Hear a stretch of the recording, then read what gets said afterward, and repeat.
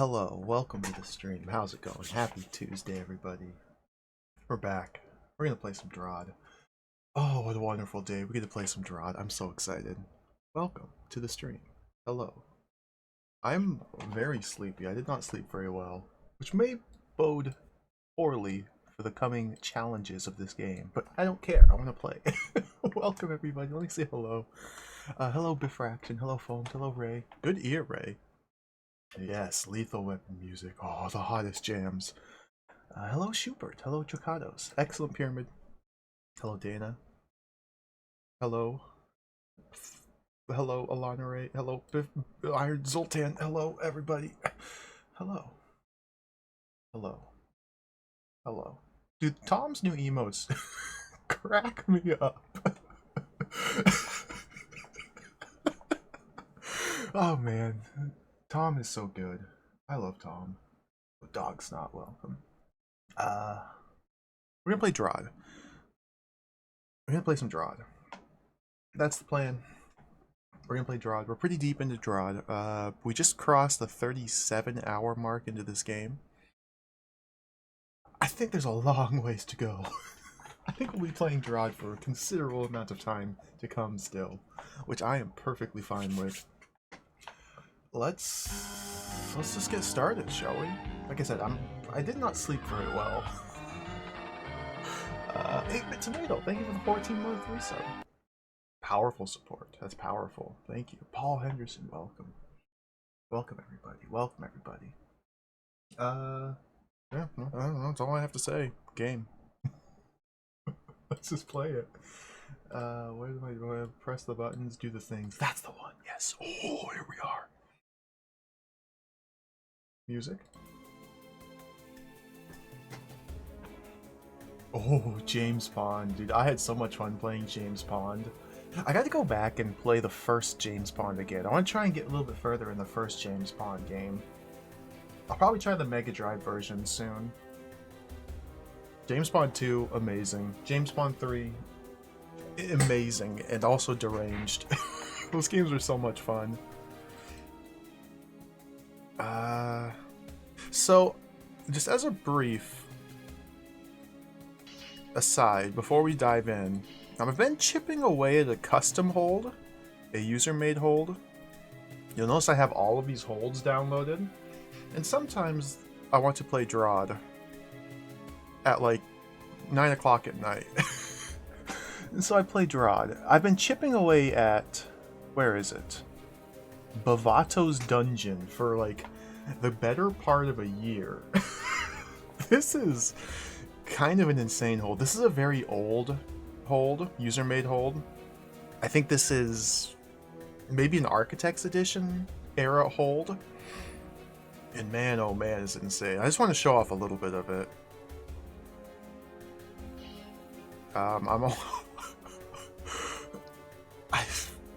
It's interesting to see the change in style of puzzles from the old era of DROD versus the new era of DROD that I've been playing. So this one, there's a warp zone here which implies 1, 2, 3, 4, 5, 6, 7, 8, 9, 10, 11, 12, 13 different floors for it. I'm on floor 6, and I've been playing this hold off and on for like a year. Because, just look at the puzzles here. Okay, just some switches, no big deal. Alright, we got some switches and some trapdoors. It just gradually devolves into... just look. Hit all these switches while fighting Roach Queens. Look at this. All these switches with Roach Queens. Switch puzzles. Oh, look at this. Switches and Roach Queens. Oh, look at this. Switches and Roach Queens. Look at this. Switches and Roaches. Look at this. Giant swarms of enemies. Some of them, though, it's like there's an interesting mix of puzzle design here in this hold. This is not the second sky. I'm not going to be streaming this hold, but it's like there's a lot of just pure combat challenges with just like a sprinkling of puzzles, but like the bulk of the gameplay is dealing with hordes of enemies and combat. Like here. Like just look at this room for a minute. They put about 1,000,000 roach queens, which means it's going to take forever. But it's interesting because, for example, this room, you have to grab the potion, drop a mimic in this little chamber, clear this chamber entirely with the mimic, hit a couple orbs to open all of these doors, set the mimic on the force arrows, and then hit this orb before the serpent disappears. So like you have timed mimic combat, clearing giant swarms of enemies while doing roach puzzles. It's interesting. It's interesting. It's fun. It's also a slog. Like, look at this. This is just 1, 2, 3, 4, 5, 6, 7, 8, 9, 10, 11, 12, 13, 14, 15, 16, 17, 18, 19, 20, 21, 22, 23, 24, 25. Like 26 different chambers of just enemies to fight. I think it's hilarious. But also, again, sometimes you get some interesting and unique puzzles. Like, there's a lot of invisibility potion usage with Tar Mother. And so you have to time your movements so that you're only inside the Tar Mother before, and then you run away before it would expand.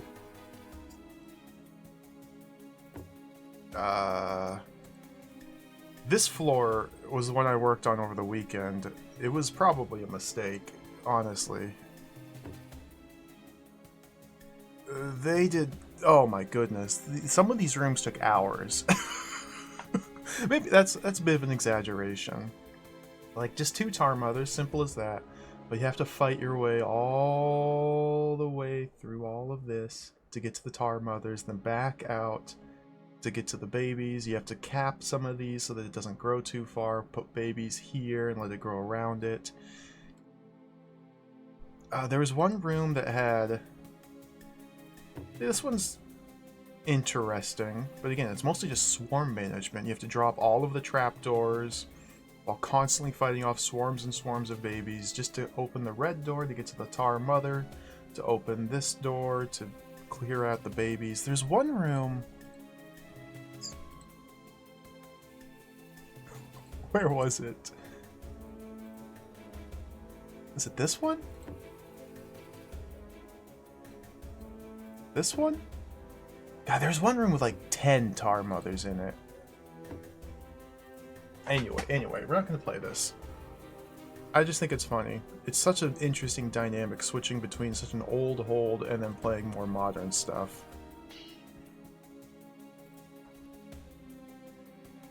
Where is Second Sky? There it is. Let's start the timer. Let's play. Perfect. What a good way to start. What a good way to start. Oh, welcome Ralph, Samson, welcome Baines, welcome Syllogism, welcome in everybody. A guy is camping and finds his buddy standing over an outhouse toilet, about to drop a $50 bill down the hole. What on earth are you doing? He asks his buddy. His friend replies, I was taking a dump and a $10 bill fell out of my pocket and went down the hole. Sure as hell ain't going down there for $10. Thank you, Baines.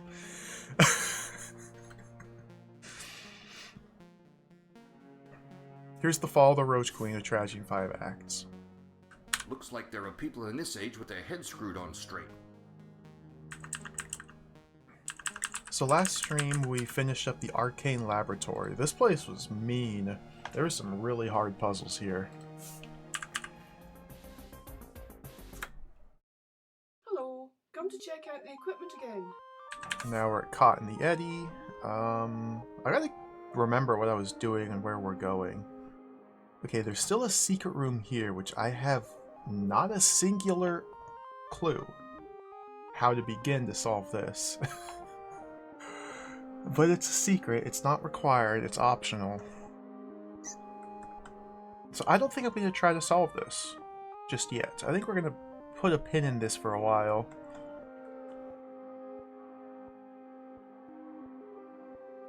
This one's strange.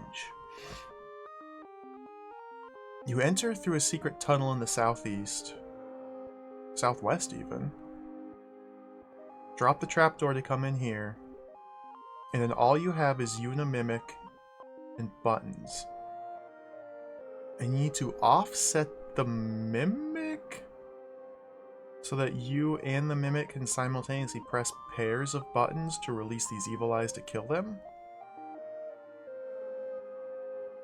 I think I'm wrong about that, though. I think there's more... Or I think I don't understand. I think I have a misunderstanding. I'm misreading this. I haven't spent a whole heck of a lot of time trying to figure this out. Yeah, this is a mysterious force arrow up here.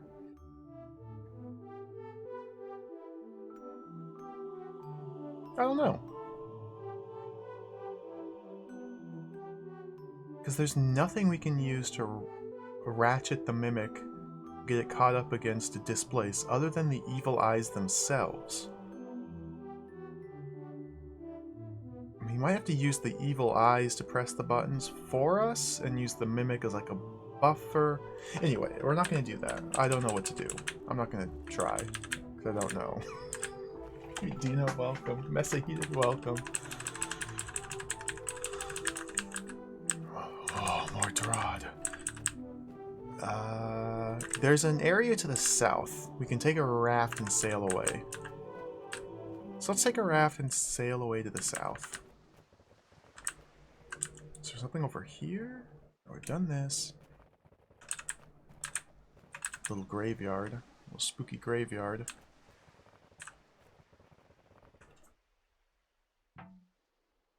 Okay, I'm supposed to fetch an item for these characters, and the item is somewhere in the southwest. I remember that much.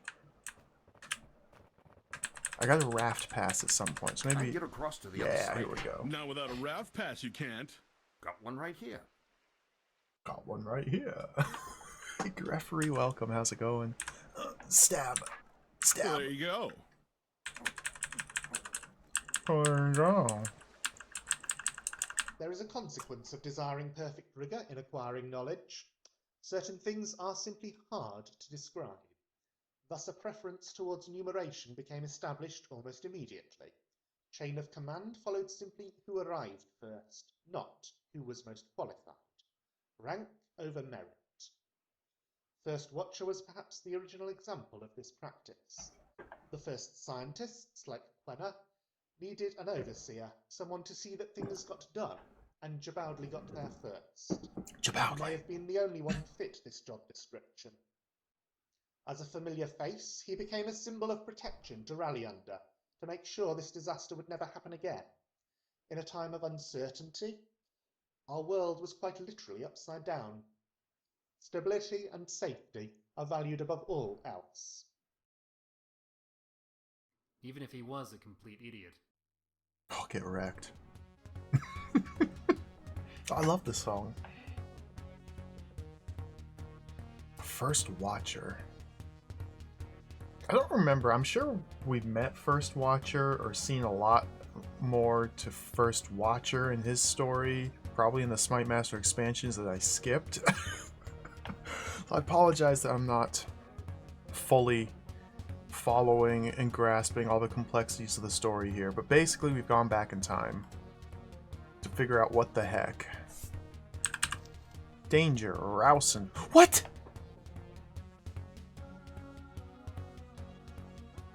What? Princess Bride? What? Lemmings?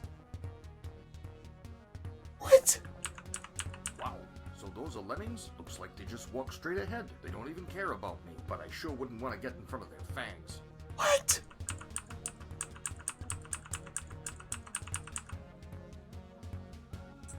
We got rodents of unusual size in this game?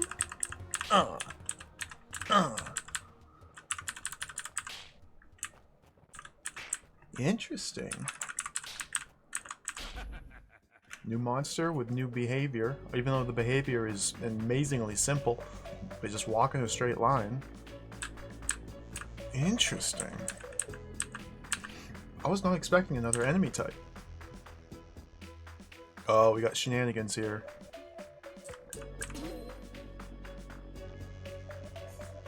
Okay, so they can toggle orbs. They can probably detonate powder kegs. They can probably detonate bombs as well. Look at that lemming gnaw right through that orb. And that lemming is pushing a powder keg. Oh, they push them and then explode. That lemming won't let a bomb, would it? Clea. Oh, this is cool. Ooh, that had to hurry. Ooh.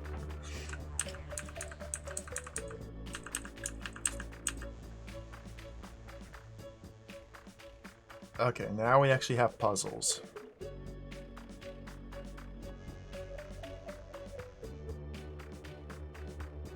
Is this a puzzle? We're just pushing the button onto the switch? Why can't I just do that?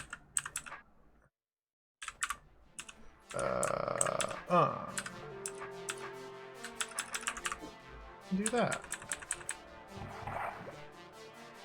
Oh. We don't want to cross that. Oh. Wait a second.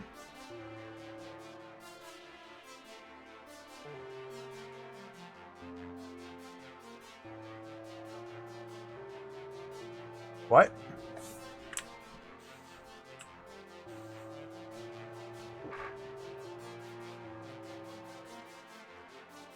Okay.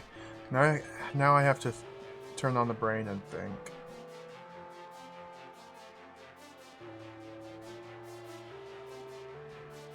So this lemming just goes straight into that lava hot tile and dies. This one goes past the hot tile, so we have to somehow either stop the lemming's movement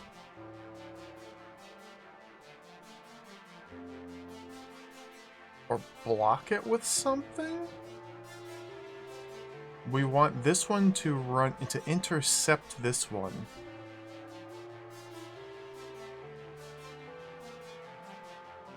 We want this one to push this mirror block.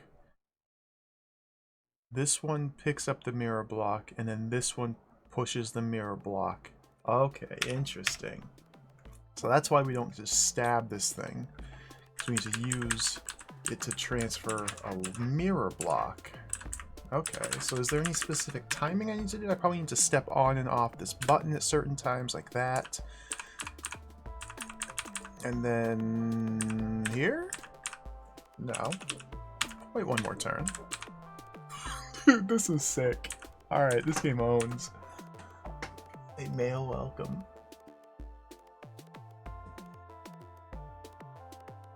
This guy with testicular cancer goes to the doctor, and they tell him that there are no donors.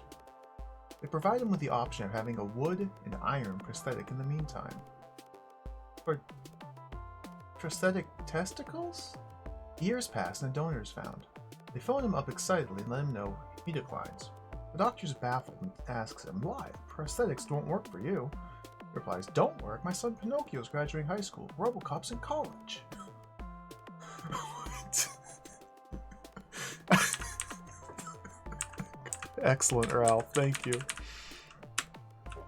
Go now.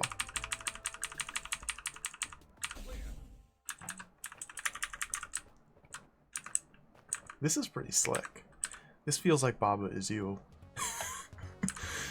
Kiki is walking or whatever.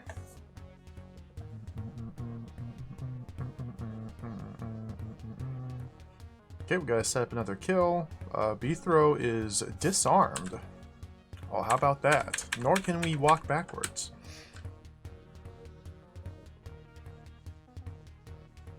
So let's powder keg them all, it looks like.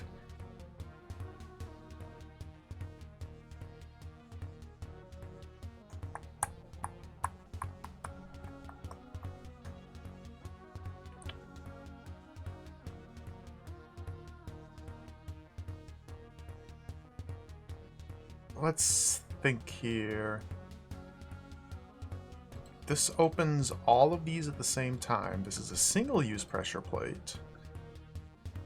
And this track is much shorter than this one, which is shorter than this one.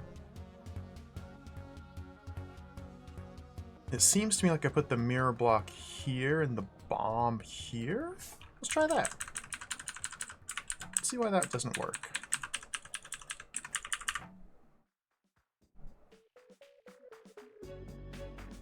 Oh, because...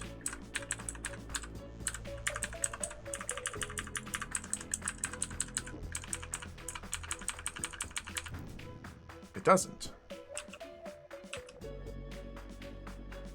So they don't break mirror blocks like Bithro does with his sword, but they can push them.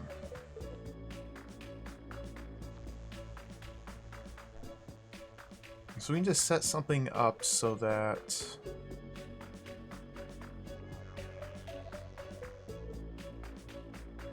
they are all clumped around the powder keg.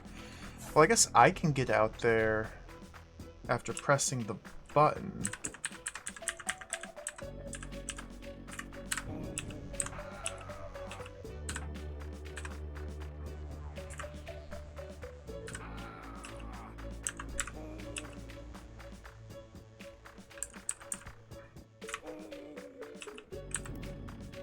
Okay, so this doesn't quite work, but it's somewhat close. If this were one more tile south, this would work.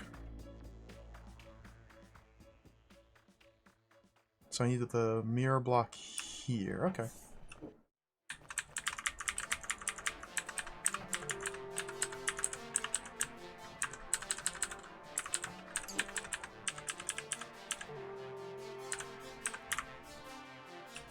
Oh.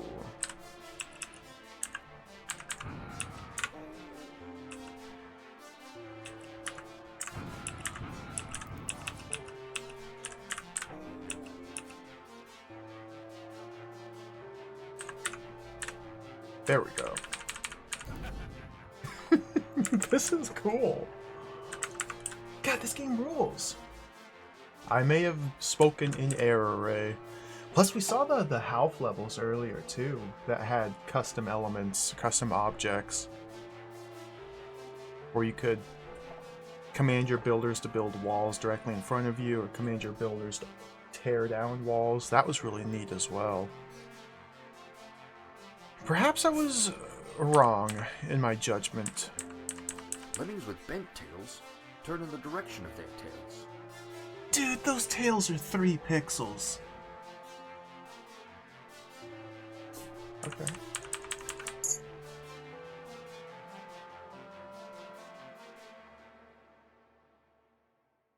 Look at them go. There they go.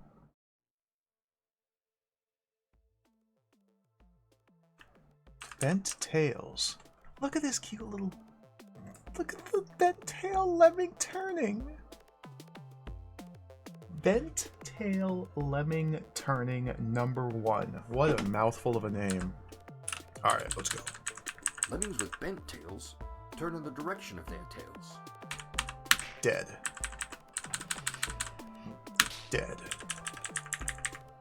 Dead. Bithro feels no remorse. Slaughters everything. Despite any intelligence. Ooh, what's this? Bent tail lemming #2.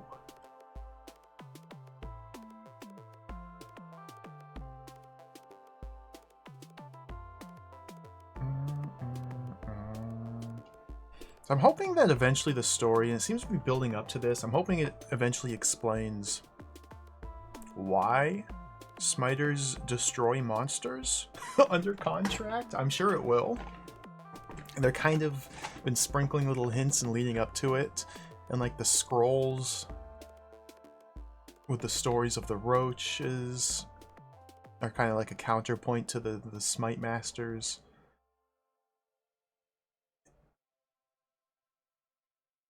I gotta open the doors.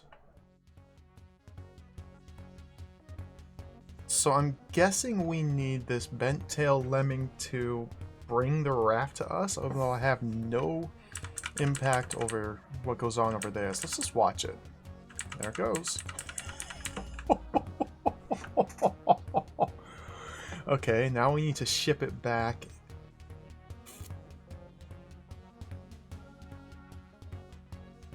And the lemming needs to ignite the powder keg. Because we don't have a caber. So it needs to head south through here. It makes right turns. We have no obstacle to move other than the raft, the platform.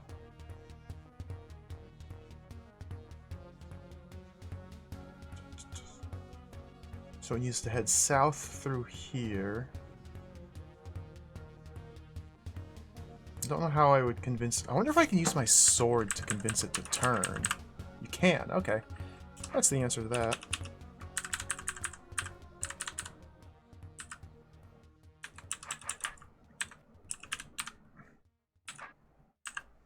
So we want you to come... Oh dear.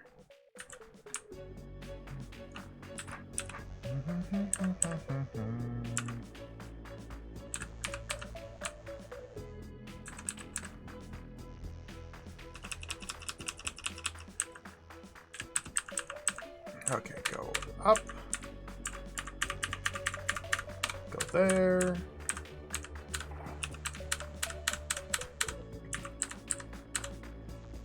If only I were just barely ahead of it, which I'm not. Let's move that. Oh!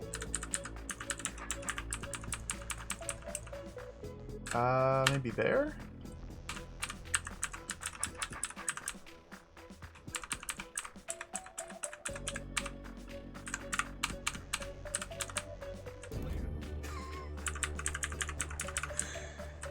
Man, this is so cool.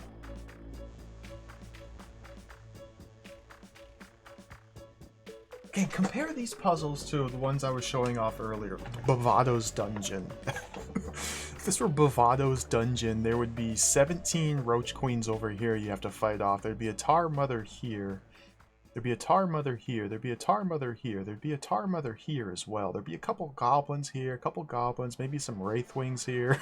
It would just fill the room with enemies. And consider that the puzzle.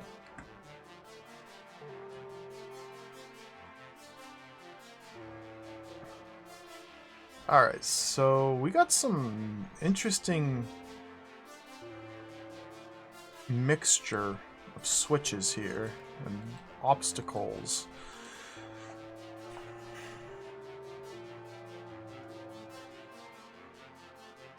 The lemming won't drop the trapdoor. Do we need the trapdoor gate open? That's a yes. For some reason, Beethrow has to hit this orb.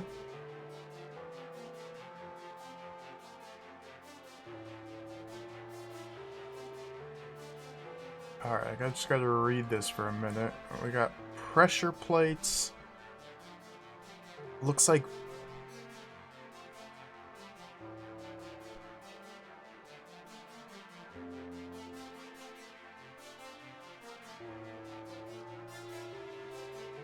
So this is where the sleep deprivation comes in. It makes me a little bit slower reading all these elements. What am I even trying to do here?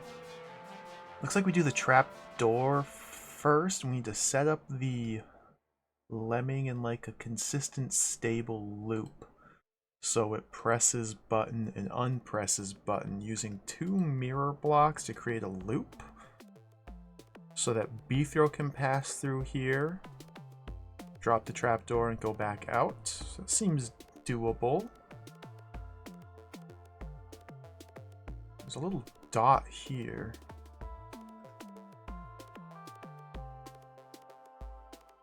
Alright, so set up a loop.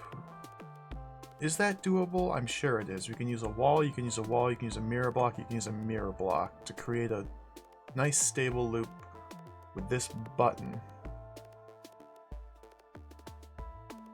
Maybe even all 3. What opens this? That. What's open? Okay.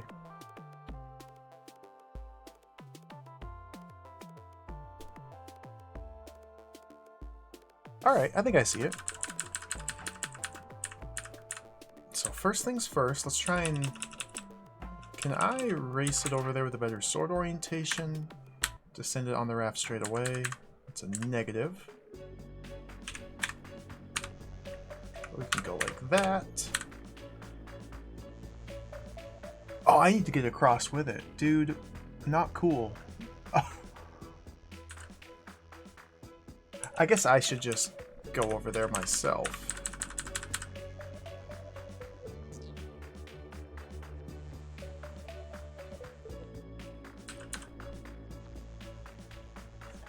So how do we want to have this set up?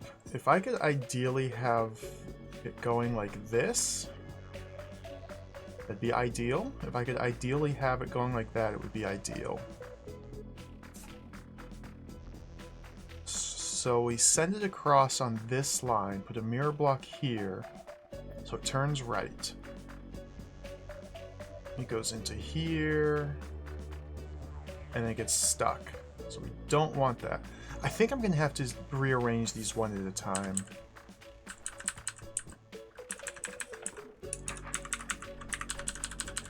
So if I go like that...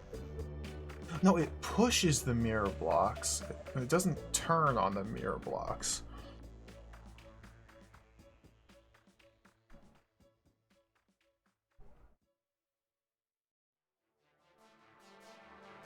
Oh, wow. Although I can make it rotate and not push them if I do that. And then it goes boom, boom, boom, boom, boom, boom, boom, boom, boom, boom. I need to press this twice.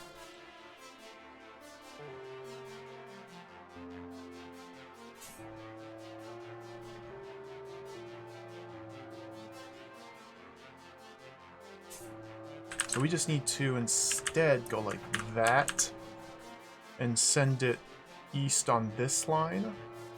So it hits that, turns, turns, turns, turns, turns. We have a stable loop hitting this repeatedly, giving us time to drop the trapdoor and get back out.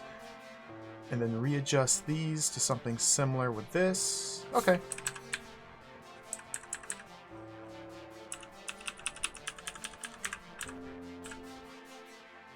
Now the question is, will my raft become irretrievable? It certainly appears that way.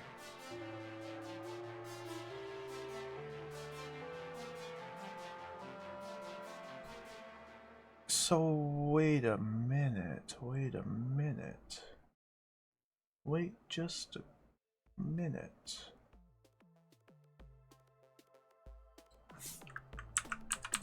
How do I get the raft back?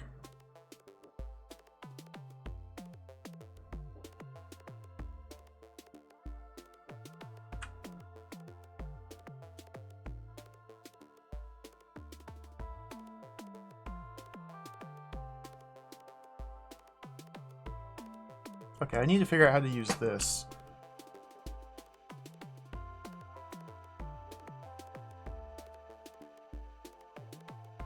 There's gotta be a way to...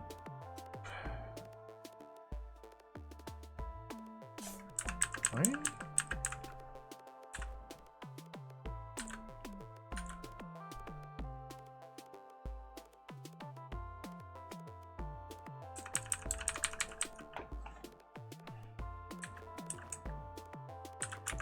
These don't create a platform, do they? I don't think so. No, because this isn't shallow water. This is water.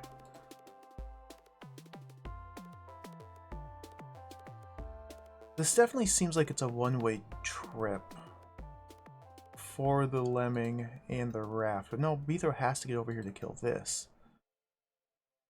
Because this is not set up to allow for a lemming to get in there and kill that. Alright. What?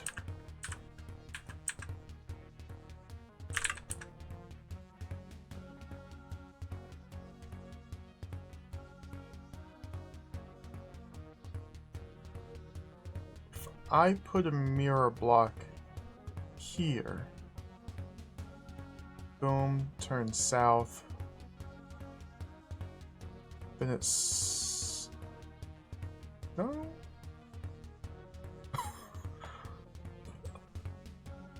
Oh, wow. This is tricky.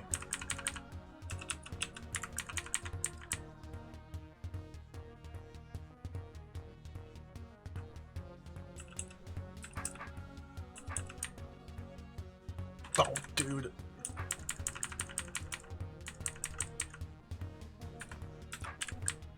What have I done?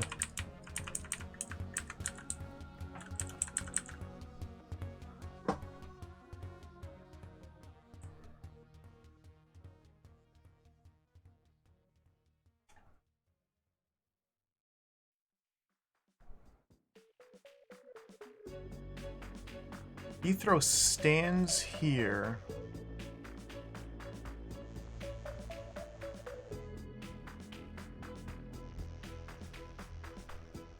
I can use my sword.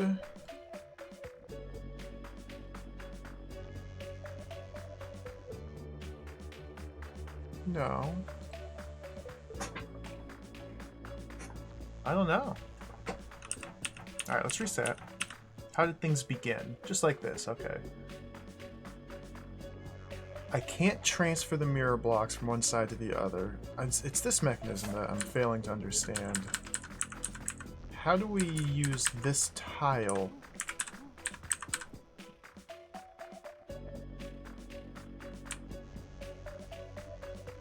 To transport this lemming? Or the raft? What the heck? This is mysterious.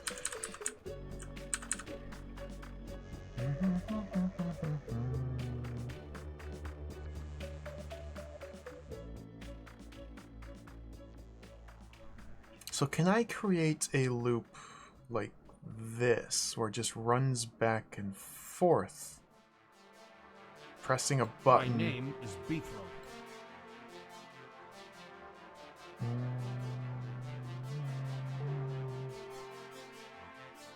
Seems unlikely, because if we send it due east on this line, it'll hit that.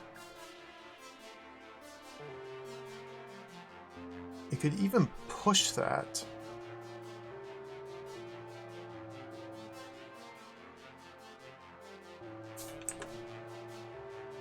I could set the mirror block on here, hang out in here, and then the lemming could push the mirror... No, because it has to be...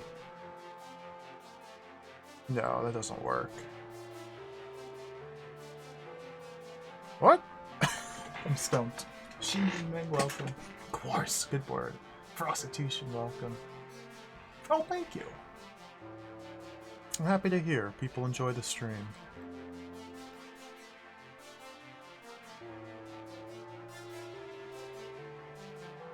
I'm stumped. I'm too sleep.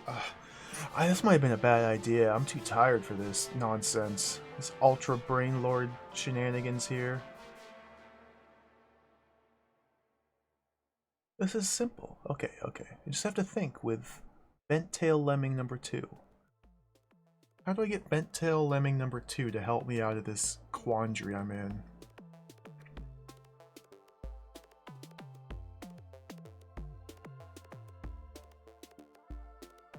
Because these are... this is a sequence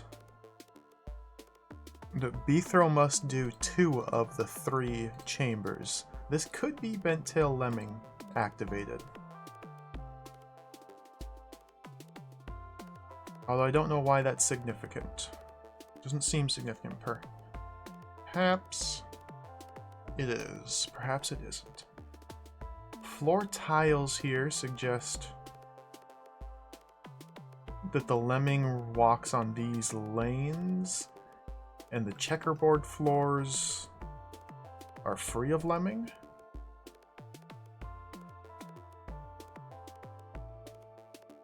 There's no way I could set up...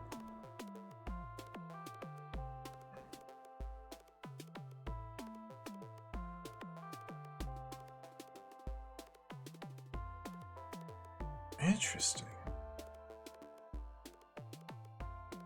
I put the 2 no, then it goes down there. Okay, how can I make it so that the Bent Tail Lemming goes across, pushes a button, and returns? That's all I need to figure out. That's all I need to figure out. And we're going for this button first.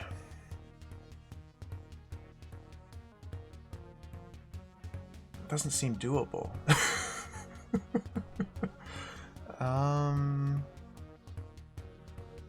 Put the mirror block there. It turns, turns, turns, turns, turns, turns, turns, turns, turns, turns, turns, turns, turns, turns, turns, turns. Okay. Put the mirror block there. It turns, it turns. It doesn't turn left. It only turns right. So it needs to be heading south, down here, and then turn the... Can't I just go like...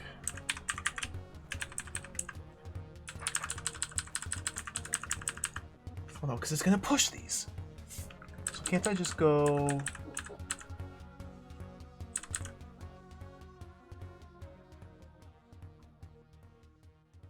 Because now it runs down here, it turns south, it pushes that, it turns, and it doesn't quite work.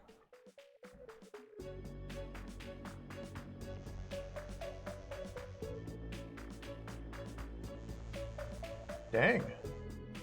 I'm obviously missing something here. Hosanna, welcome. Oh yeah, we saw some straight tail lemmings earlier.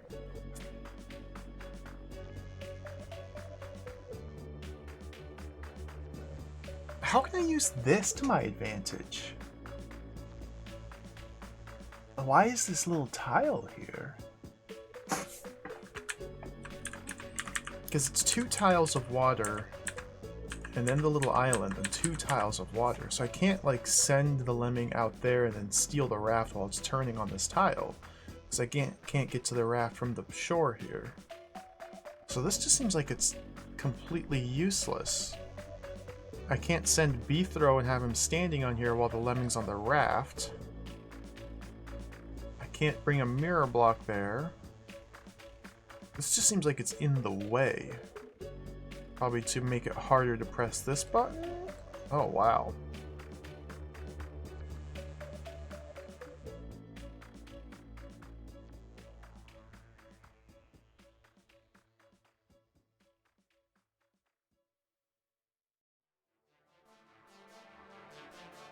The difficulty I'm having is trying to figure out how to get the raft to return to me. I guess we need to send him across the bottom.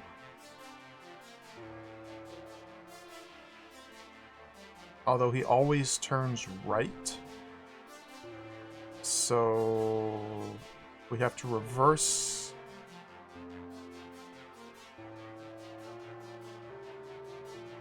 So he's always going to be looping like this, so we'll never be able to send him across the bottom.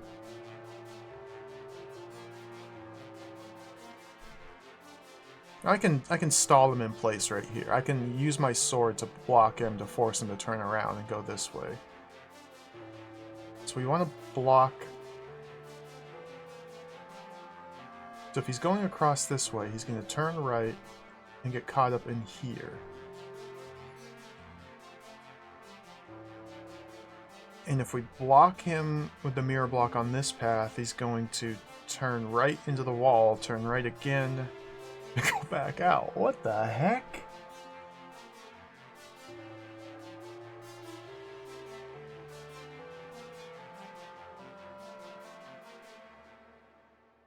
Well, I'm confused. I am officially confused. First puzzle of the day.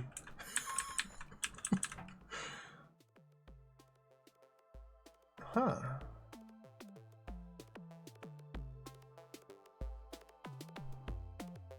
I'm sure the solution's obvious. I'm not seeing it.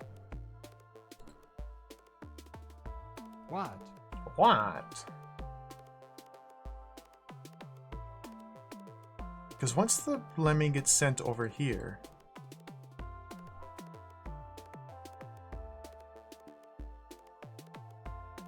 I also need to be able to travel over there. That's the big problem I'm having. How do we send the lemming over here to press these buttons with the platform over here? That's not possible.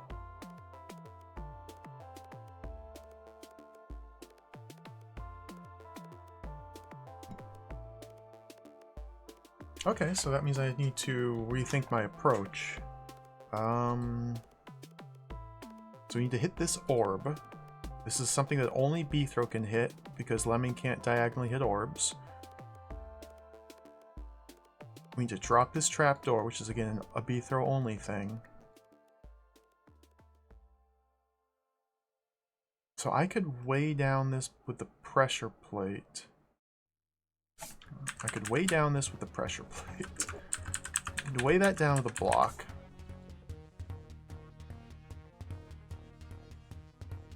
See, I'm coming up against the same problem.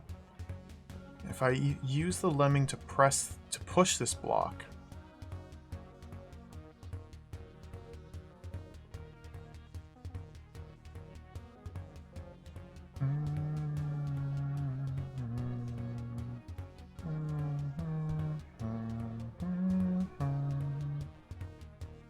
interesting. I seem to be completely stumped here. Let me just confirm that what I already know here. They don't turn when they come against a single mirror block. They push it. And then they turn when they get to the end. Okay. Or they push it into a wall. So that's a way of manipulating where they turn. And again, just to confirm that I understand how this behaves. I'll fail to push this block over like that.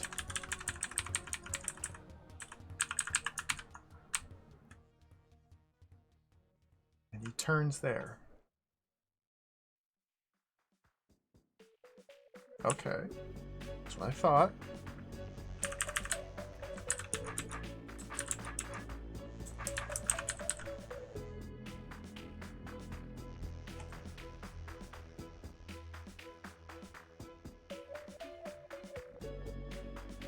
These paths seem like they're specific avenues.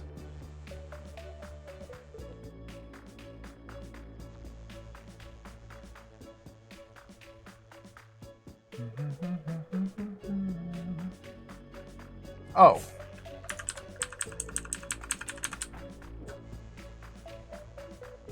Oh.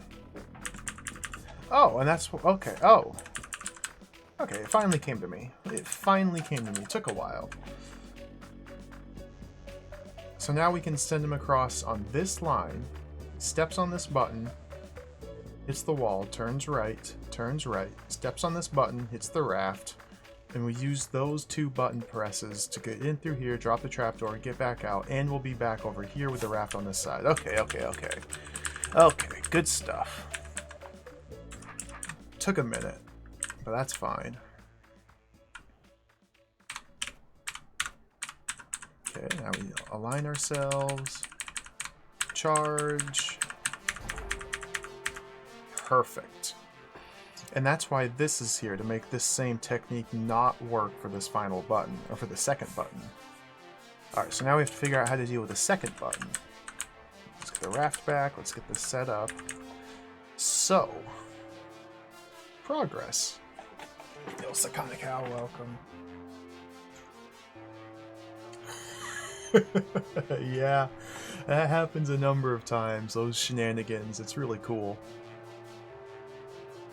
Is this really B-throw, or is this really the 700th B-throw, which we have cloned and then discarded the original, and then cloned again and cloned again?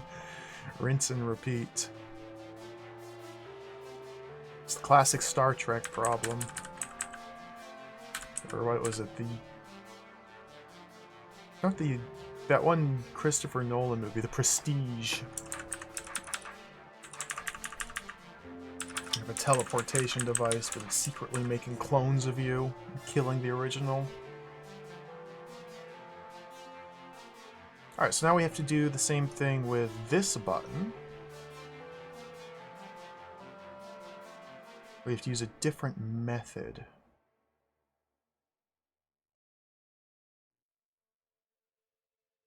So we have the wall curvature here to our advantage, I believe. I believe we...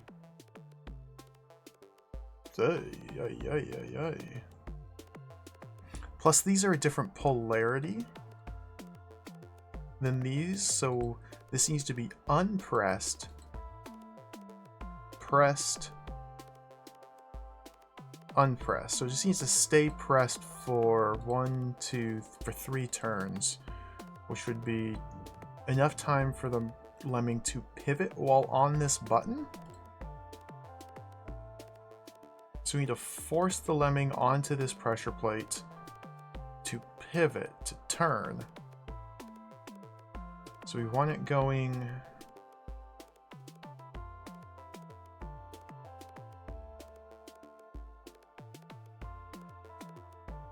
But then how do we get the raft? Oh dear. Oh dear.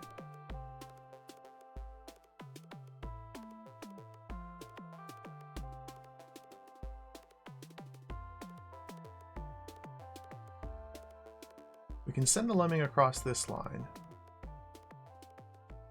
We can send the lemming across this line. We can send it south here. And then it's caught in a stable loop.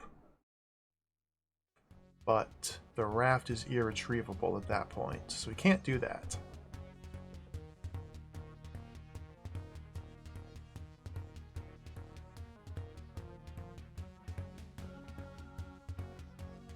Man, these are hard. These are hard for me to visualize. So what do I do? Huh. You can send him across on any one of these rows. And when he's traveling east, he always turns south.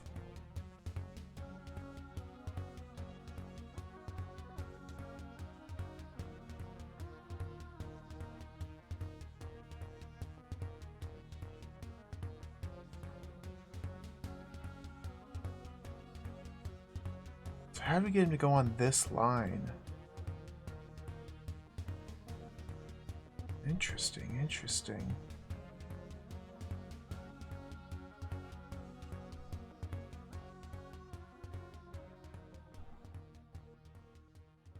Because this was done by setting the 2 mirror blocks here. We use something similar to that.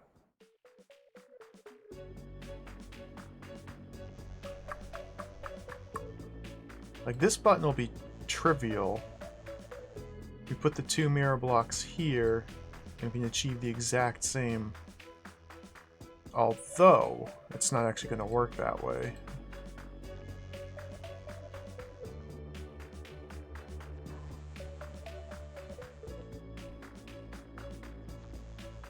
Wow. Wow.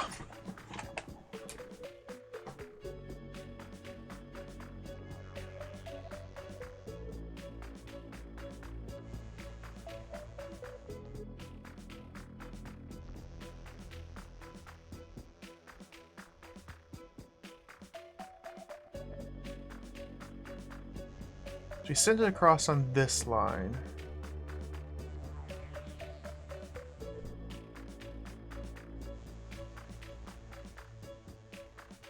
And then it comes right back and nothing is achieved. Oh,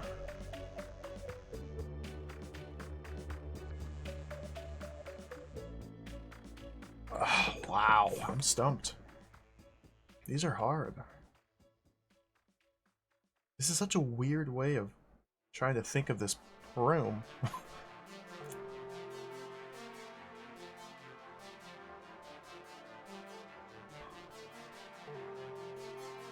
What I'm trying to have happen is the button is off.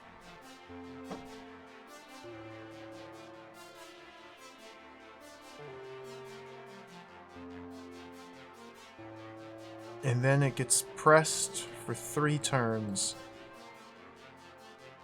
and then off again.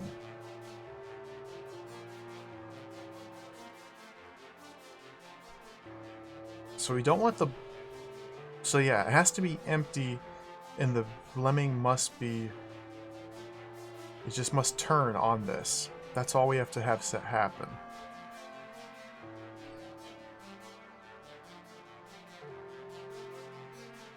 But how? I mean, I can make it...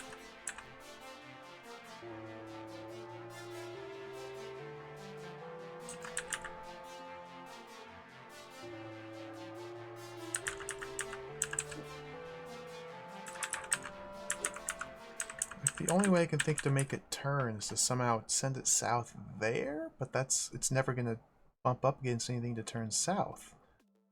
And this being in the middle of nowhere, I guess it doesn't need to turn on it. It would also work if it presses it multiple times. But if it's pressing it multiple times, that means it's in a loop over here and it's not bringing the raft back. Unless there's a... What the heck, dude? This is my... What? Oh. I'm doing this wrong. This is a lemming button. We use the lemming to press this, not the raft.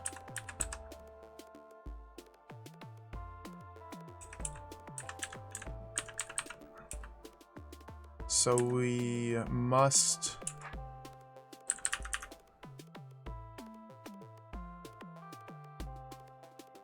Yep, I see, okay.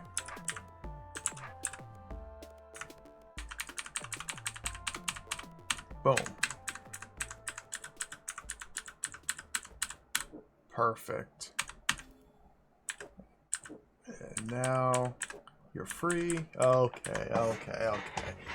It was obvious, of course. It seemed impossible because it was. And to use the property of lemmings toggling orbs to our advantage there. Okay, they're reversing the situation here. God, this is good. Okay. Can I create a... Yes.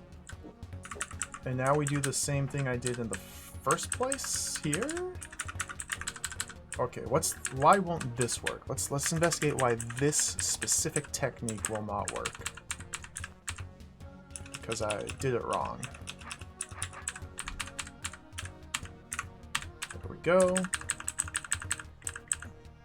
Because the button's not going to be held long enough. And now I'm trapped.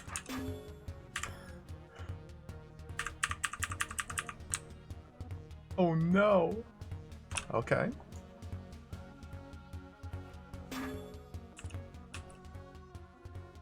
So this didn't work because I need...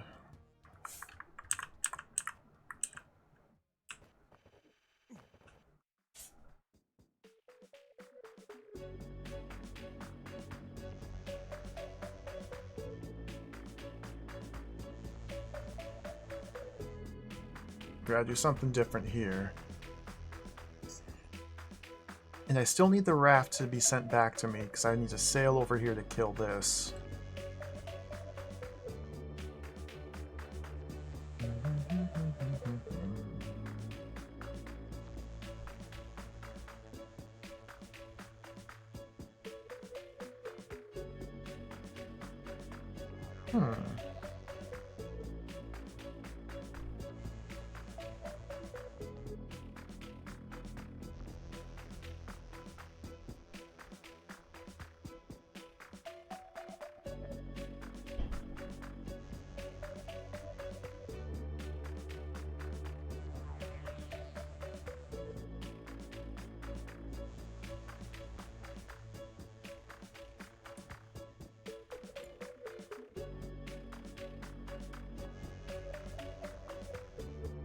Huh.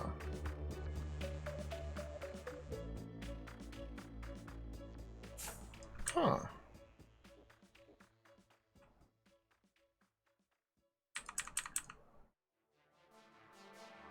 Huh.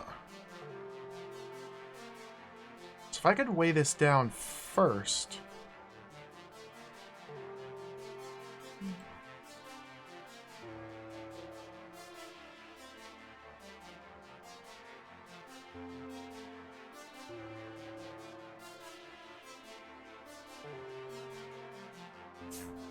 So I need to do...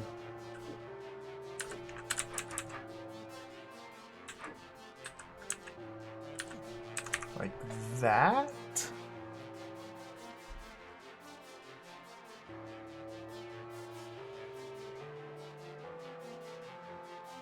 I need to set up some strange configuration, so we send it across. It pushes that over. It'll turn, turn, turn, turn.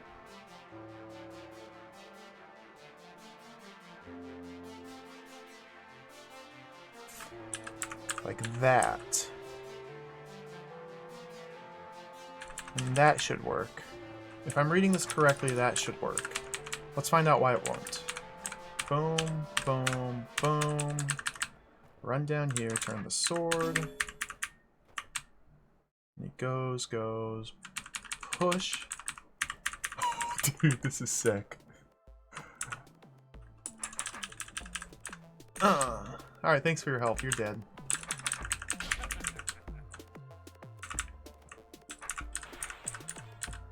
Beautiful. Can't go that way. Tunnel to return where I came from. Can't go that way. Oh, what's this? Baby Lemming Mimic. It's a Baby Lemming Mimic. Baby Lemming Mimic number 4. Alternate floor. Rat Town Car, welcome. Oh, thank you. I'm happy to hear it. I gotta play Whale's Voyage 2. Whale's Voyage 2, Robinson's Requiem 2. There's so many sequels to games I need to play. Baby lemmings try to copy my every move. Well, that's handy. And weird. Baby lemmings try to copy my every move. Well, that's handy. And weird. Okay. So, this is... Oh, wow. So this is functionally the same as a mimic, if the mimic were a lemming. Huh. Interesting.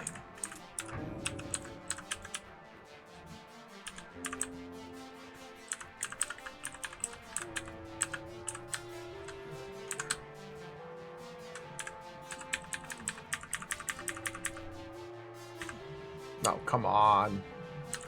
There we go. Okay, a little tutorialization there. Oh, I thought that was a secret.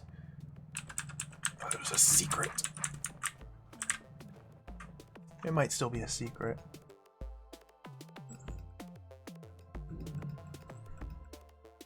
No? Okay. Joker is joking. Maybe, we can only hope.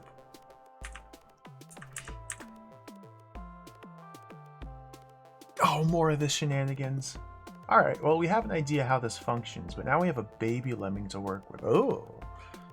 So this is just a standard mimic puzzle, but your mimic is a baby lemming mimic. We have to get the mimic up here. A lot of back and forth. Hold this button down to gain access here. Grab the mirror block from there, but we can't transport a mirror block across a single tile platform.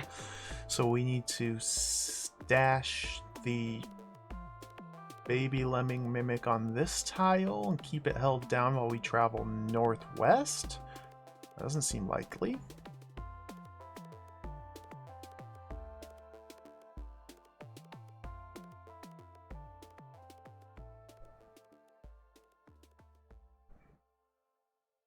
Then B-throw holds this button down while baby lemming mimic gets in here. What's the mirror block for then? This guy doesn't move on his own. Huh. Again, we can't transfer a mirror block on a platform that's only a single tile. It's like we can't use this mirror block to weigh down the buttons. It's stuck up here as far as I know. Unless there's some secret technique.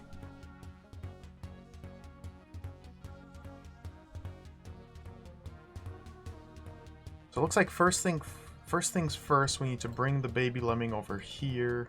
No. Bethros stands on... No, baby... yeah.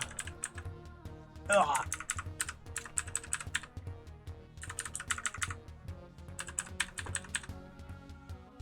What? Oh. Do not have a lot of space here. Okay. So that's why this part exists.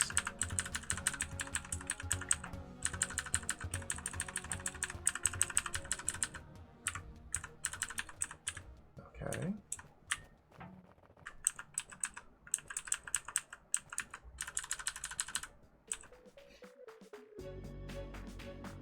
Goodness gracious.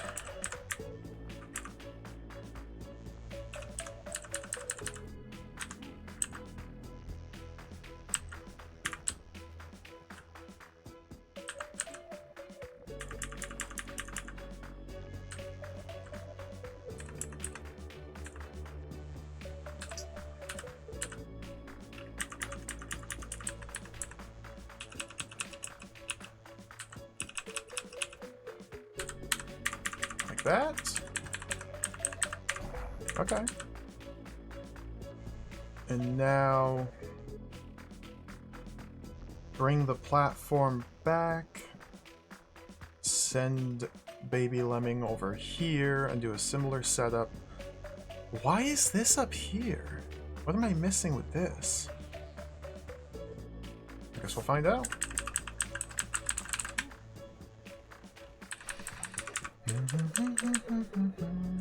I really like this song. Don't do that.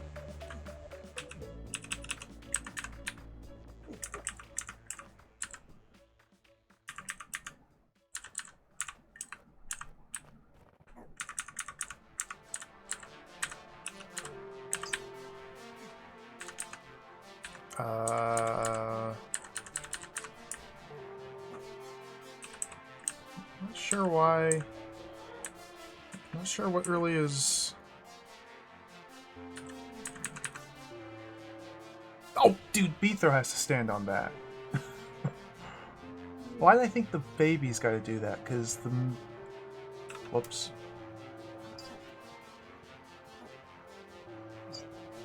So we need Beathro here and the baby mimic up there. Can't we just set him there?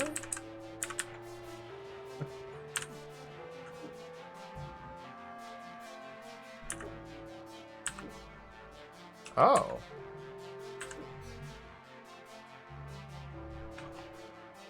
Get the mirror block behind it? But no, unless there's a way to transport the mirror block that I don't understand. Oh, okay. Now here's the complication.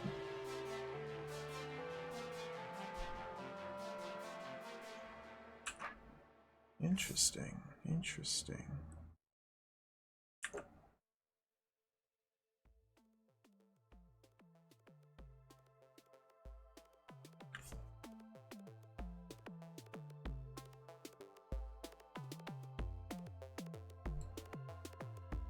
Interesting, interesting.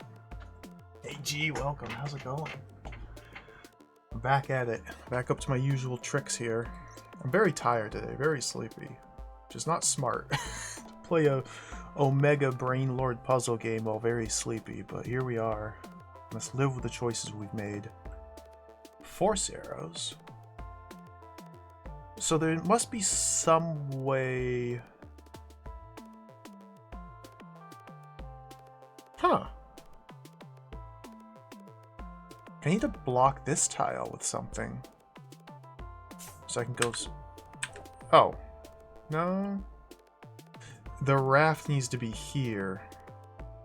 So I can use this tile for my south movement. Okay.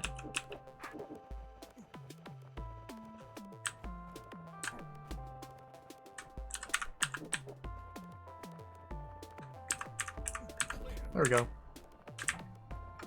So why was this up here? I don't know. Misdirection? Very mysterious indeed. Hey, Atomic Runner, welcome. Oh yeah. This game will definitely humble you. Oh. Baby lemmings with white stripes try to move in the direction I'm facing. Oh, it's a it's a fungundo. It's a fagundo. It's a fungundo. Dude, get that. Oh, dude, this is sick.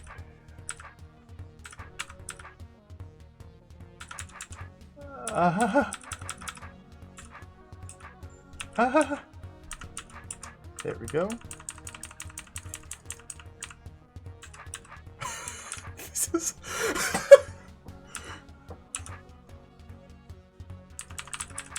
This game rules. Oh. Okay. I don't see any secret paths to the east. Let's just keep on trucking. Oh! What is... okay. Beginning Baby Lemming Fagundo. Baby Lemming Fagundo. In parentheses.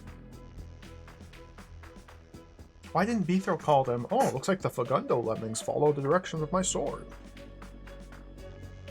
He called them striped lemmings. Alright, this is a mess. But it's just a monster maze. It's just a Fagundo maze. With the exception, with the difference being, Baby Lemming Fagundo does not explode when it contacts things. It is constantly in motion unless we're stuck. Alright, so looks like we want a sword facing north to begin with. So we can go like that. Okay. Can I use this rock to turn around? Go like that. Looks like, whoops. Looks like mistakes have been made. Let's go south here. Okay, now where do we use the mirror block? We can use the mirror block to give us a little safety cushion. We just slip down here to press this button. I think I want the mirror block here first. Okay.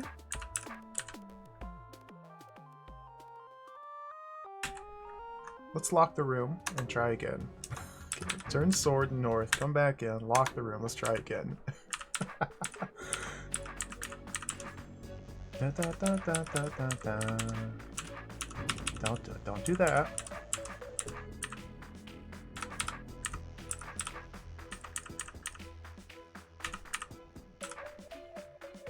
That's dead. Oh. Okay, we got a nice loop there, just like that. Now I want to push it diagonally, so we need to come around like that. Okay.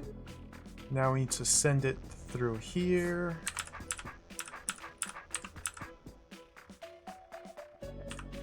In here, now we can... Ooh. This works so that... or what?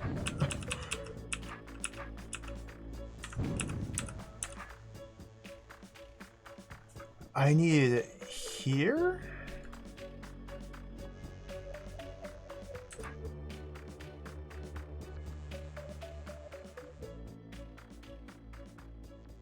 I might have needed the mirror block on this tile.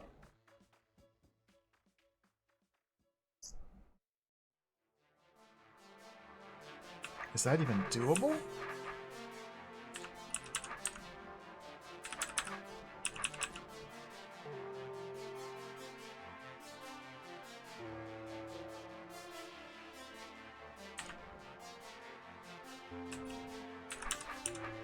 Well, it doesn't seem like it's doable.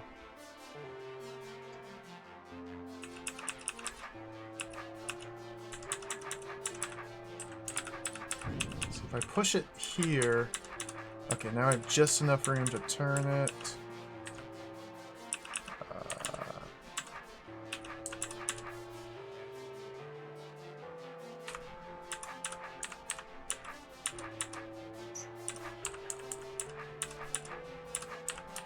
Okay.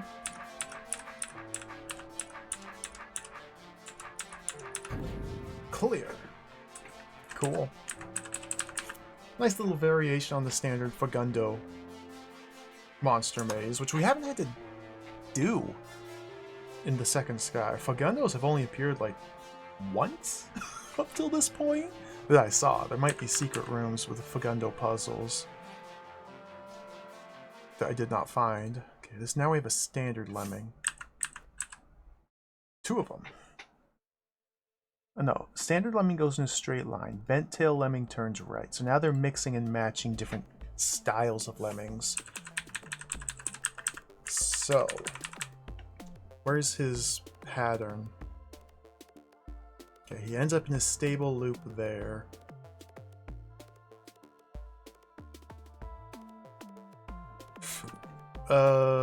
What?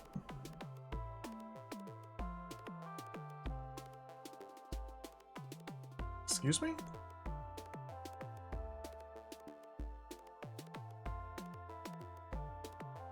Oh, the doors. The doors. We use the doors, okay. What is this man's task? This man will be sent on a journey to press this button and keep it pressed for a singular turn for some reason. It looks like we can...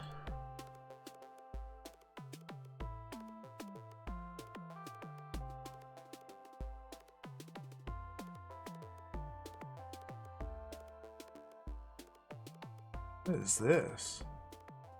Need something up there? Do I have any elements I can use? I can't push the boxes. There's no red doors. This guy's going in a straight line. So let's just break down each and every one of these little chambers. To kill this guy, I need the bent tail lemming to come up here and turn right on this tile.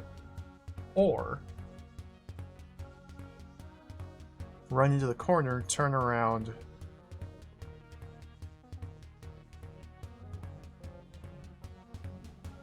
No, it has to turn right on this specific tile. To do that, bent tail lemming must push lemming number 7 north while this is closed. That seems complicated. But he doesn't push. He blocks. Or he gets blocked and turned. What?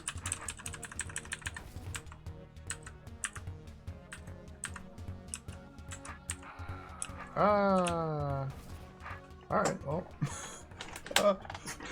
Well, let's ignore this and look at this one. Oh, this is a B throw stab. Okay, this is a B throw. This is a B throw kill. Because while B throw is standing on the closed door, we can detonate the powder keg safely, killing the skipper and step off it.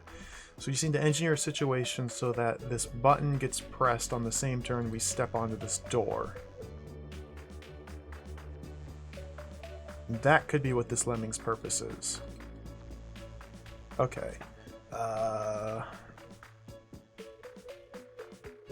This is the last one that Bent Tail does. The Bent Tail lemming dies when it comes down here to detonate this one.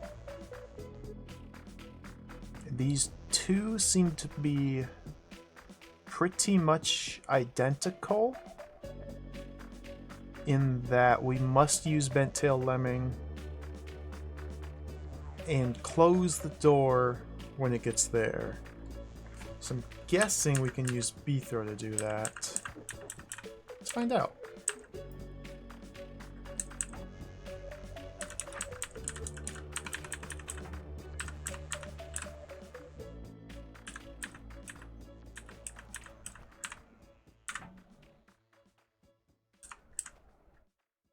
I should go here.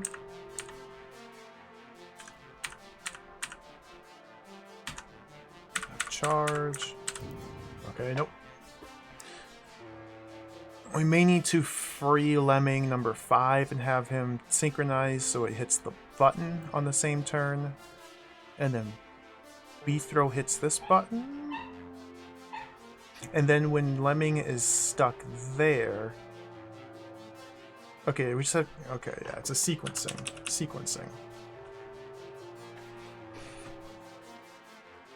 So we release the Lemming.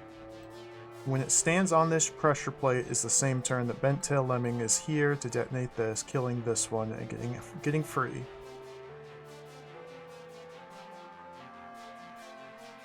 This Lemming continue its journey and dead ends here. We must do this one first then. Not necessarily. Let's try and do that one. So if we're turning right, we just have to send it north through there. Okay.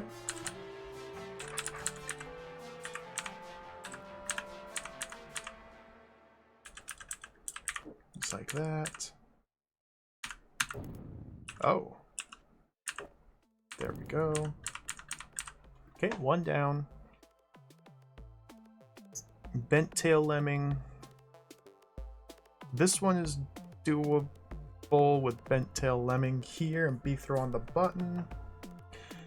This is the last for Bent Tail Lemming with normal Lemming. So now we do this one.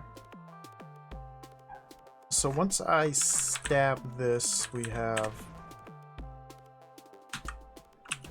So we break on turn 1 and then 2, 3, 4, 5, 6, 7, 8, 9, 10, 11, 12, 13. So I need to set this guy up so he's 13 turns away from this.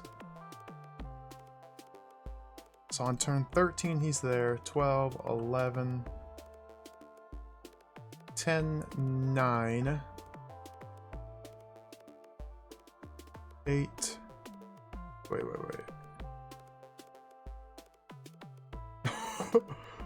Counting, I can't even count. Okay, he's on turn 13, 12, 11, 10, 9. Time to be facing right on turn 9. He's turning clockwise. 8, 7, 6, 5, 4, 3, 2, 1. That doesn't seem doable. Okay, I gotta do that differently. 13, 12, 11, just heading right.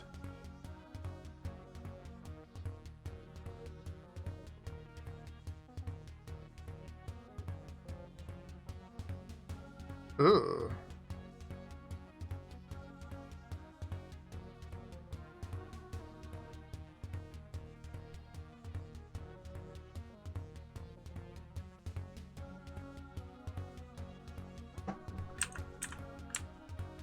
Maybe it'll just work out.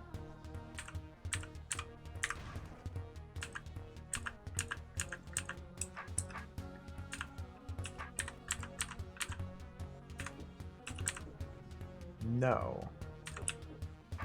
Okay.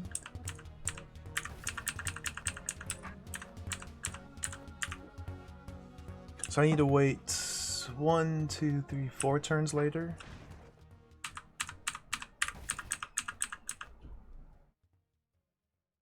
Now my sword orientation doesn't work.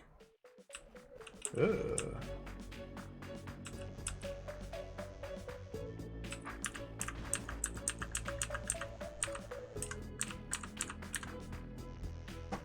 Interesting.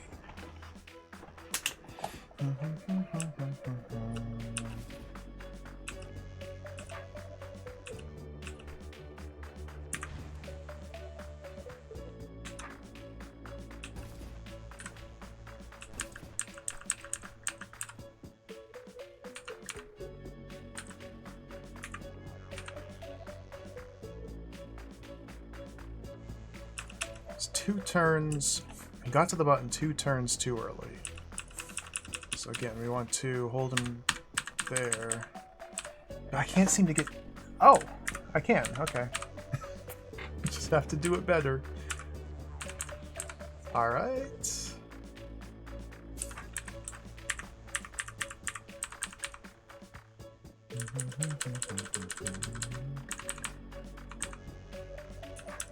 Dude.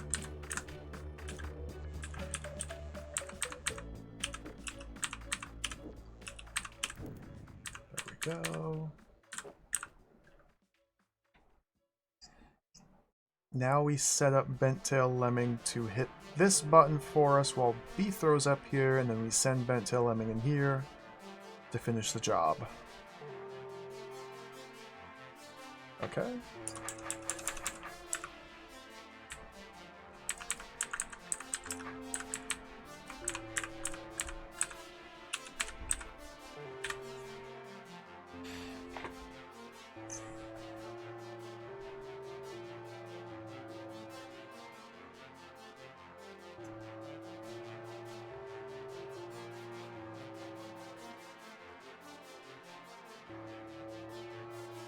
Okay, I think I see it.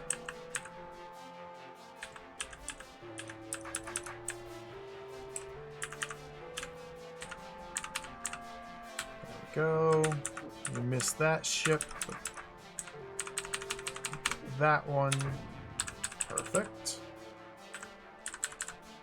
Should be able to kill him now.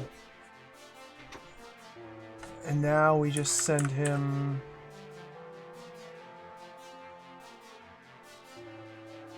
Ooh.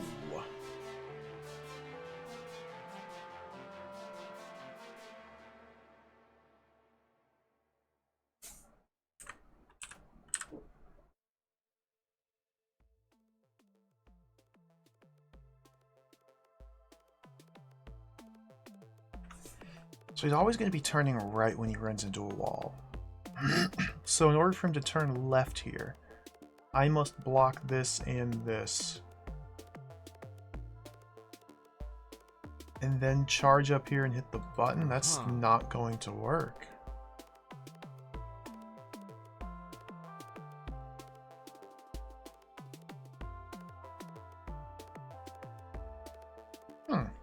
Okay.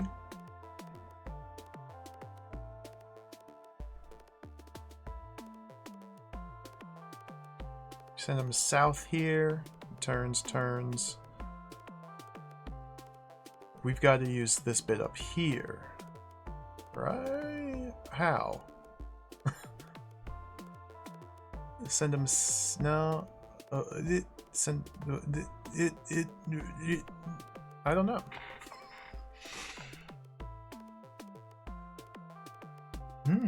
Interesting.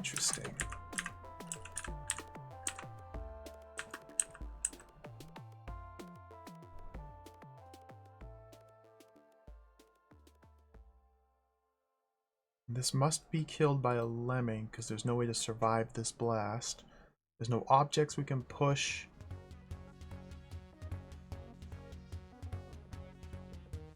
Straight tail lemming doesn't seem to be of any use unless I did this one wrong. We have to synchronize this one with the bent tail lemming.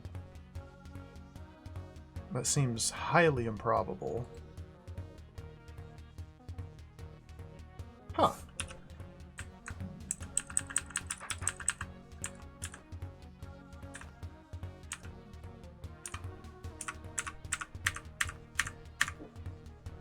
That wasn't fast enough.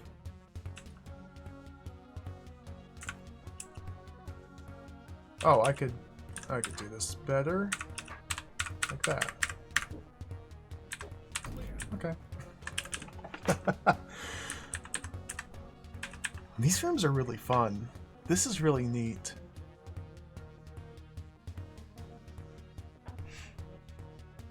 Alright, a bunch of normal lemmings. We've got some sort of mechanism and hot tiles and buttons and what the heck is this?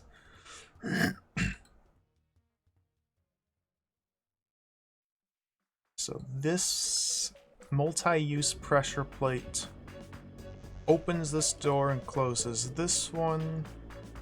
B-throw needs to get down here.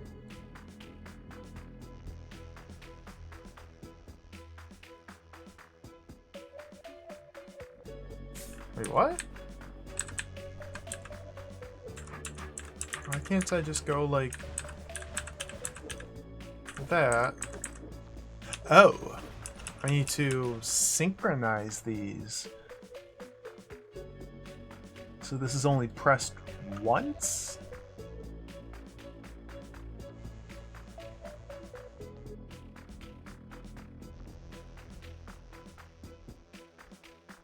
Weird checkpoint. Whoops.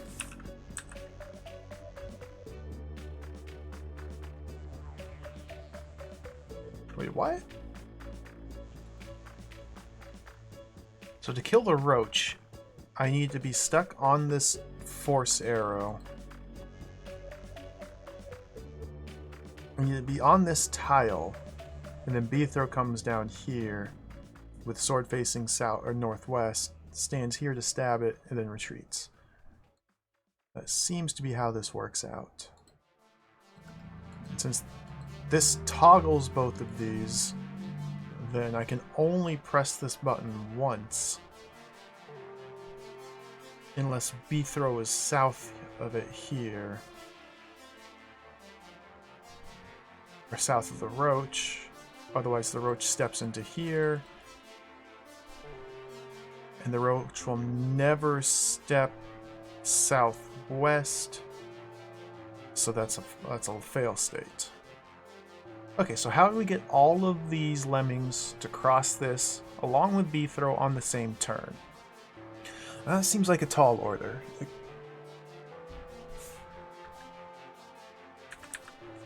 Because every single button, well, 5 of these buttons need to be weighed down. All 5 buttons, but we have 1, 2, 3, 4, 5, 6, 7 lemmings that go in a straight line. So there's some extraneous lemmings.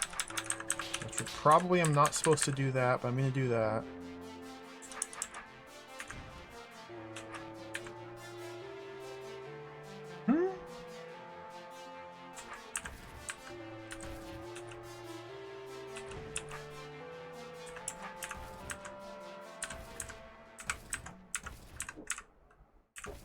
Oh, okay.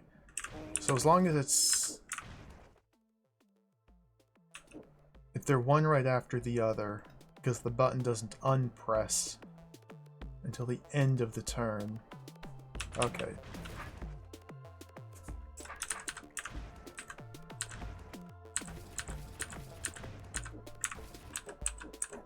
No.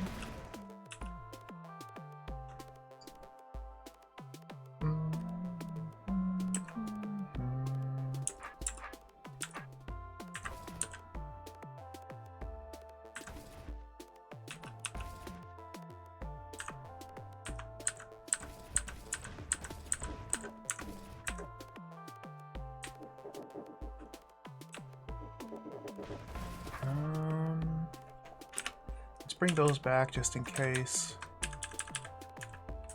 But I don't see how these intermediary two will ever help things. They're just going to get in the way, I feel like.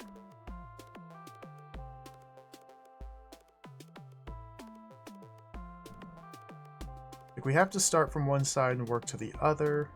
There can be one turn between them. What? Like, we just... Oh, that's why they're there. Oh! Okay.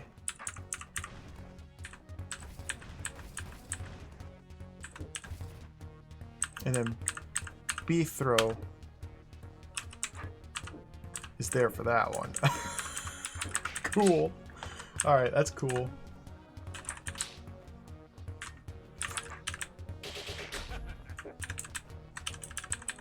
Good stuff. Good stuff. Okay, this is now a variation on the previous puzzle, where one of them is a turner.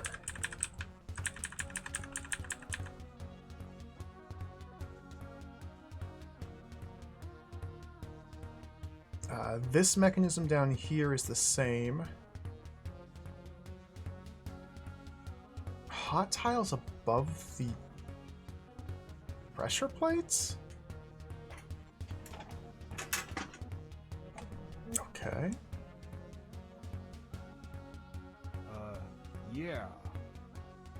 So we want to release them with the bent-tailed lemming at a specific part of its turning cycle so that it fills the gap between this one and this one. Right? Because...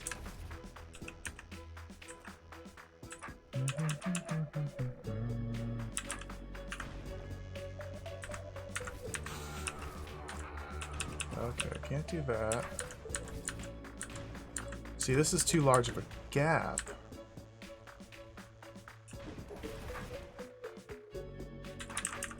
Coming up here?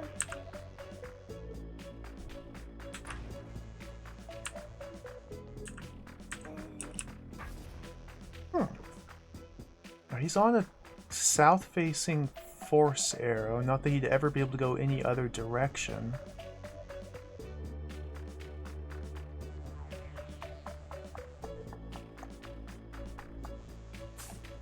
Can we...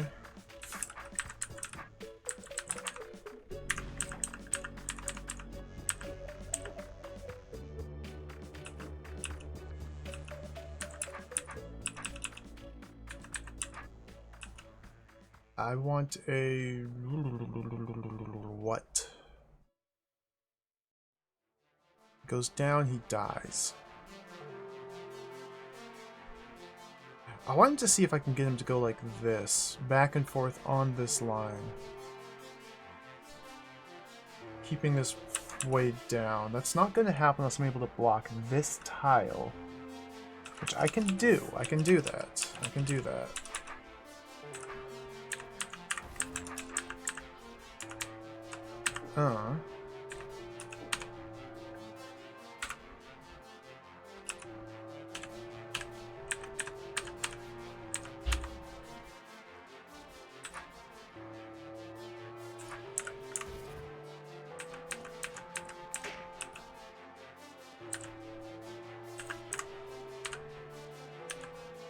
This is insane.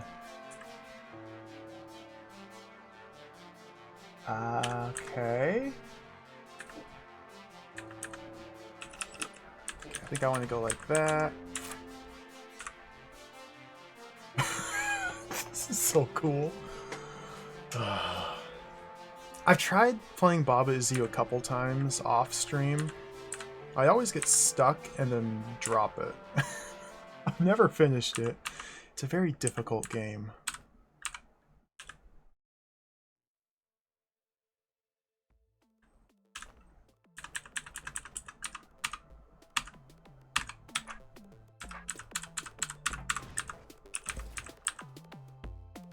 Oof.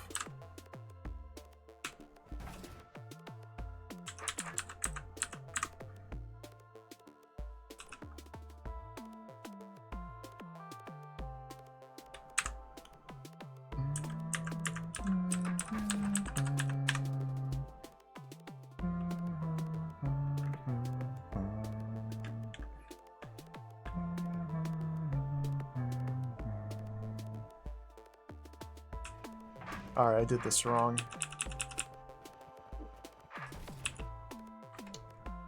This lemming can be used to block this, not my sword.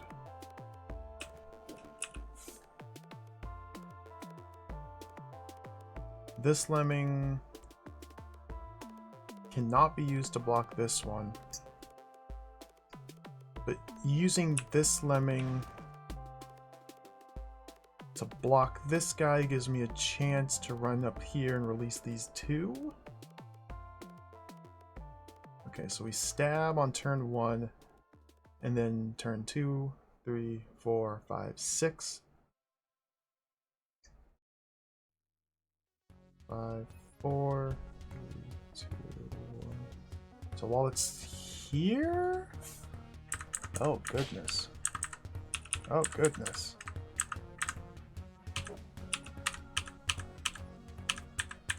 I can't get there fast enough.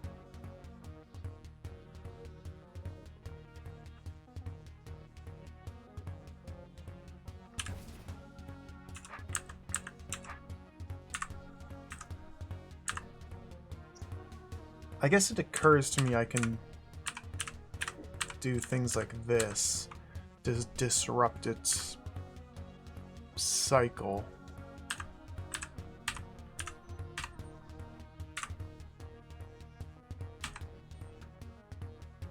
Perhaps doing this with a northeast sword would be more advised.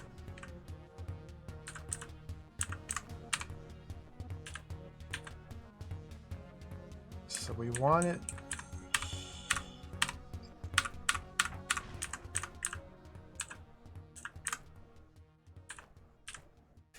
This is really cool.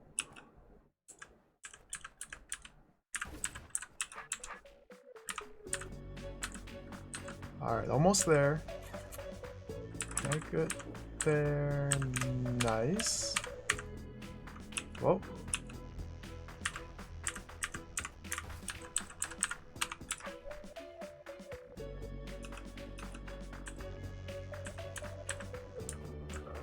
Oh, shucks.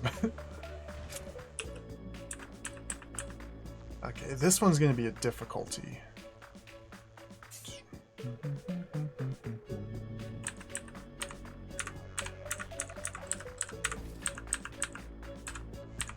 No, it's not. Yes, it is.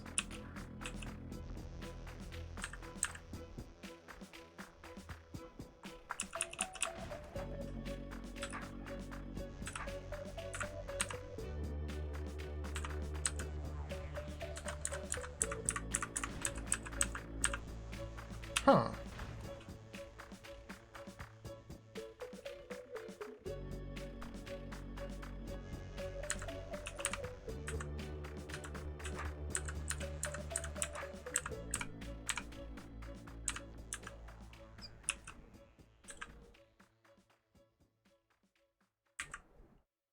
This doesn't work.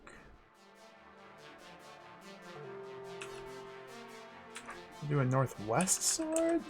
Because now I can't reach it in time. I didn't even stab it.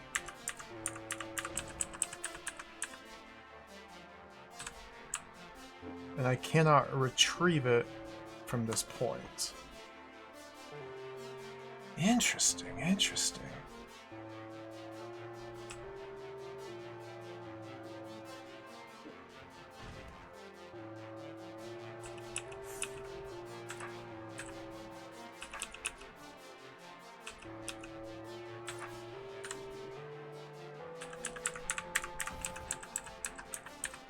No.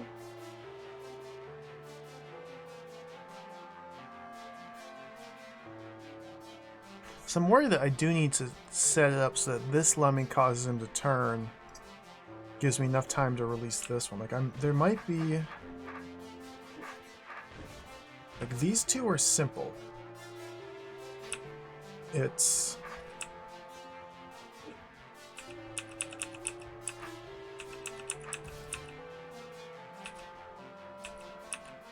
these two.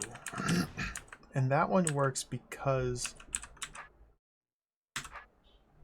it turns to the north because it turns clockwise, whereas in here it turns to the south, so Beethro has to be a different spot.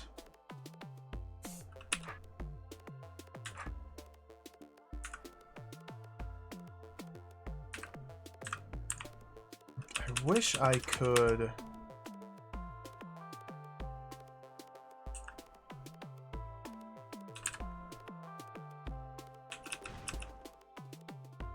wait one turn? No.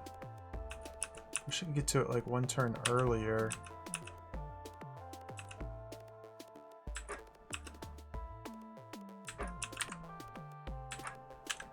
Which that doesn't. Okay, okay. So now we have enough time to run up here.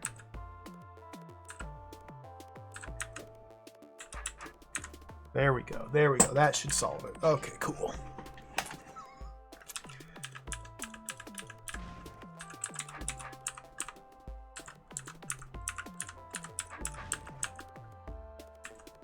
Oh dear.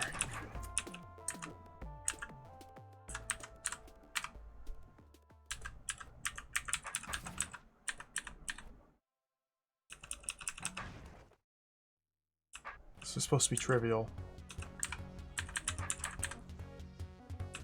I need a northwest.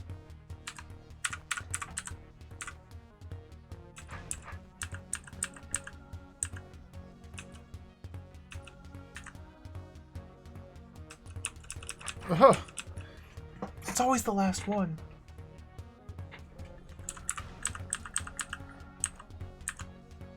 No.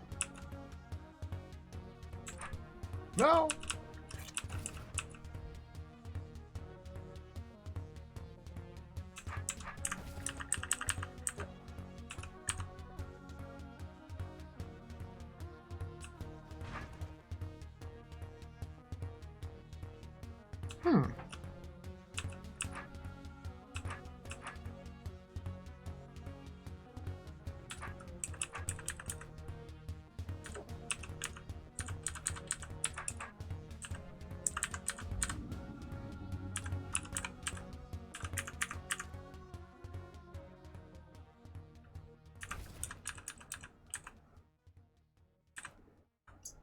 Why is this so hard?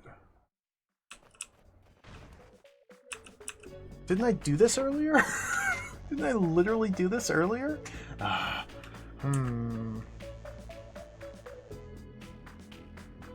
me think about this. Let me think about this.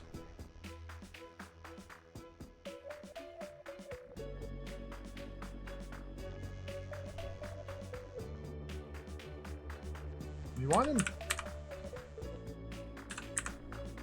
on this tile. Okay. Just need to get the correct sword orientation, which is not that. Except it was that. Okay. Just had to think for approximately 3 seconds. There we go. Oh! These are cool. These are really interesting and cool.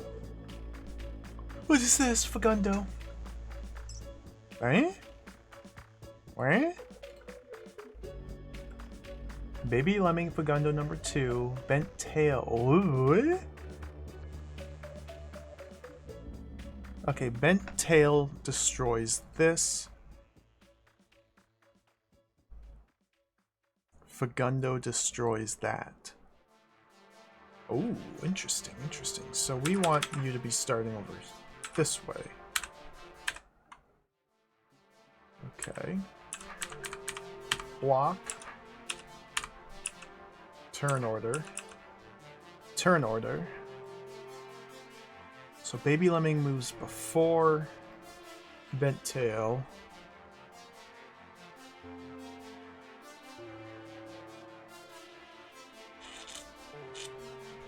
Interesting.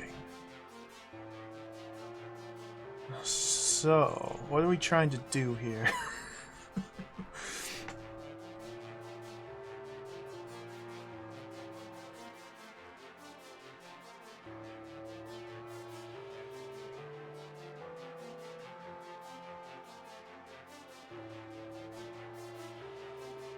So Bent Tail Lemming has to take this raft over to detonate that. So it must be traveling left on this line, which means south on any one of these lines, then blocked from the south so it turns that way. So to send it up here...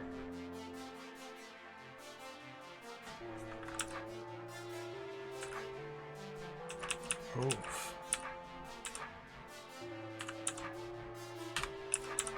We need to... Ooh, since Fagundo moves first, it's going to be very awkward to block the movements, but that should work. And now I've lost it. Unless I can swing it like that. This is cool.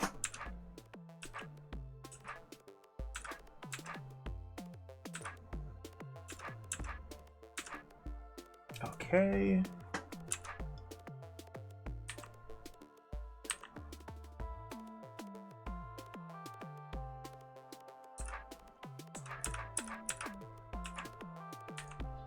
I didn't want it to do it there. I want it to go here. Dude!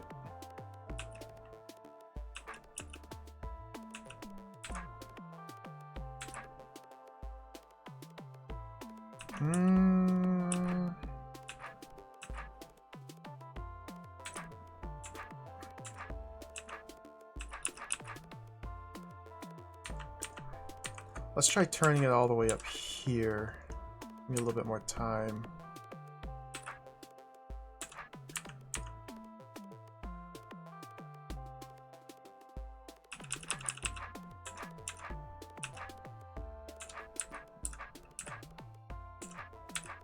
No. There.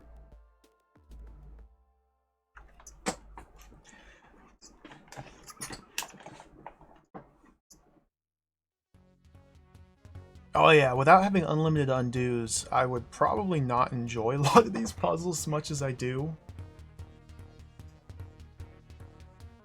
I don't know. I spent so many years playing this game with one undo. I just deal with it and just be a fact of life. It'd be a lot more repetition of previous parts of the room.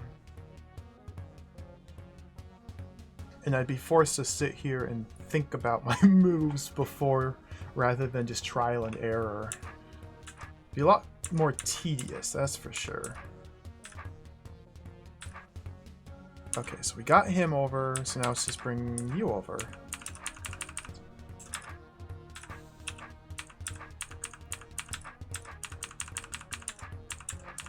Okay.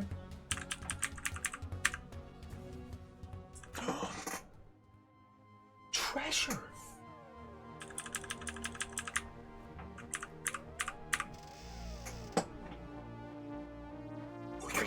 Now I can hopefully use that seal. We got a treasure chest! Oh, this could be a very evil secret room. It would appear as though... What is happening?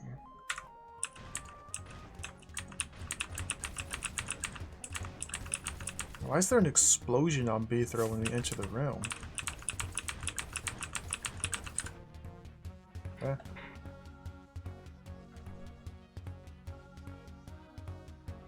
I don't know if I want to do this. My brain is only not... It's not full capacity today. Like I said, I did not sleep very well. And there's a lot of stuff going on here.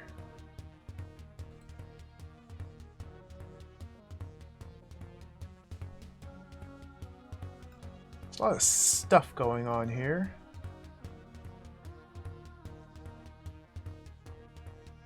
Trapdoor. Where's the trapdoors? Trapdoor.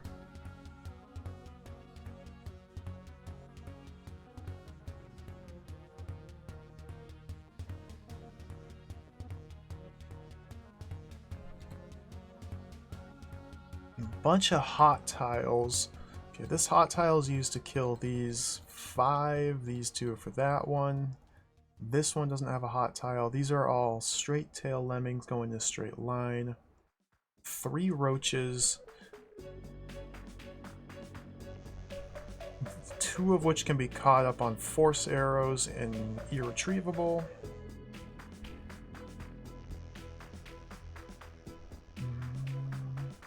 This is the last one killed. We can't step here or north ever. So the roach must press this button for me. And once we get onto this column, I cannot step left anymore because this roach will step onto there. So I can't go onto this horizontal row or onto this column, but we can break all of these for some reason.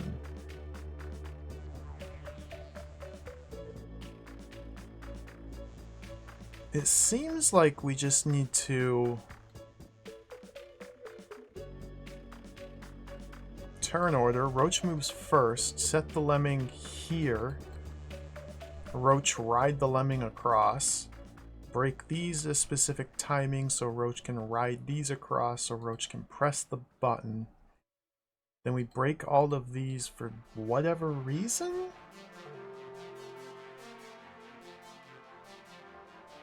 I'm not sure what these 5 are for. Because this is a one-use pressure plate with permanently open snow? How do we kill the roach? We kill the roach because once this button's pressed, we step onto this call. What? It seems like it's relatively simple.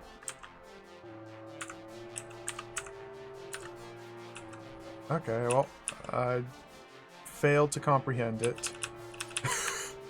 So let's start with sword facing north and charge up here.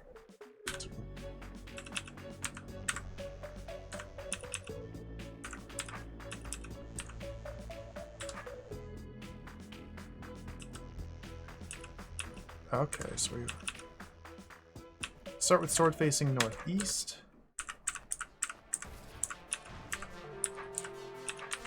Go like that, okay. We can kill this man.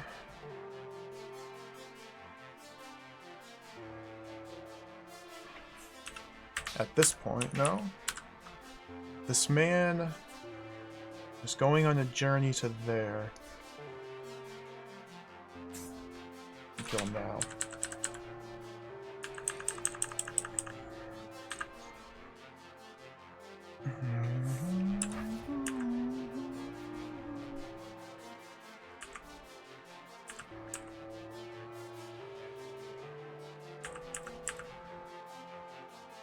Ooh, what?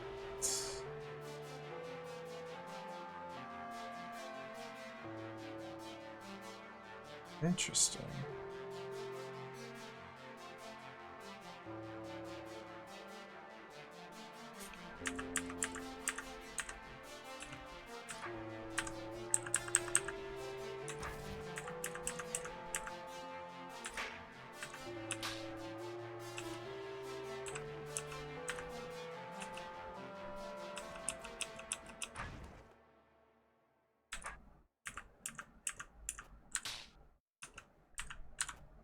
There we go.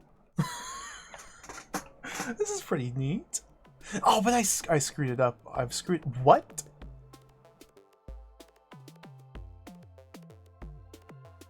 Hmm? How... Wait, what? Okay, this is quite the quandary. I cannot step north of this line. That changes things considerably.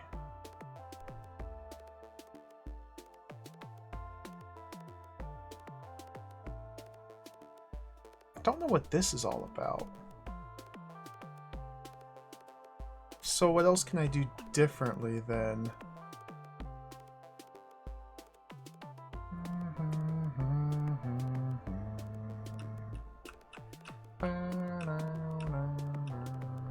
Beautiful music.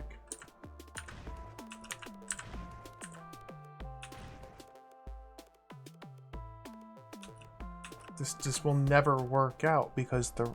Okay, this obviously will work out somehow, but let me just step through my reasoning here. Roach goes first, Lemming goes second. So we need the Lemming to move down here and then the Roach to slide across it? Which means we have to wait for the Lemming to move. And then we can go like that. But now, if I step right, because of vertical preference, the Roach wants to move diagonally southeast, diagonal is blocked, vertical preference sends it south. So this tile needs to be blocked. But I can't step north.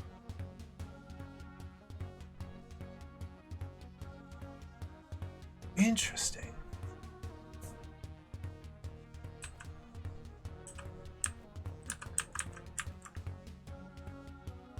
What? Once it goes down there, it's lost. Because this Roach is the only thing capable of pressing this button. Oh, wow.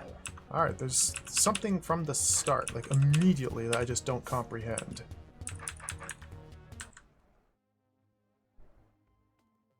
We can't get this Roach caught on there, because I can't get there quickly enough.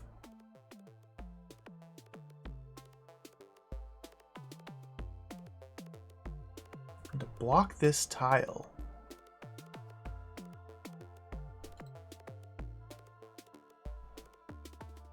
wonder why this guy starts all the way up there. Because once the red doors are open, which will happen when we step down here, this guy's just gonna die.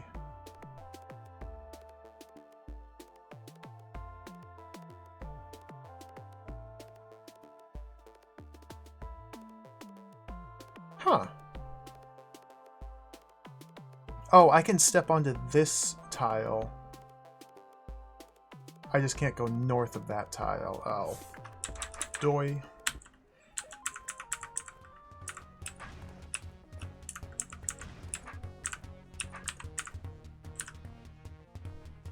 So I just can't go north of there. Okay. Hey, Shine and Arrow, welcome. Thoughtless Deed, welcome. I love this game. 10 out of 10.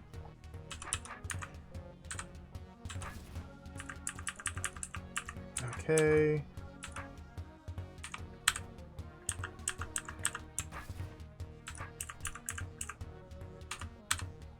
Okay.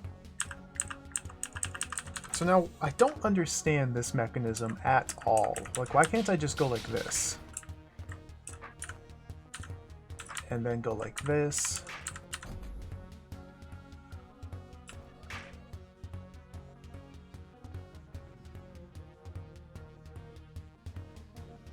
Or wait, because I have to press...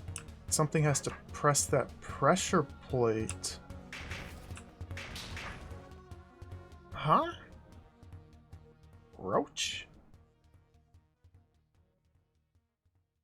Has to... hit that?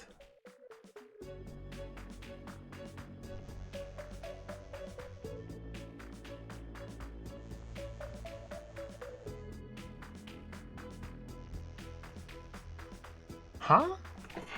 Oh, mysterious.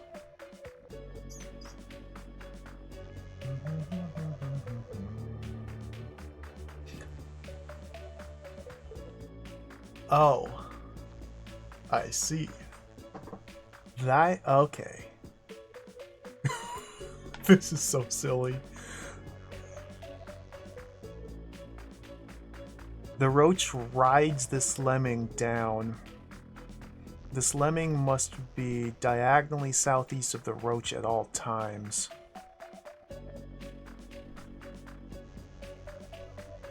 Because the roach moves before the lemming, so we want roach to move here.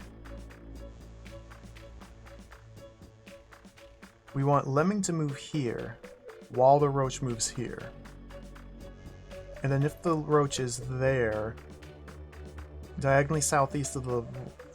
I'm mixing up my words. If the lemming is here, southeast of the roach, then the roach will move south, the lemming will move south, and they'll just have that pattern straight down.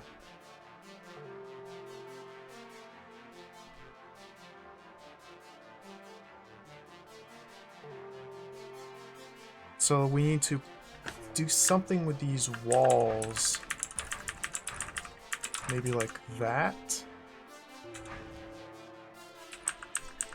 So we can...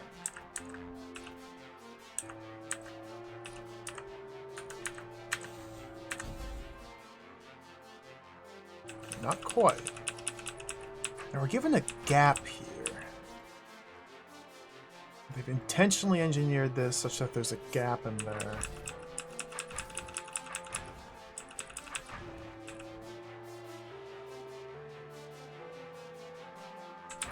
Well, it seems like this has to be done. It's just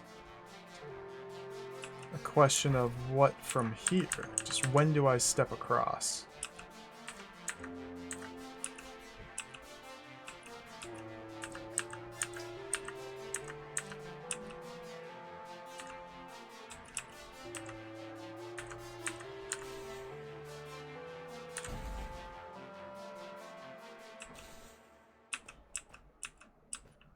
Can I remove this gap in any way?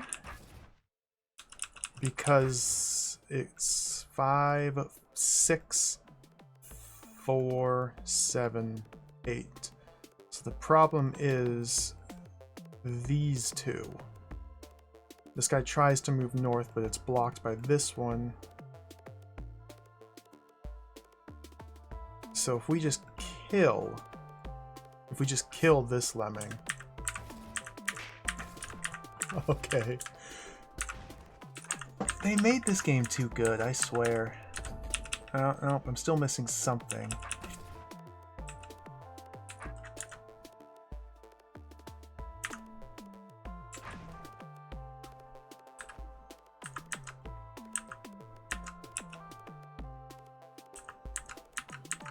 Perfect.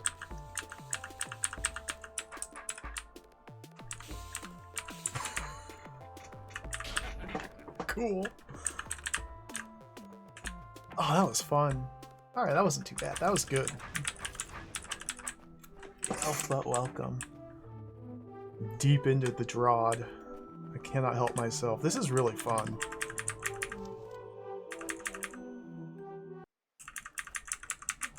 Alright, we got a new toy. A time glow left.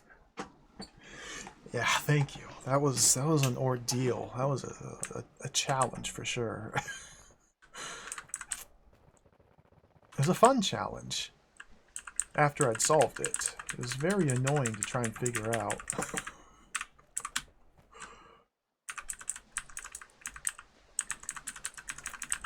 Okay, so I think now we're going to go back in time, or forward in time, or shenanigans. Shenanigans. Better use this before someone changes their mind. Oh. Of course. The eye room?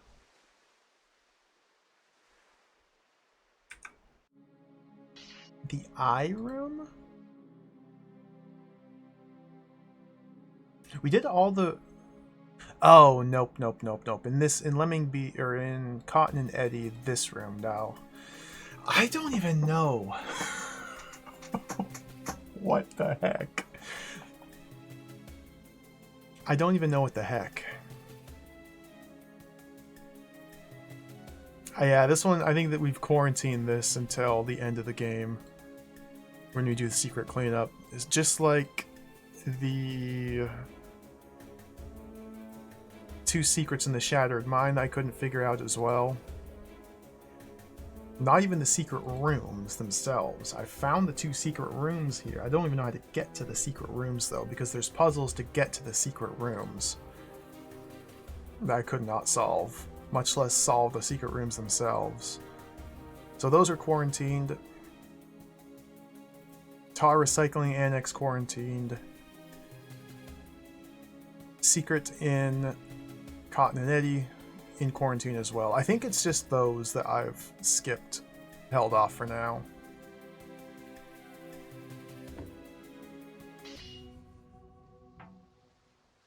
I mean, just looking at it,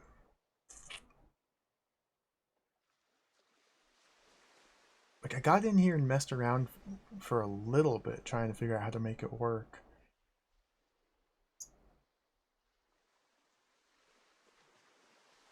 In a room that has this few elements, as simple as this is, it's really hard.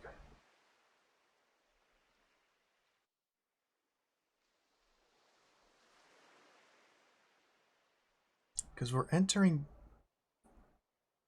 the chamber here. We just have a big square with nothing in it to use as leverage for the mimic. Whoops. Whoops. Yeah, I think I'm just going to keep it in quarantine till later. It's curious, though. Ah, whatever. Alright, I got your tool, guys. I guess I'm not going to give it to you. I'm just going to use it to teleport. Bethro once more felt the unpleasant sensation of Who is travelling this? through time. This time round, The narrator? something was different.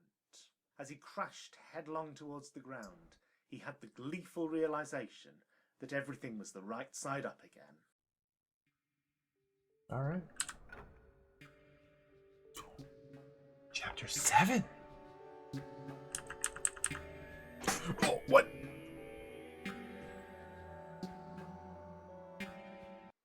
Oh, we can go back and forth. Okay, Metroidvania, open world, game design.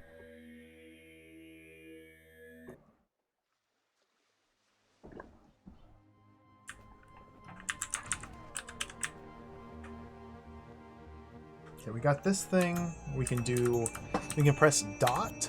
We can press period on the numpad to toggle this bad boy.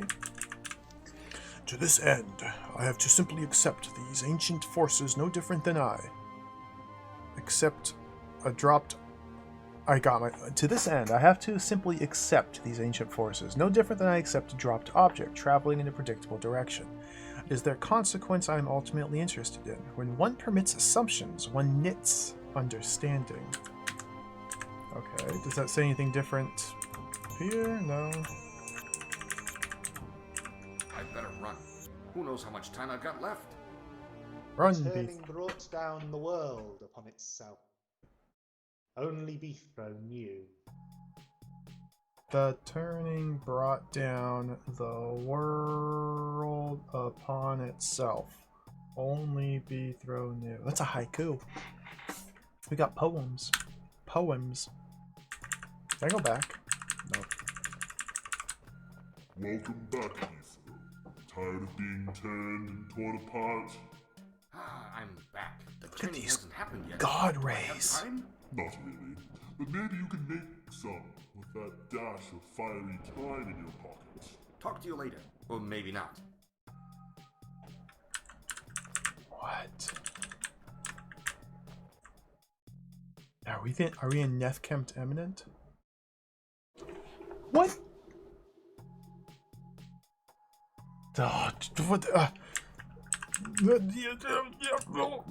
Okay. Oh man, I locked myself out again. Have I seen this? You! We've been here before, yeah. What are you doing here? I know what you're trying to pull. Just stay away from me. No, I don't think so. Keep your distance from me. I have more defenses than you know. Oh, but now we can get in there because we have Time the to use this tool. thing. What happened?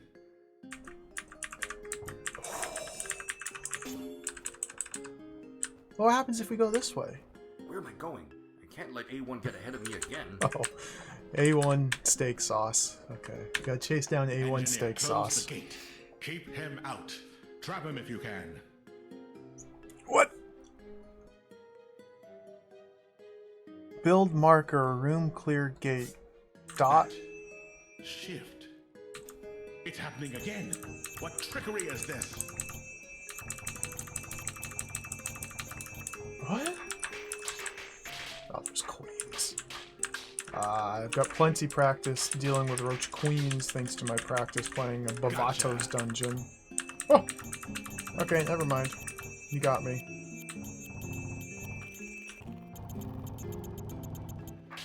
Sorry for the flashing lights. What? Engineer, close the gate. Keep him. Engineer, Quiet. that. So what does this do? It's happening again.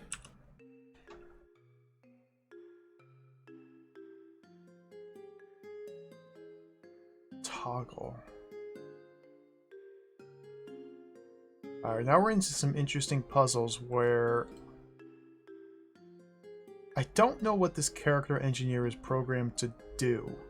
So this is not the sort of room you can simply read without first experimenting to see how this guy reacts to what you do, because he's got custom scripting to toggle these orbs at specific times. And build a room clear gate that will open once we kill all the monsters, because this is a yellow door and a room clear gate? What? Oh, I'm so confused.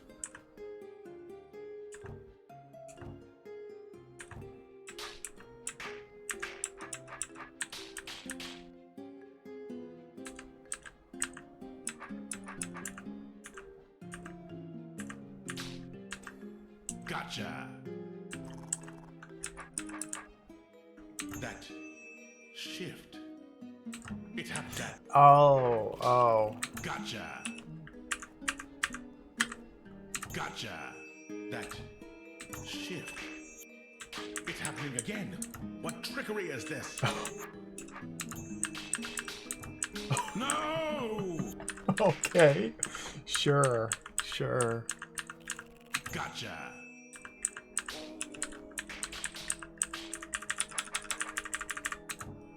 No!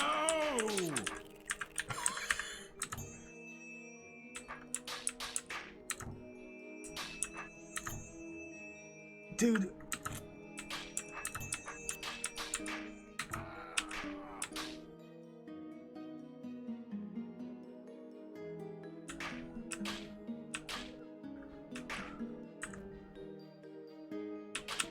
Dude. You want to stop going for that button, please, sir?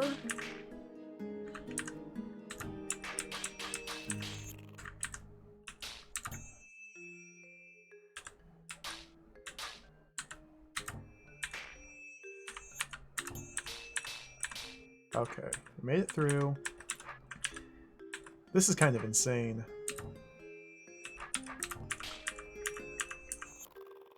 Gotcha. No, you didn't. You got nothing.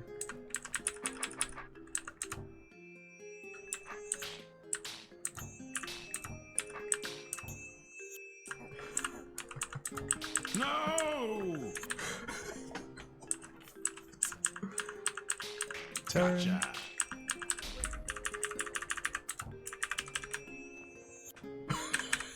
Guards, get him. Delver, you do not know who you're meddling with. Engineer, get ready to close that door when the Delver gets close. Guards. Okay, now we're getting irregular shapes with a temporal resonator number 5? So that goes 5th in the turn order? This is a monster? Okay.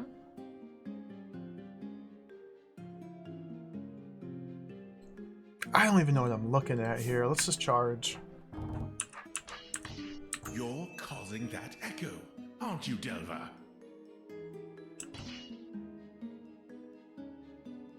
You're causing that.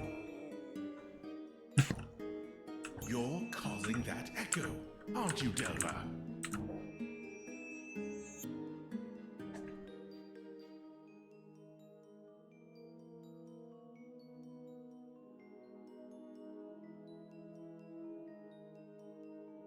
What?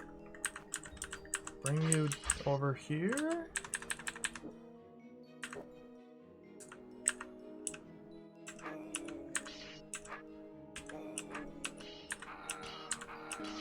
I do not know how guards behave. Can I get him to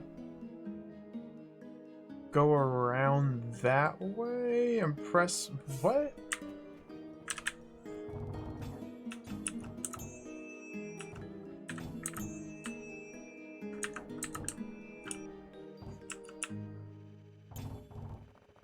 Oh, dude, these are so weird.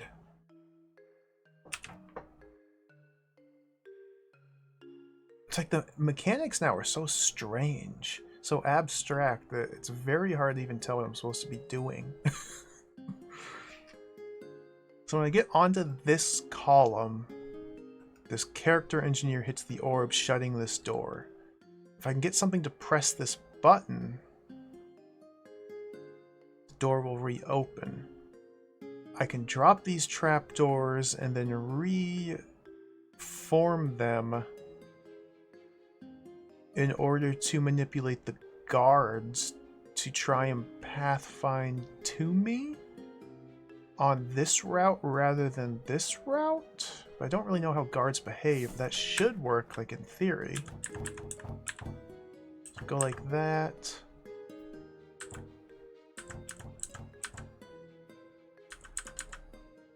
But he never closed this. You're causing that echo, aren't you, Delver?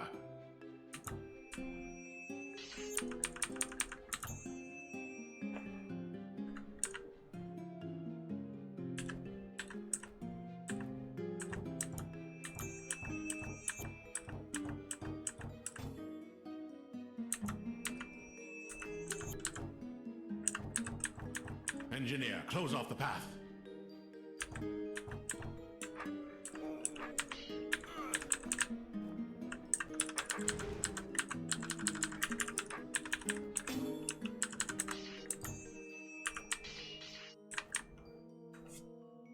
Now I need to get him to stand off the button.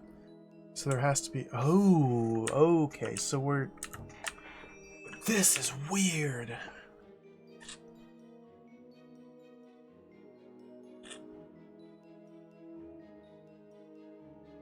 How do I do this?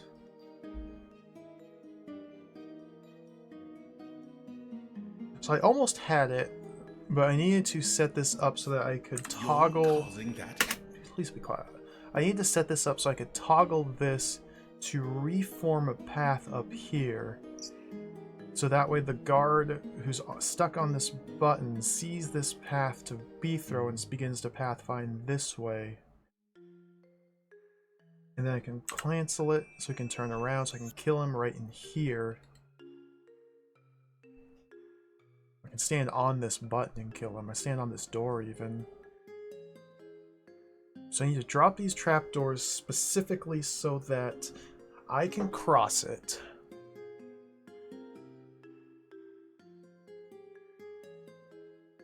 I need to cut off the path first. Dude, this is so complicated.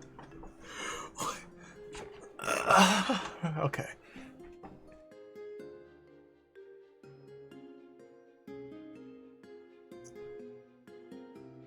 I need to cut this off in normal time, forcing the guards to go this way. I need to cut it off in such a pattern so that I can rebuild it and get across.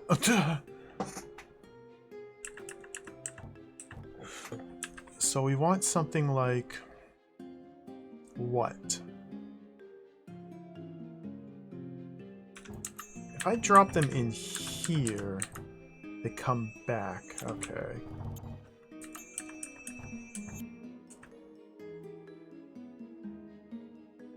And vice versa. So it doesn't really matter which state I start in, there's just two different states. So if we go...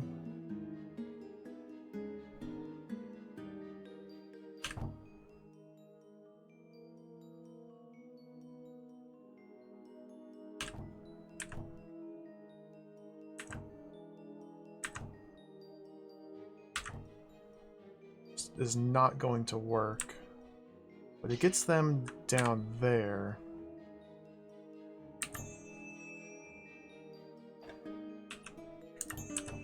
And then we can go this way. Engineer, close off the path.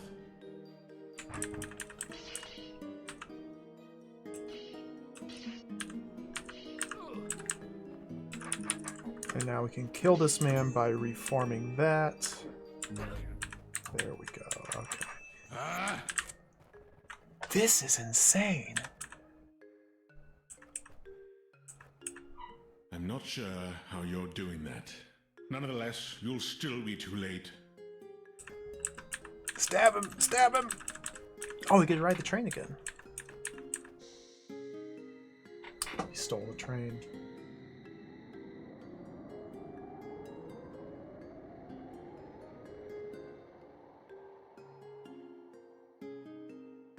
Oh, there's another train. Very good.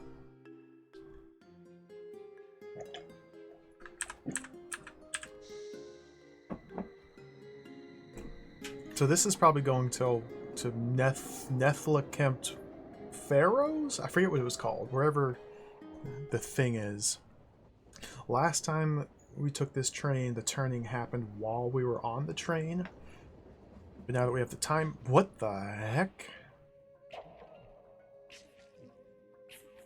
No, we're going to the Burning Sea, North Island, Sun Island, Scorching Path, Compass Rose, Charred, Wood Grain Background Dimension. Okay, cool. Well, let's go. Really? Fire? First spikes and no fire. We're an empire of knowledge, and this is the best you can come up with? How decidedly barbaric. What do you want from me? I made you acid traps, and if I recall correctly, you were unable to keep your breakfast down when I showed you some goblin screaming with his skin sloshing off. Stop, yes, I remember. And then, I concentrated the beam of light at another and spewed chunks all over the facility, and then you complained about the smell. Bioengineered plague gas. Too slow, too contagious, too much seeping, you said. And the seep, too creepy, you said. Now I don't even know where most of that batch went. Gene pool destroying radiation, chemicals of unfortunate and irresponsible composition, pneumatic devices of succinct squishing, poisonous briars. Don't get me started on the gentry eye. And you know what? When it comes to killing, knowledge hits a wall. The only thing we really gain is how gruesome and terrifying it is. So, fire and spikes it is. It's cheap, it's flashy and effective, and I'm going to work on something else, First Defense Coordinator. I'm tired of being afraid of our own defenses more than whoever tries to attack us. We need to reconsider our notion of progress. The Scorching Path. Hey, Lucy Fate, welcome. Summer Bee, welcome. Oh. Fire and spikes. Oh, for a second I thought I saw a master wall.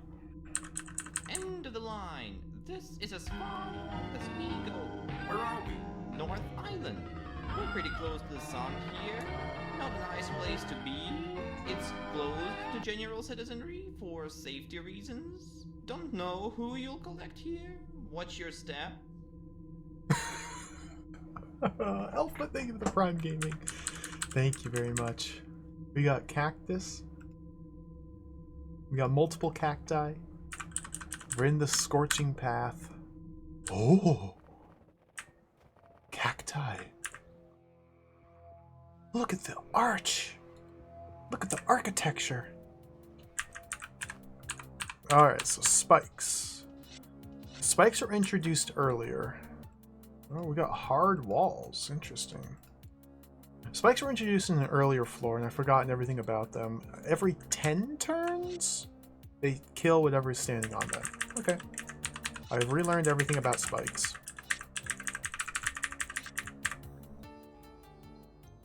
What? Character construct, sir? You did fire trap. What? Okay. What is a character construct? Unknown life form encountered. What? Ah! That.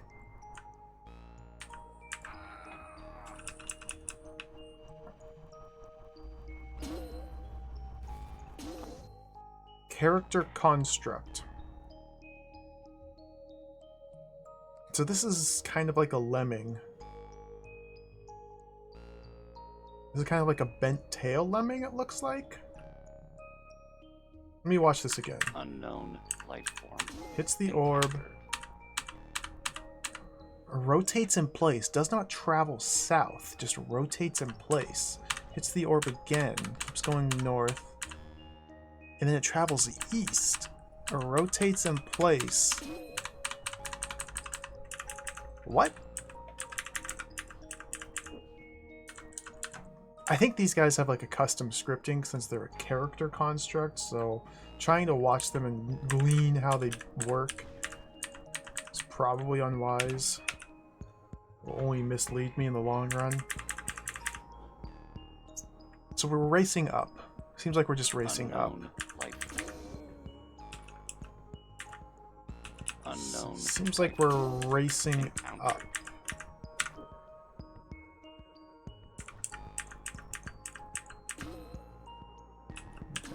Okay.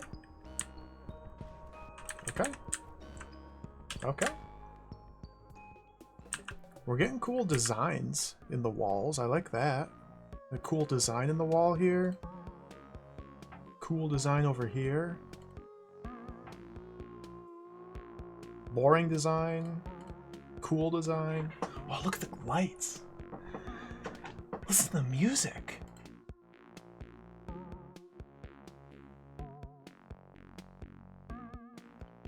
Roach Queen. These may mean something. They just might. Last time we saw cool designs like this, they were roughly a map of the floor we were on as a whole. These do not seem to be the same, at least not that I can tell with these two. Alright, I'll just ignore them. So what do we got here? What do we got? Queen, Queen. Fire trap active, fire trap, spike, spike, spike. So we need to keep the queen alive for some reason. Queen's going up this way, get it to lay eggs at specific times for some reason to do something or another. Like lay an egg there with the queen there so that the roach goes this way to toggle these. And that's how we get through? Scroll. Alright.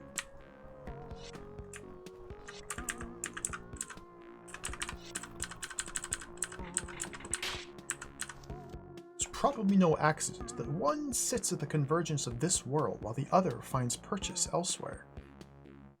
I return to wondering about. I can't believe this. Poetry. Could such forces so different and primally mathematically different actually seek each other? These are the writings of the Nth A.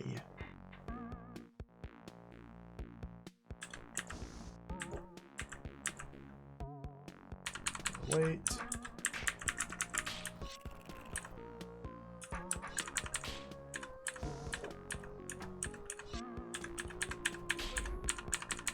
Okay, so this seems to kind of just be re-tutorializing spike traps. And we saw fire traps earlier, but only very briefly. Just kind of relearning how these elements work here. There are no monsters in this room. This is a traversal. Mystery of traversal. Are there no elements? Are there no monsters? Where's the monsters?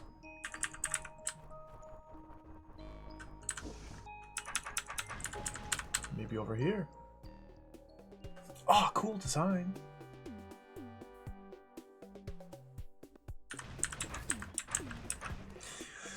So I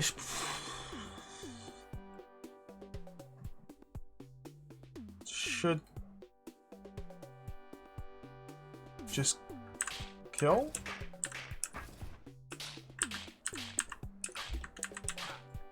Huh? Okay. What am I missing here? There's some shenanigans that are going to occur on this in this stage that I don't understand.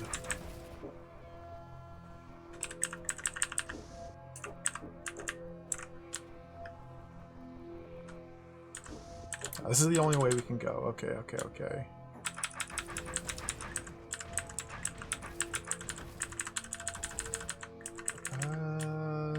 Let's go this way.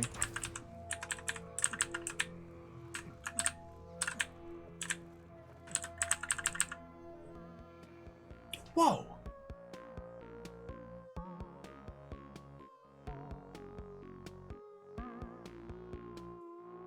What the heck?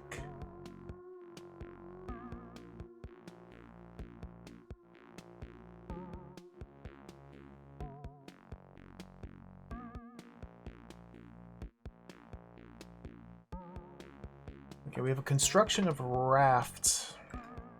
A platform, a funky shaped platform, which is actually multiple platforms. We must bring the serpent to this button?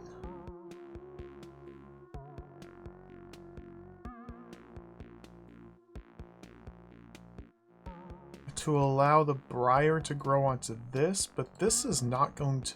The serpent's not going to weigh this button down nearly long enough to allow the briar to grow up there.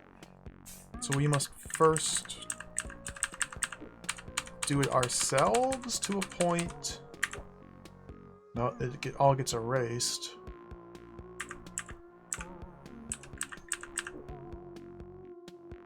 One, 2, 3, 4, 5, 6, 7, 8, 9, 10, 11, 12, 13, 14, 15, 16, 17. So we need to keep this button pressed for 17 turns.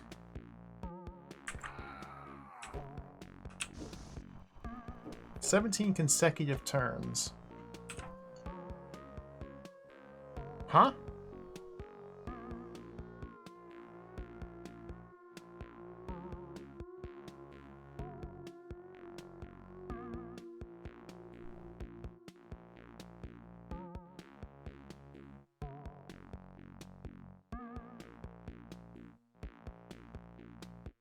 Because the only way into the Conquer token is if this gets weighed down with Briar. Huh?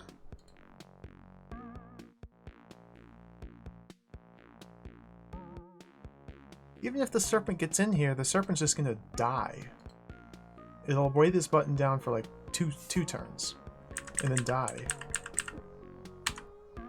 And then it dies, and the... What the heck? Alright, there's something I don't understand. As per usual. Shallow water.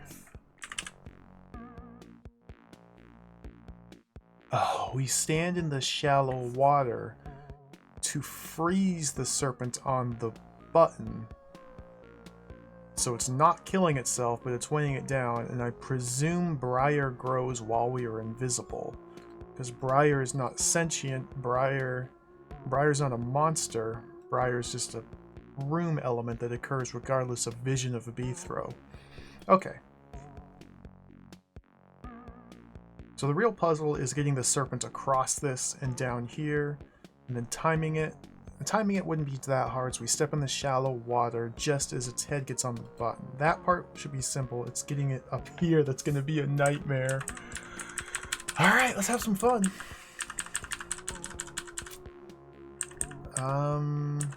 So we want to engineer this platform so that we remove the kill spots from it to simplify things. Dude. I'm gonna want this single tile platform, I believe. So let's make sure to grab all of these and bring them along with us. Very carefully. Very slowly and carefully.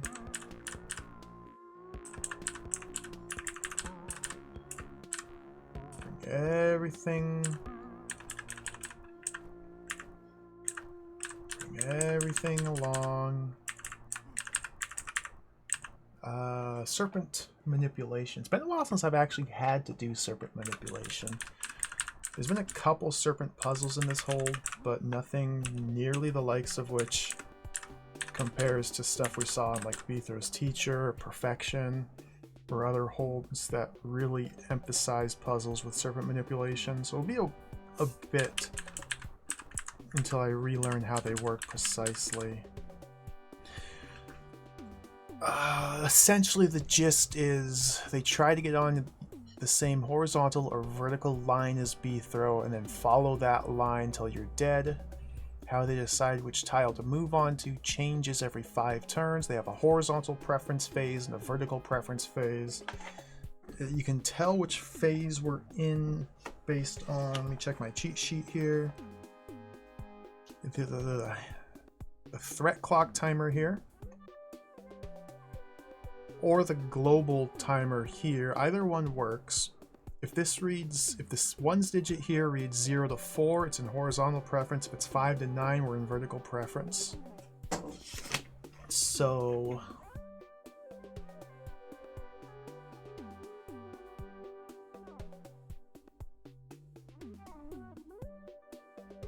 if its preferred move is block. If it's blocked, then it goes north.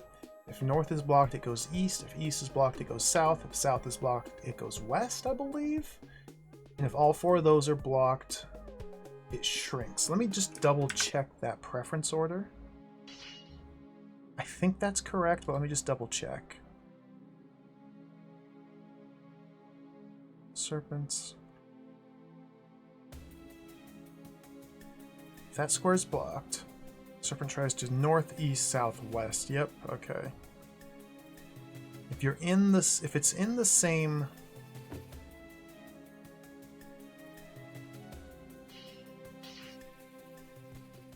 You can stand behind it, behind its head to keep it moving in the same direction. Alright. Yeah, that's the gist of it. You can do a bunch of things. So what am I even trying to do here?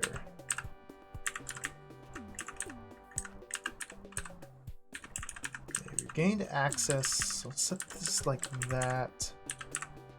Ooh. Baby, this is gonna be beautiful. This is gonna be beautiful. Alright.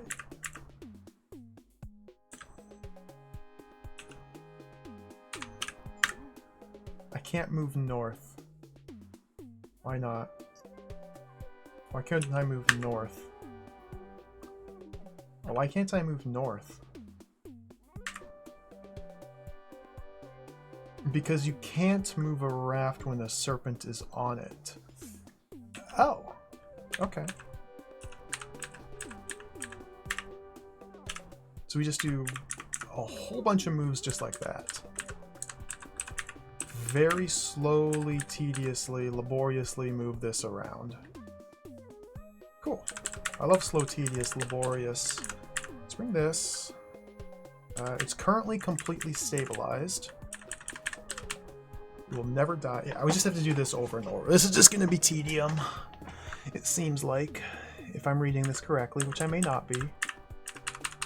Send it into the center, go up by 1. Readjust that so it can't kill itself. Alright, and do that over and over again. Over and over and over and over and over and over and over and over and over and over again.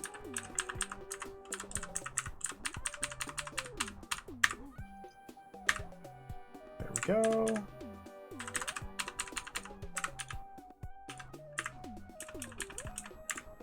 I can even get another move there. Except the danger of that is we're creating kill spots. So I need to be very careful about these kill spots. There we go. I'm just going to go very slow here. Go. Now we send it out.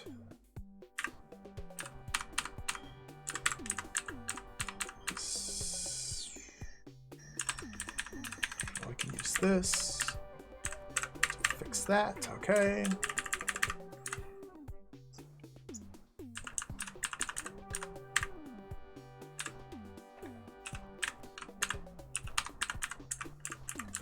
That, and we're there. Okay, so now let's see why this is going to be so hard.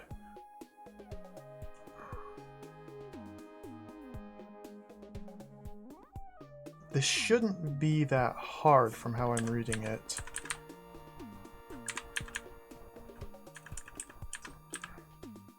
So we need to set it up so that the serpent goes in here. We're sending it west. Sending a serpent west is nigh impossible. Unless it's following you. Like that. Like... It needed to be in horizontal preference there, so I was just 1 turn off, because it's just switched to vertical. Okay. Dude! Serpents can be on shallow water? What do you know? I did not know that. Vertical preference, so it's going south. Horizontal.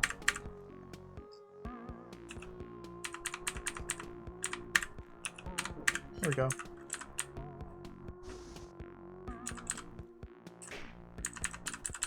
Alright, that was pretty fun.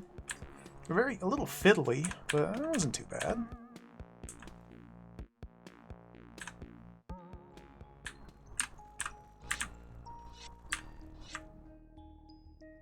Where am I going?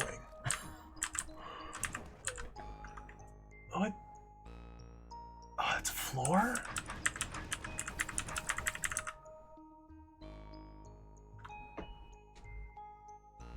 The raft serpent combination is because of a different reason. I'm not really sure what you're referring to.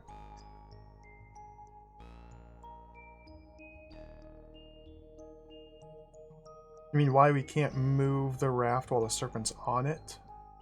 There's a specific reason why you can't do that? Okay, okay. I figure it's because the tail of the serpent is not considered a monster, it's considered like a obstacle, a wall, especially when it comes to like pathfinding with regard to brains.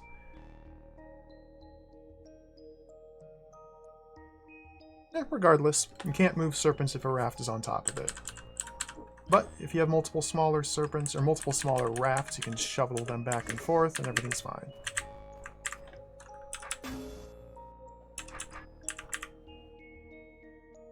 I feel like I missed a bunch of areas.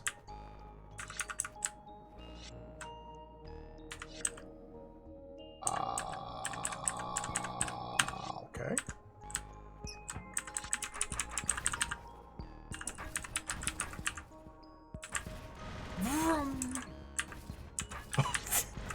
There's no other way through this room. Okay. Alright, I'm done. Drop all the trapdoors. What are these symbols? I wonder what impossible lengths an aspect of chaos would go to if one of us figured out a way to finally know everything. I wonder if it would actually know fear. Uh-oh. Aspects of chaos? What about these? I didn't go here. Can I go there? Or you have to go investigate?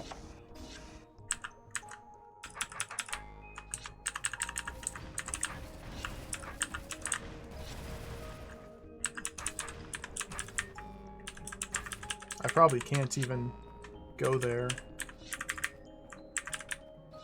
I didn't even try to hit those orbs. Go this way.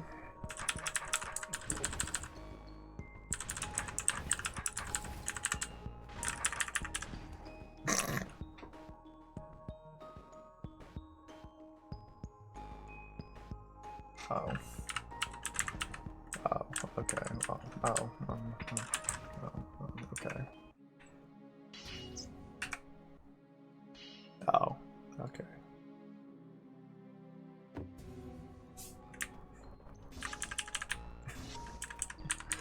What the? Ah. Okay, now this is reinforcing the mechanics of turn order, which isn't really a puzzle element too much. This is just knowing that spikes can toggle orbs every 10 turns, and you're safe to move onto the active fire trap because before the turn resolves, the spike hits the orb, which toggles it off before it can kill you, I guess? Okay, what does this do? What's that do? I don't know. Let's hit it. Let's smack it. Too slow.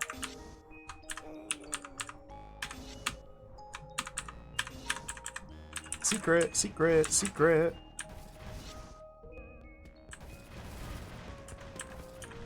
Timed explosions. Make the Delver chase a fuse that he can't quite catch up with. If he does, have the fuse burn 2 different ways. Without a mimic or other help, he can't stop both in time. Beautiful. Beautiful.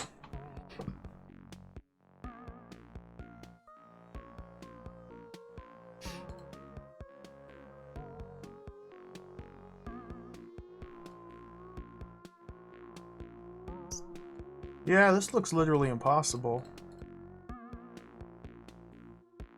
This is quite literally impossible. I think the game is setting up puzzles that I cannot solve, and I think later on I'm going to unlock some gameplay mechanic, which is hidden, that will allow me to do impossible puzzles. Because we have to push these two mirror blocks onto these two buttons and retreat back here to be standing on this door when the bomb explodes. That's literally impossible.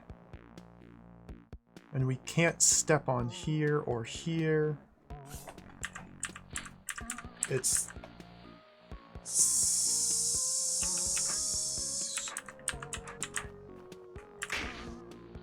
If we had like a temporal split token that we can just manually activate, we could program this and make it work, but as it stands, this is literally impossible.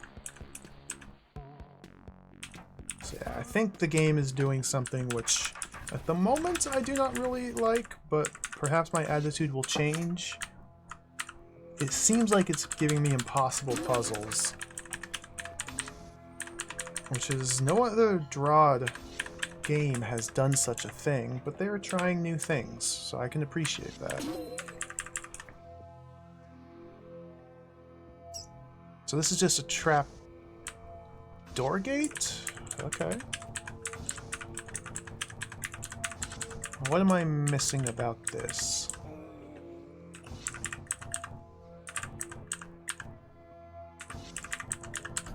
Nothing. Okay. Okay. Whoa, look at the briar. Pickaxe. Spear. Wubbas. No, those are path guardians. Those are not wubbas. Those are path guardians.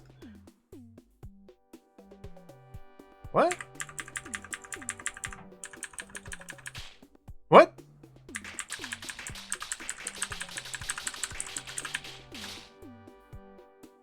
What?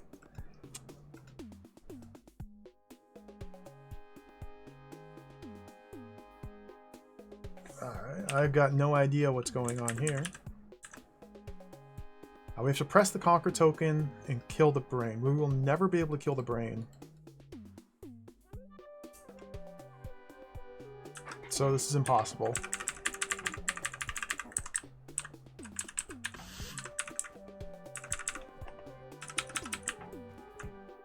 Unless there's something I don't understand. Which obviously there is.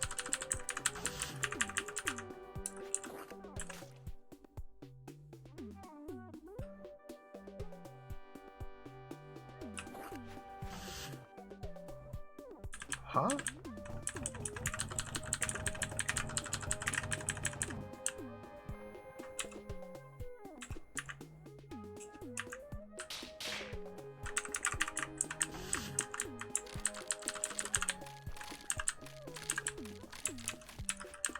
Is this a drawing puzzle? Do we have to do artwork? 1, 2, 3, 4, 5. 1, 2, 3, 4, 5. 5 by 5 squares with specific designs in them. Now we have 5 by 5 squares here. We have to do artwork. Alright. We're no longer doing DROD puzzles. We're doing abstract mist puzzles. How do I know which shape goes in what corner?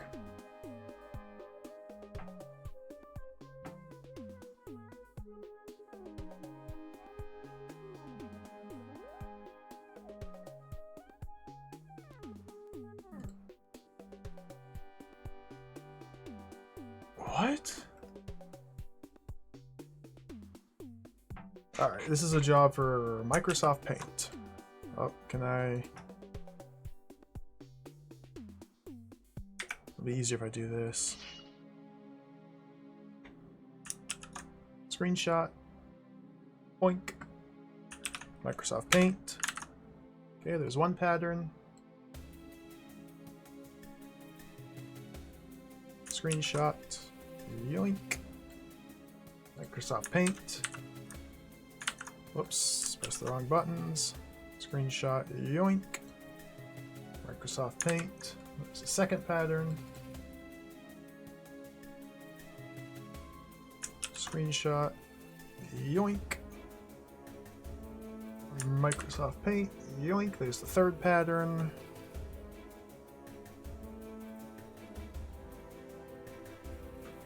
Screenshot.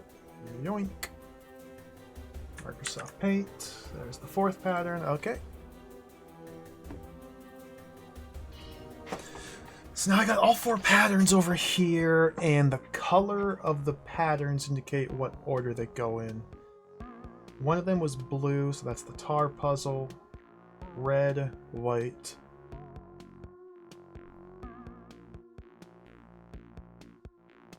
Purplish? That looks like black or dark brown, but I guess process of elimination, the briar is this. I guess this means briar. Alright, let's start carving. So the white wubbas, the rune guardians must be like this. And I cannot get that without the spear?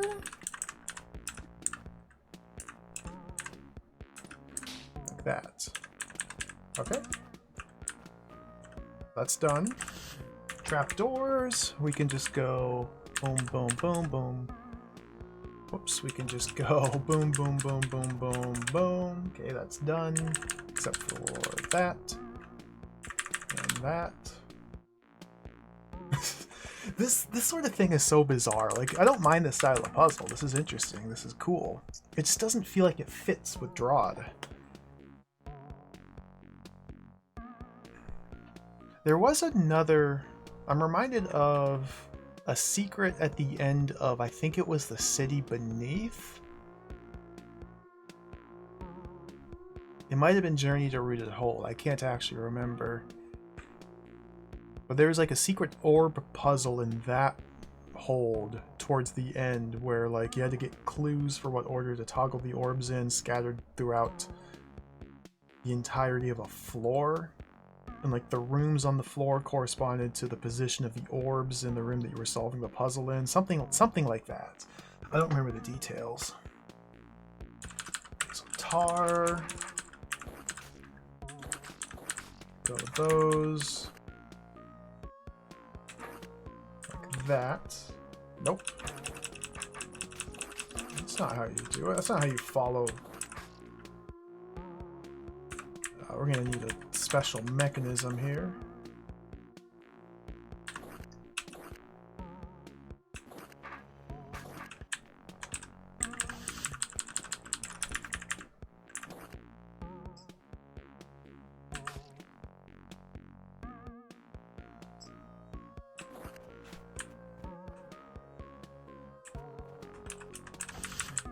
How do I cut the shape? The spear can stab. Oh, the spear cheats. Oh. Well, that's good to know. That's very good to know. The spear cheats. The spear breaks the rules of tar. That sounds right, Messy. Yeah, lowest proper, 2 north. Something like that. Towards the end of the City Beneath.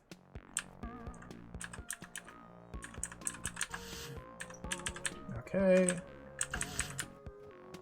Now, Briar, we're chipping away at.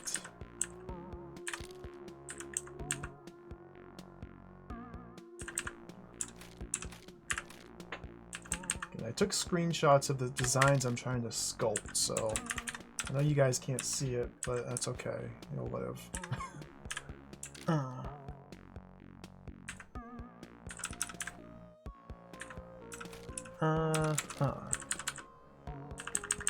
Alright, so what did I do wrong?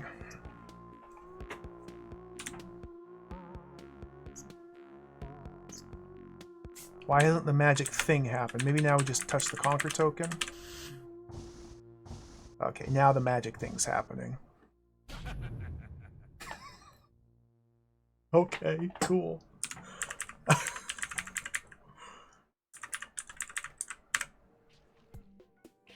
Fire Highlands. That was an interesting little zone. We're almost to the sun. Almost to the sun. And so the sleeping child threaded the world with her dream, and through her slumber all life was and is forever woven. This is a holy place, incandescent from her dream. What? You say something? Nah, just some scribbles on the wall. Come on, let's hook up the thermal generators and get out of here. Who'd want to ever live in a place like this anyway? Cool music. Uh-oh. This isn't good. I can't see. Gubbing sweat in my eyes from all this heat. And I don't have a hand free to wipe my face with. Well, girl, you're going back in the sheath for now until we can find our way out of here. Alright, I'm gonna take a short break here. I'll take a short break, been about 3 hours. Pause timer. I'll leave these music playing, and then when I come back, we'll just dive right into the fire hotlines. I'll be right back.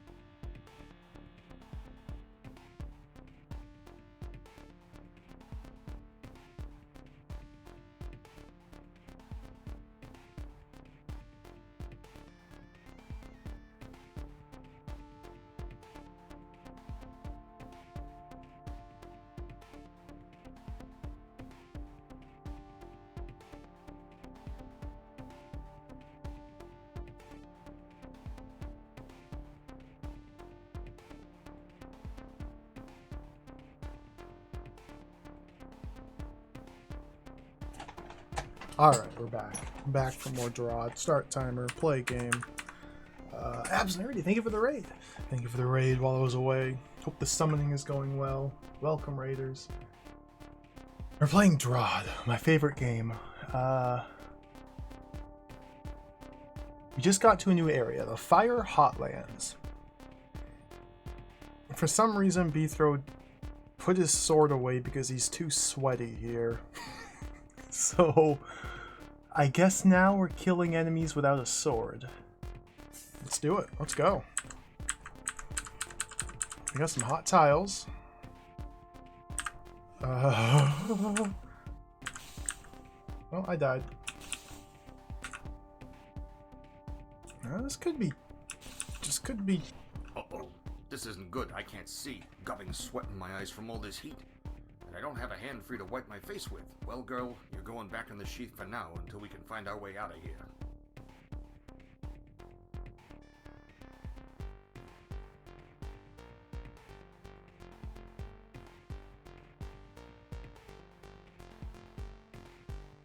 Okay. Sorry. Just lost in thought. So we have to somehow survive...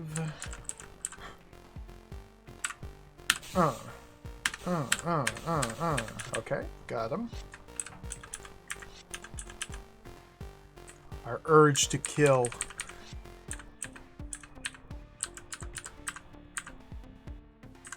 Hot tiles don't work against tar, correct? I think that's correct, yeah.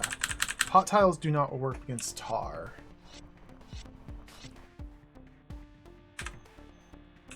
So I want to time it such that they get stabbed just as I get there, which is 1, 2, 3, 4, 5.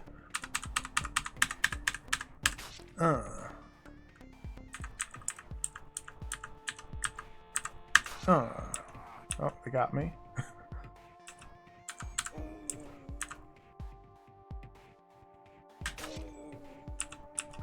Ooh, oh boy. Oh shucks.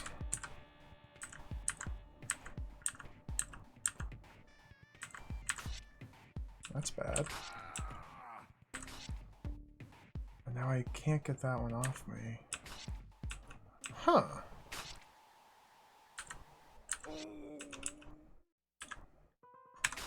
I guess I could wait here for one turn. So I need to go one turn earlier. Okay, and that should change enough to make this doable now.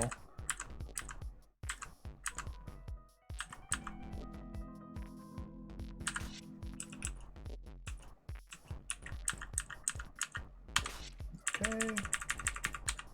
This is interesting. We can do the same thing here, so you wait till 24. Alright. This is interesting. Okay, so now the button turns on these fire traps. We have to pull all the Wraithwings into the freaking fire traps, and we're going to be flanked, so we have Wraithwing aggression to deal with. Yikes. But we can...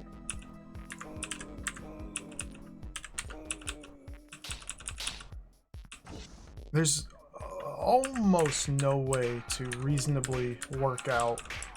There basically is no way to reasonably work out how these Wraithwings are going to behave. Therefore, a puzzle like this degenerates into just brute forcing your way through.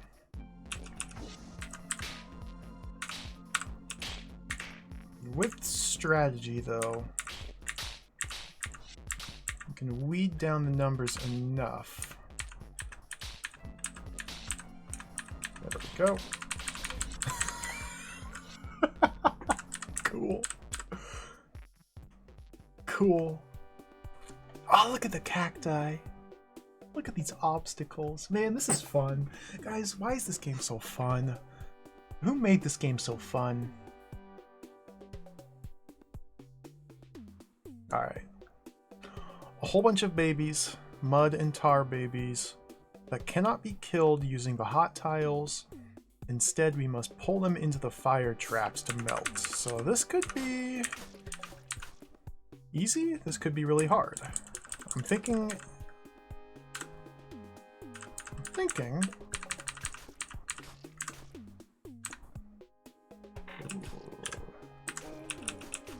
It almost worked. It's looking more easy. Okay. Looking rather quite easy instead of hard, which is fine with me. I'm not going to be able to get to those in time. We got one from that. And then kill these the same way as I killed the other ones? Okay, it's not an efficient solution, but a solution is a solution. There we go.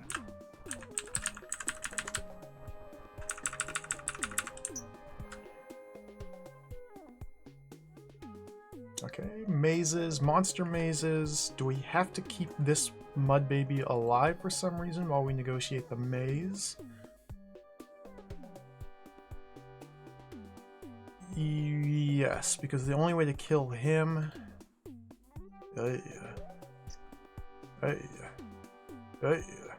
This won't be that bad. The only way to get the babies out is by leaving them brained.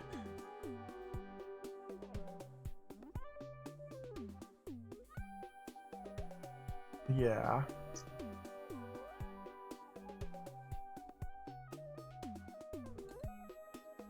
Okay, so this is just survive while being chased by a brained mud baby for enough turns for these to emerge from their pens, or at least get to retrievable spots in their pens, which would be here and here.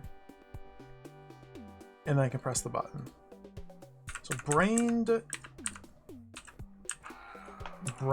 baby. Can't we just dance around it in circles like this? Can't we just literally do this? We can just literally do this. Alright.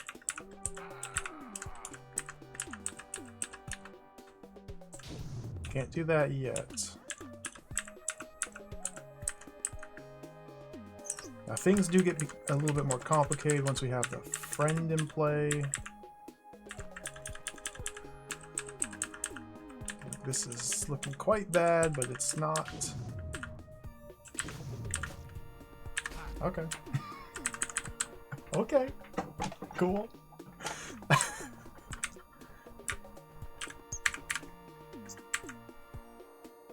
Whoa! Monster maze. It's been a while since we've had a good monster maze in this game. There have not been many. I like monster mazes. Alright, so we need to press this button to gain access to this button, and we press this button from the west. So this is a very hard to read monster maze.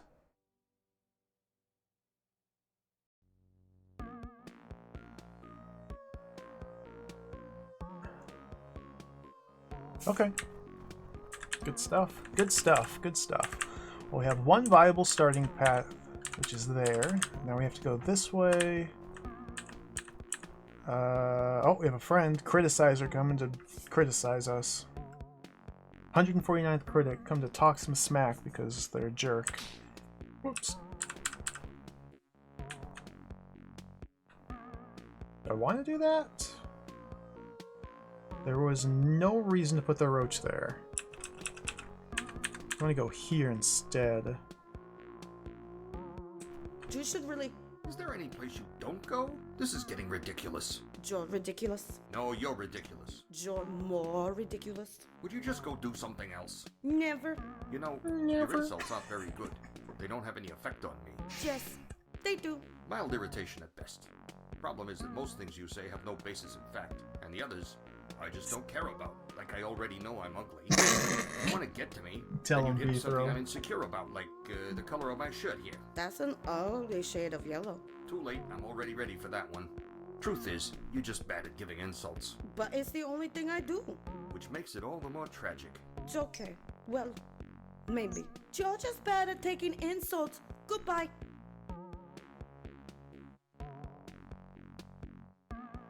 Goodbye. Get out of here. Alright. Turns out I do need to use this. Go like that. Vertical preference means I can put him up there instead of there. Is that good? No, I think I want him here. Now, this way. Okay.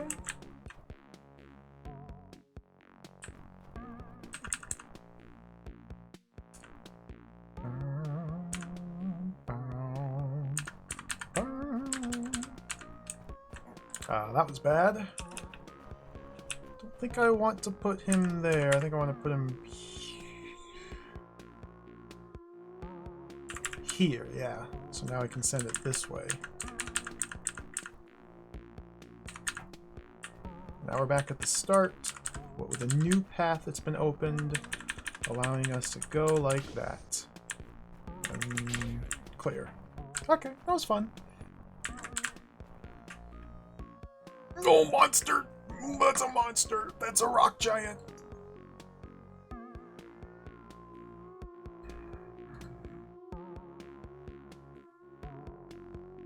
Yeah. Okay, giant needs to come up here. Hit the pressure plate to kill 2 of the giant's golems, and the other 2 here and here. Yeah. Alright. Let's go. Follow me, buddy. Well done.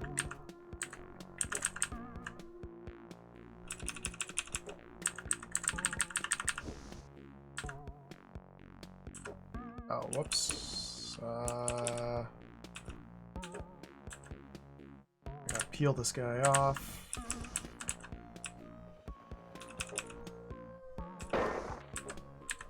Nope, we can just go like that instead.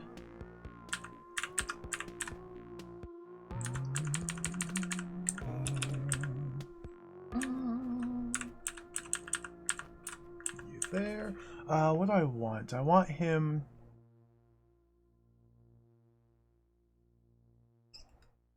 This is a little tricky to get set up here. This one, we need him down here. Okay. I'm not really sure what order to do this in.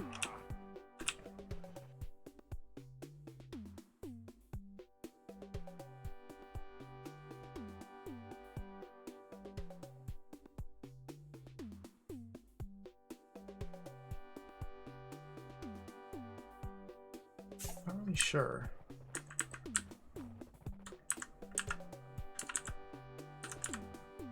Can I actually do that the way I want to? Oh, this is very awkward.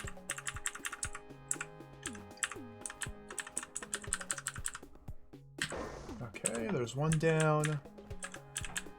So this guy needs to be there when I'm here. And these are not aligned.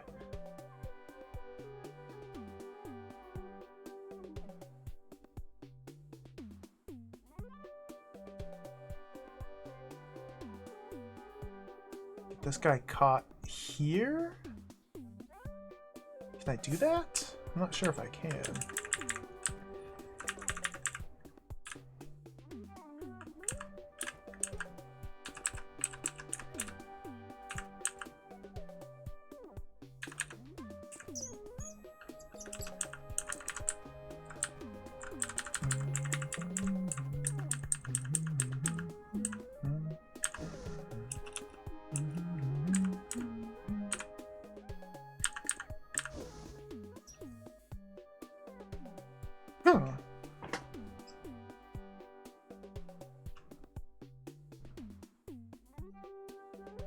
Interesting. How would I set this up?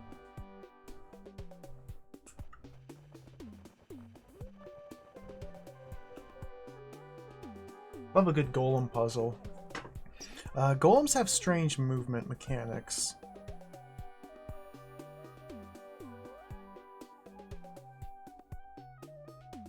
They track you as if they were a roach. But if their first choice of movement is blocked, they simply do not move. Therefore, it's very easy to get them caught up on diagonals like that.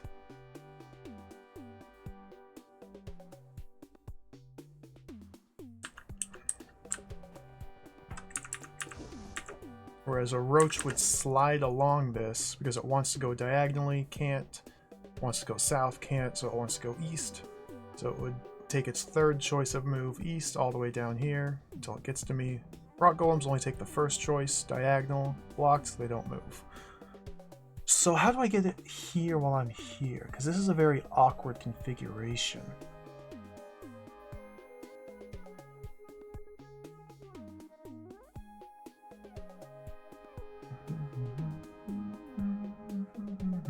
So it's up 1, 2, 3, and left 4.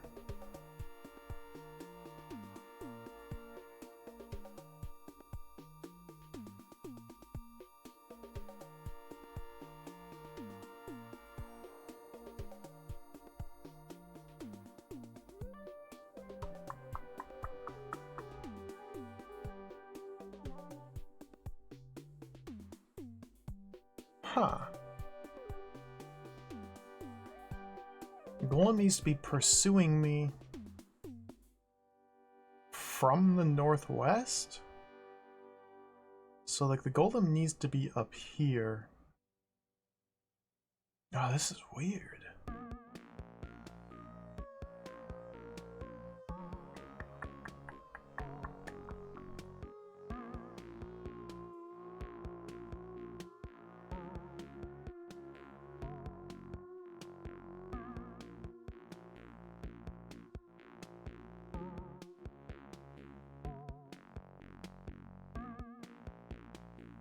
Huh.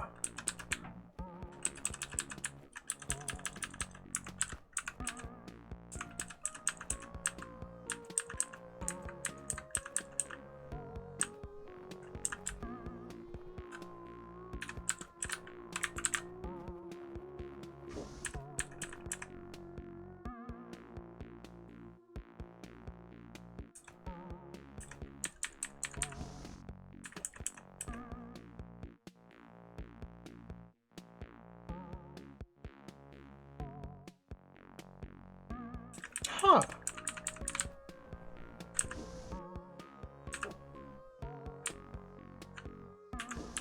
Huh. I don't know what I'm supposed to do here. Interesting.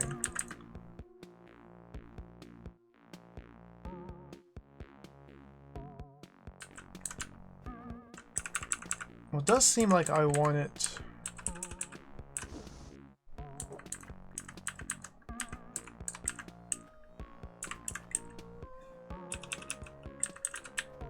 I'm assuming I can do it with just the one golem. I might need this man's friend in order to make this work. I can't peel him off on any of these corner walls, I don't believe.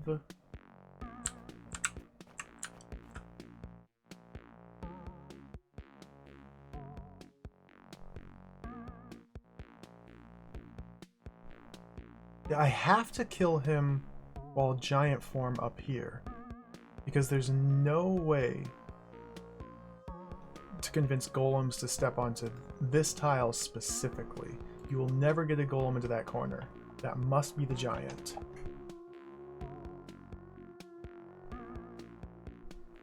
I think I needed both of them alive.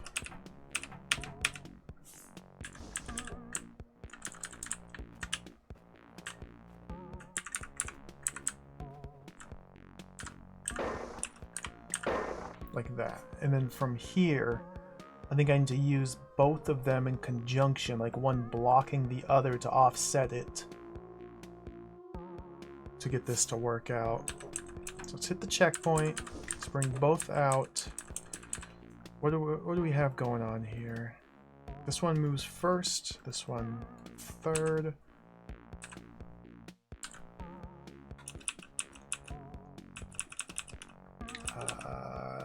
we gotta run south here. Here.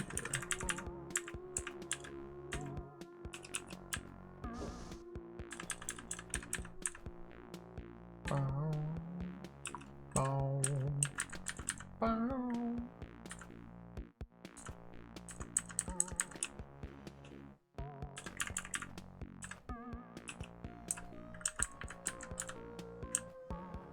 I don't think I want to split them up. What? Oh, I don't even know what I'm trying to do here. Huh. Interesting.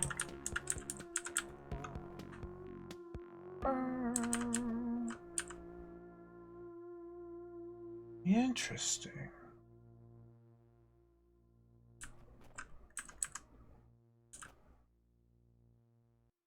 What am I doing?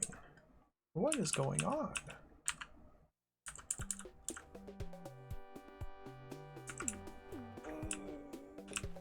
That's how we get this one dead. Wait, what? Wait, what? Wait, what? There's some sort of movement. It's pure movement. It's a pure movement puzzle, understanding of rock golem movement puzzle.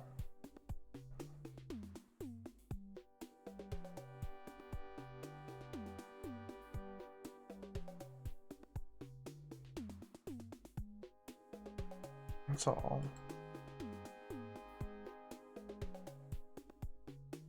That's all.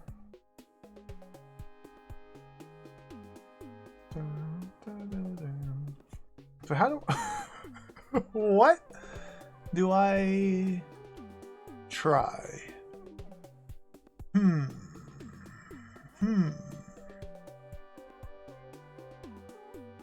So B throw must stand on this switch and be holding this down while the golem steps here. Ideally be simultaneous. B throw steps here, golem steps here. The problem is these aren't aligned. This is not diagonal. So how would a golem be walking to this switch ever while I'm here? Because golems only follow you in diagonals or cardinal directions. Now there's this little square here.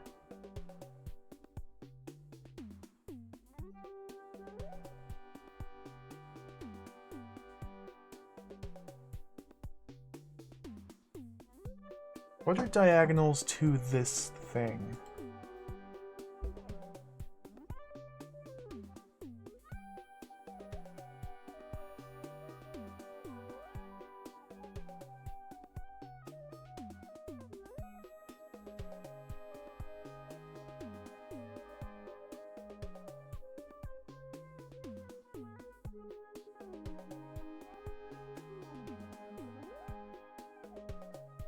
What?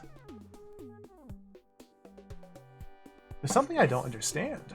There's just a fundamental misunderstanding of gameplay elements here. Like this.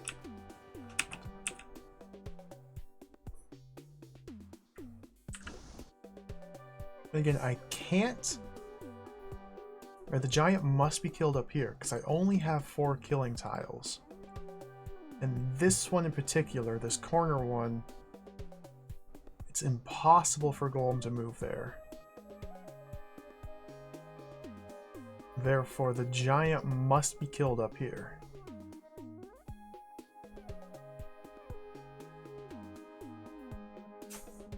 Which is trivial, simple to do.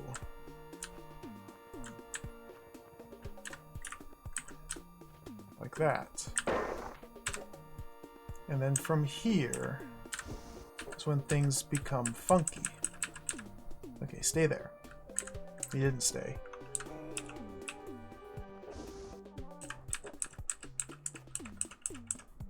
Okay, stay there. He didn't.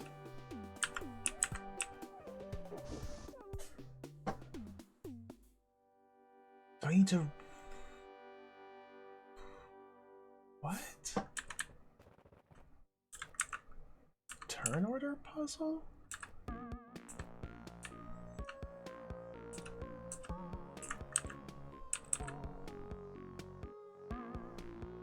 What? Huh. I love it when a room as simple as this just completely stumps me. Simple is not synonymous with easy. Just because it's a simple puzzle doesn't mean it's an easy puzzle. And a room like this hinges on understanding a specific element of golems that I don't, which means I will learn something upon solving this. We can't incinerate the corpses. Pressing the button again doesn't do anything. Okay.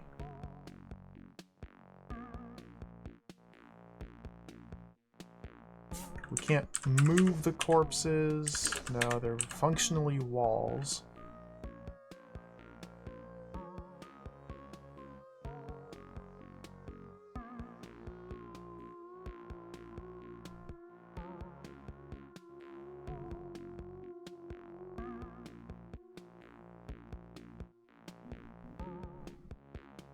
Huh.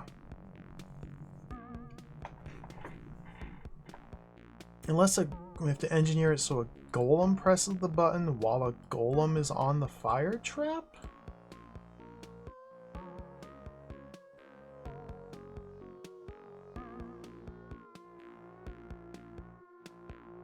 That might work. That might work. It seems quite the tall order. No. It might work.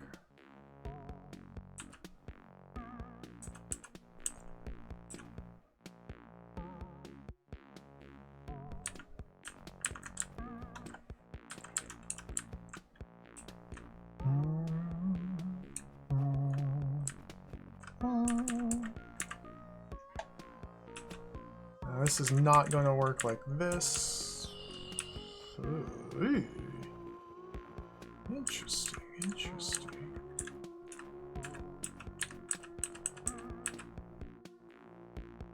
Okay, there we can split them. Do I want to split them? I don't know. I don't know what I want to do. Okay, let's split. Pull you down here.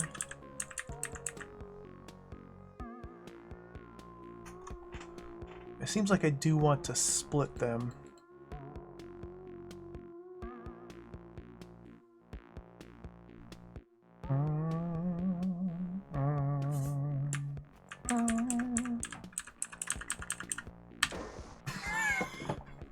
Wow. Cool. Good stuff. Good stuff. All right.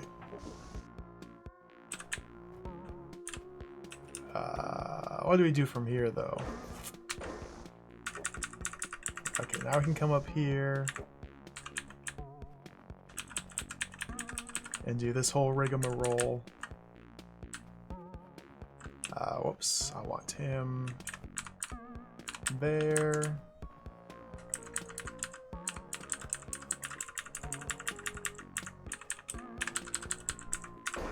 There we go. Oh, it's going quite well, Summer. We're making tremendous progress through DROD. We currently have no sword. We're dealing with fire and spikes and bombs and enemies and hot tiles and no sword. And shenanigans are afoot.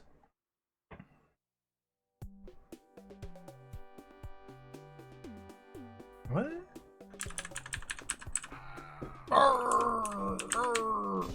What? Oh. I've seen this mechanism before. Is this gonna kill me? No. That killed me. Okay. So we step on this to burn. Oh, how does this work?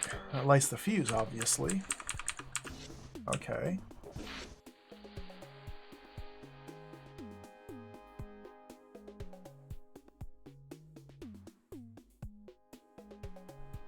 The Wraithwings get killed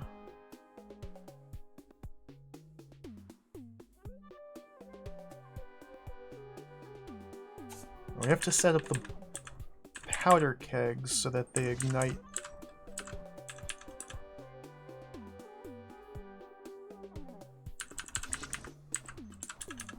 All of those.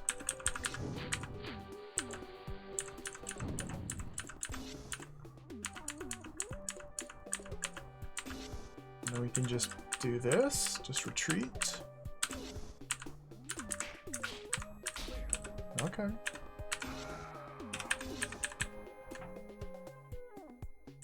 Okay. And now we can get to this lovely little secret room.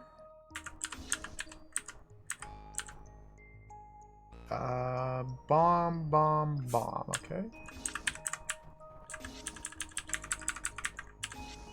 Does that explode immediately? No.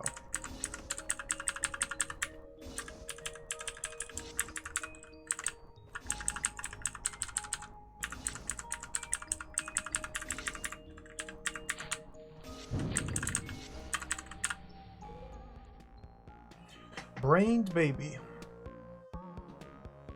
Becomes unbrained in 10 turns.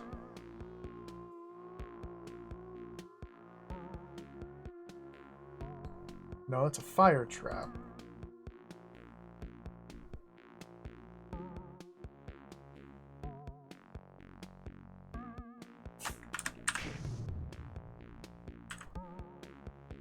Now it's always on.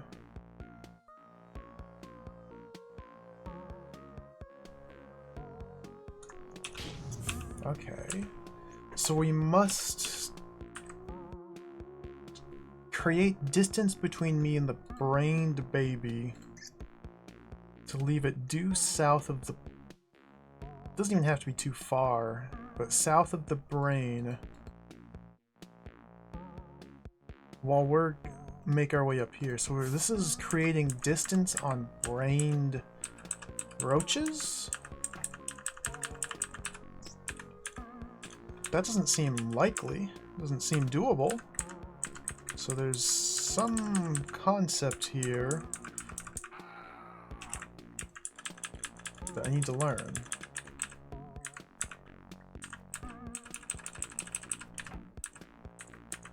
So I can forever trudge.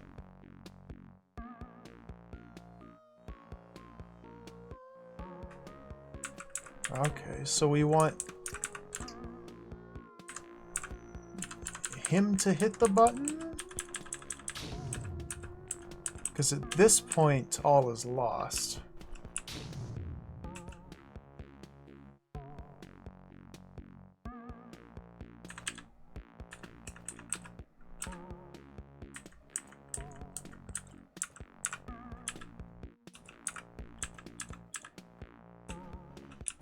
Huh. Okay, so I start out with one tile, which I just lost. Can I use this one tile? Gonna have to.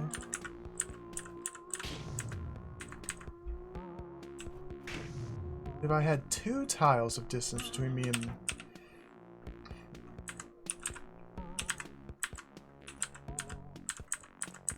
like that, okay.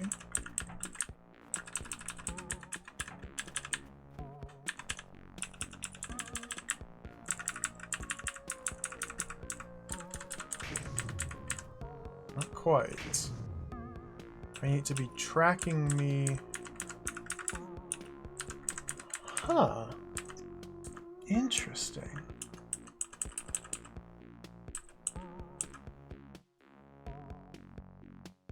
I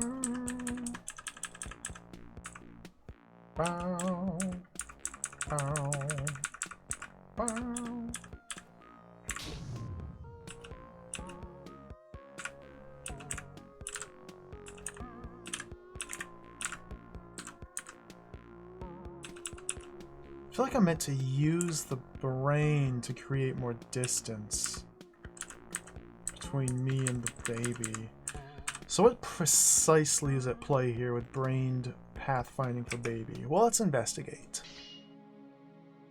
I obviously need to understand more fully the mechanics of monster movement and element interactions.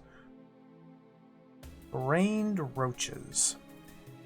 The brain considers the 9 possible tiles that the monster can move to, including the option to wait in place that do not contain visible obstacles as defined above.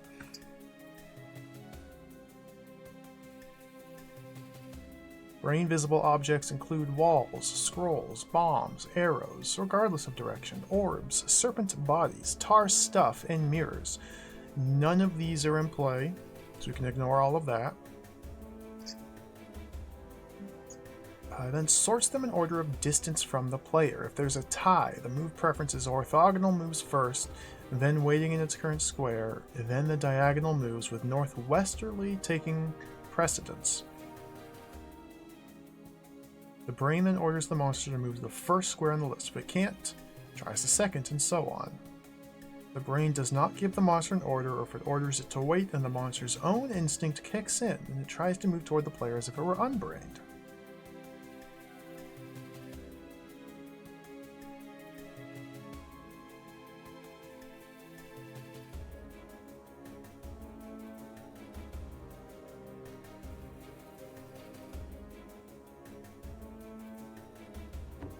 I did not elucidate anything. I did not learn anything there.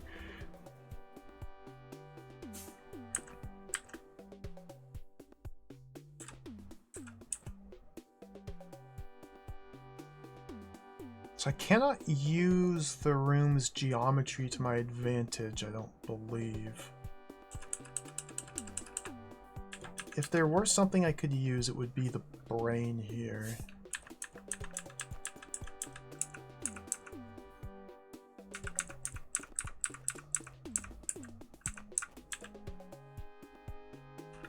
Now, if I am able to, say, for instance, I'm able to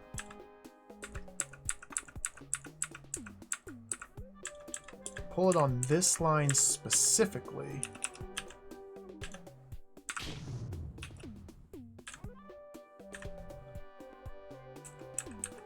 then nothing is gained.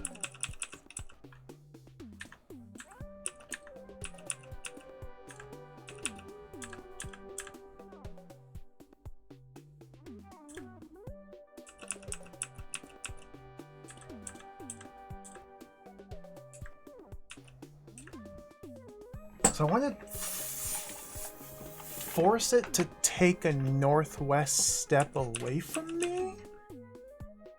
So I should probably be doing this in the other direction.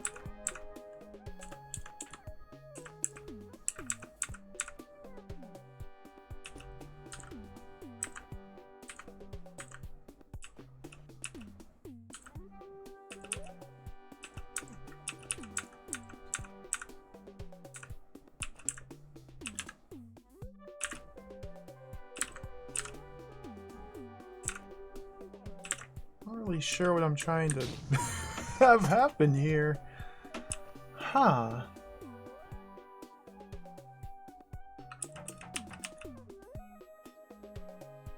So this is how things start.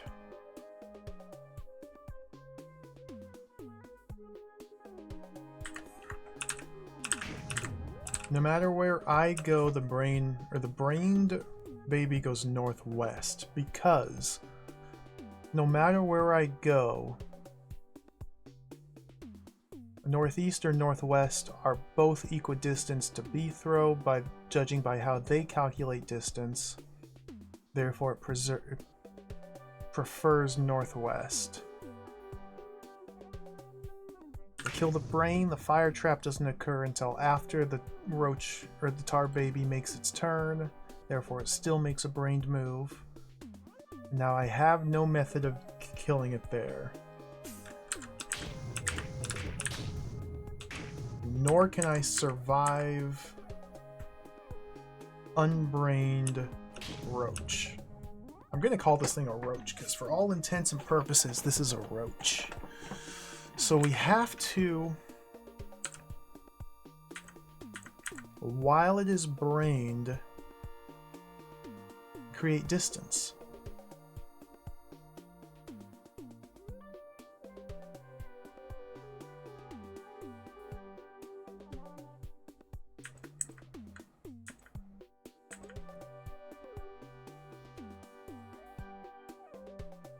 What?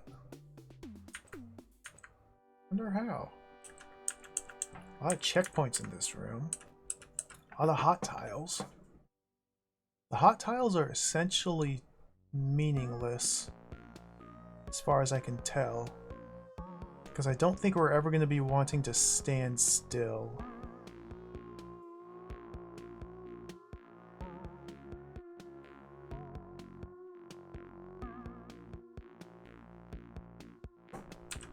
What am I trying to do here? Like, I don't even... What?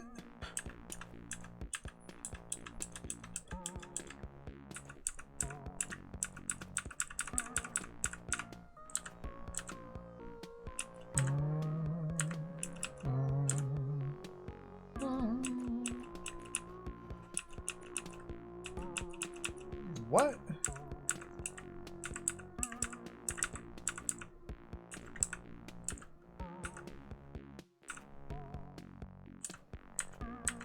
There we go. Okay, so now we got another tile of distance. So why exactly did that work?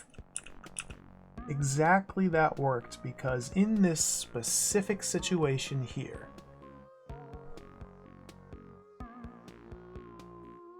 using brained pathfinding, it is trying to reach B throw. It steps north. Well, it depends on where I move. If I go north, it goes north with me. If I go east, it goes east with me. If I go south, it's getting closer to me. When I step northeast onto this specific tile, then it cannot follow me in the northeast line that I take. Therefore, it goes north instead of east, and I'm able to get one tile of distance on it? Even if it went east, I'd still get that tile of distance, but the room geography would negate that. No, I'd be able to go this way. So this only works because its preferred move is blocked, and its second option makes it lose distance on me. So why doesn't that work when going northwest? It should, right? It should work on any diagonal in theory. Unless I'm just completely misunderstanding what's happening here, which is very possible. So let's turn it around and try it. Oh, well, we have to make such long and awkward turns that... Yeah.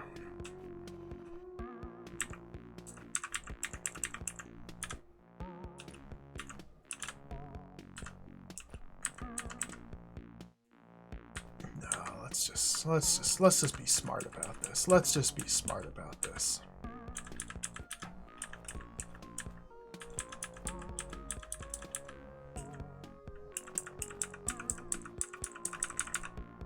Let's just try and be smart about this. Dude, get on that line, okay? Don't do that. Here. No? Oh my goodness. There. Except I've got to step around it myself. I got an extra tile again. So this should be enough to let me kill it. If I understand this correctly, which is not a given. No. Instead, we have simply set up how the room began. So we need to do one more lap. Create some more distance. Okay.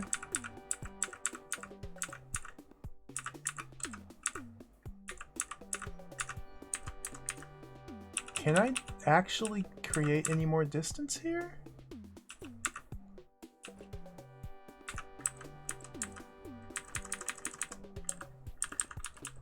Like that. So now we have 4 tiles between us. Okay, they just closed the gap. I gotta be careful here about my movement, because he can really easily close the gap.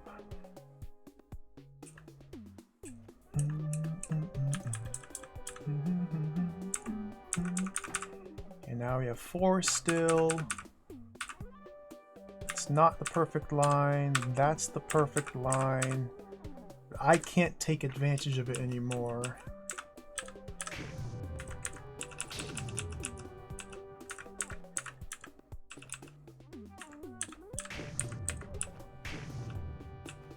So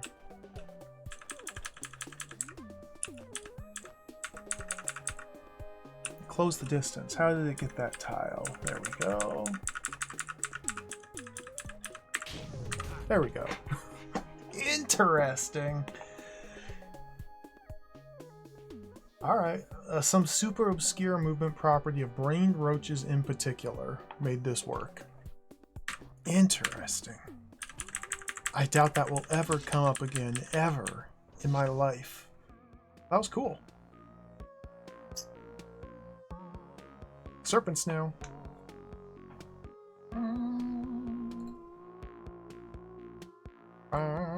Brain serpents.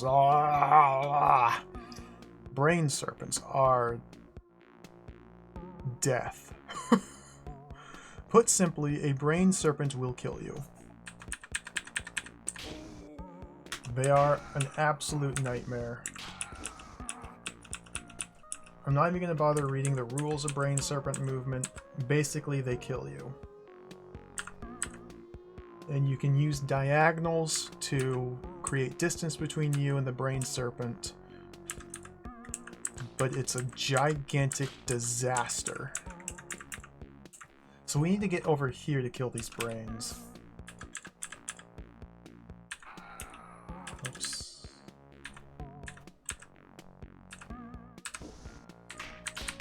Or just do that. Okay. I guess that... Oh! It's not enough. We need to get the roach to step there. Oh, what?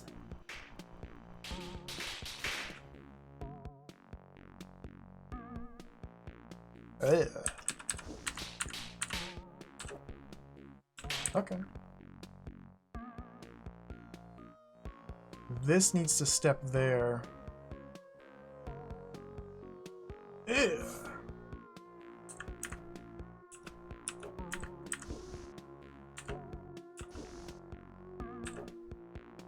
Ew. Well, we know how to handle a single-brained roach, tar baby. The problem is the serpents. Man, the serpents. I mean, we have little loops we could use.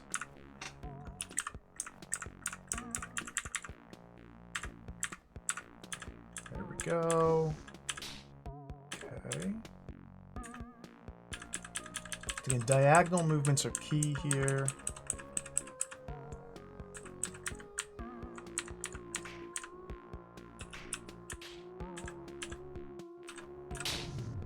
And now they're unbrained, which should make this quite trivial. Because they're all just going to naturally go into here. You, please come to me, go west. Thank you. Okay. So that was just kind of chaos at first. But once he kind of made the correct opening and lightened the chaos a little bit, it simpled out pretty simply. Simpled out pretty simply. I can't even speak.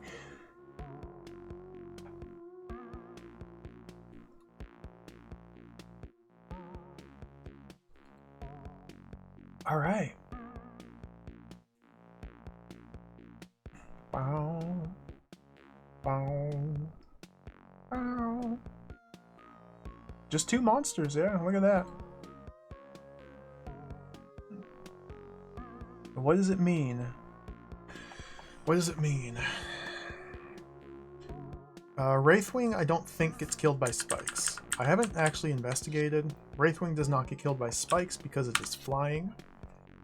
We likely need to keep the roach alive for some purpose. This toggles that.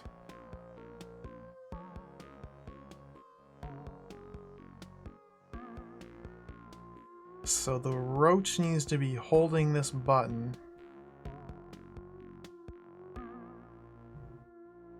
while B throws over here with the Wraithwing out here.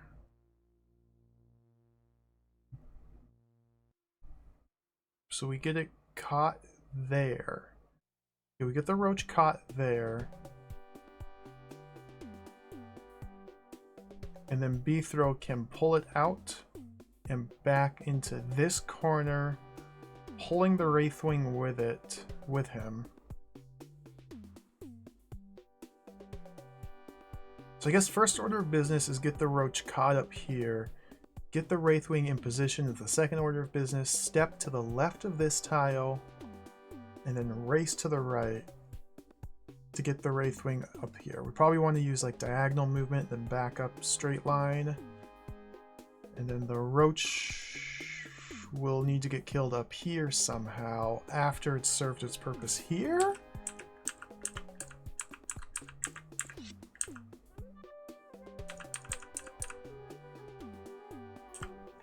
Okay, sure, I can buy that. Can I do it though?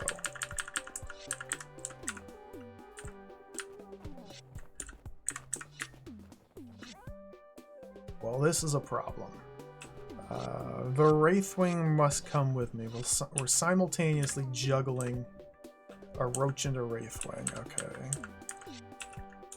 I can use that to stall, to buy me a little bit of time. Good. Stall.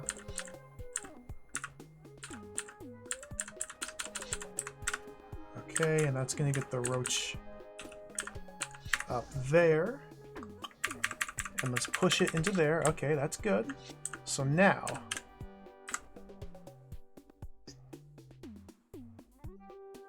how am I gonna kill him? Ooh. Ooh. Ooh.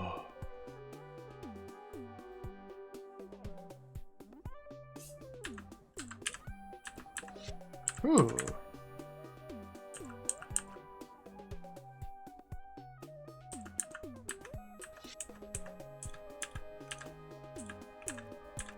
Do I want something like this?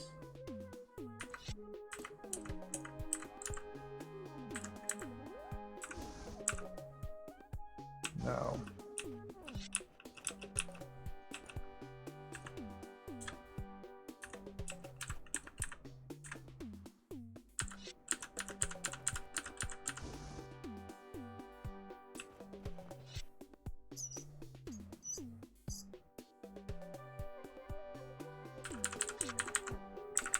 I think I want the Wraithwing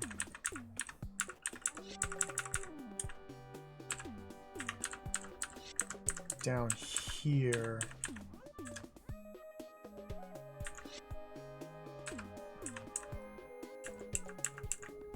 So I can go like that.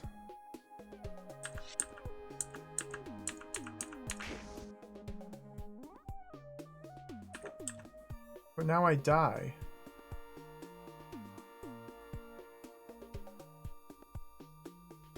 Huh.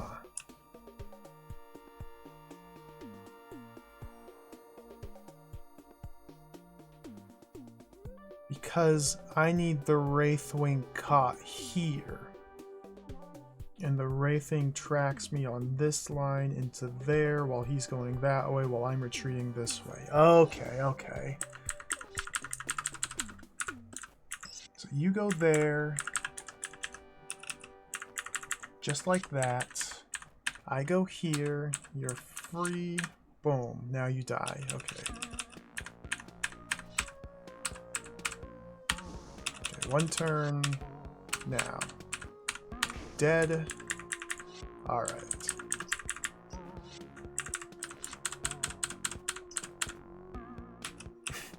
Now we hope that this works, and it did. Okay, that was interesting.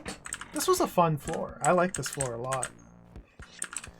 We tried this once with the truth vessels. That was a disaster. A recipe perfected within absurd proximities to the iron and set loose upon the world. What a mistake. Technology's better off walled up. Indeed. There are other ways. Alright, let's try and do one more floor. We shall try a single floor more. Oh, security gates!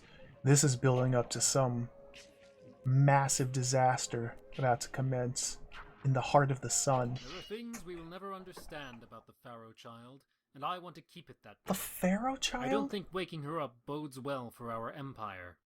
I can't possibly imagine what desperation would be necessary to provoke someone to do so, but, well, someone invented the pickaxe, so you never know. A truly terrible idea, the pickaxe. Yes, so she needs protecting, second.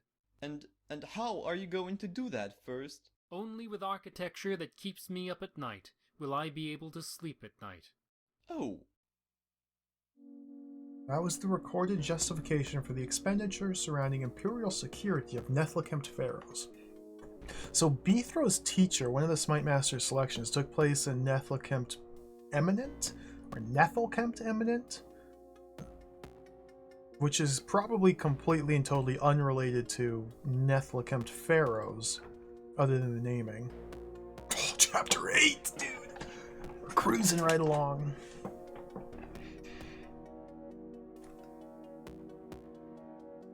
I like Denfrey. Denfrey was hilarious. He was such a troll. Denfrey, freaking Denfrey. That hold was so good. You'd go into a room with like 10,000 orbs and trapdoors and roaches and just all sorts of incredibly intricately designed puzzles. And while you're sitting there trying to read the room, Denfrey walks up. He's like, you know, you must hit the switch before killing the orb. If you do that, the rest is simple. It's like, thank you, Denfrey. You didn't help at all, but thank you for trying.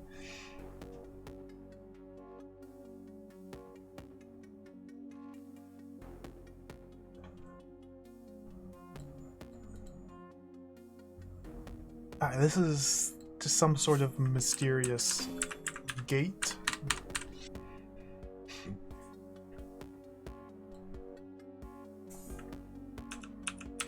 Probably should turn the sword. Break that to get a free turn. If I remember, that. A1 caused the turning 98 days early. I only have 1 day to catch him. I better be getting close, or it's all over. It's all over.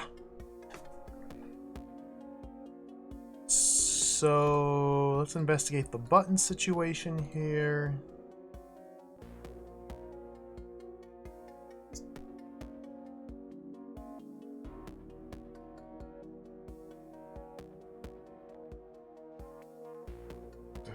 The button situation.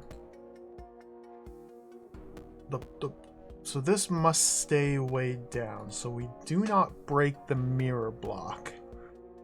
Mirror block reflects the evil eye's gaze, so we could wake the evil eye up here, here, here, because there's no way to avoid that.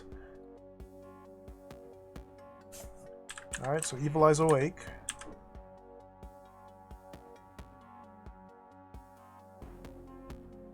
So what? Now I die.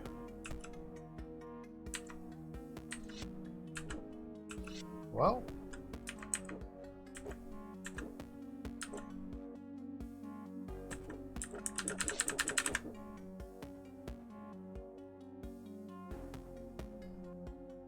What?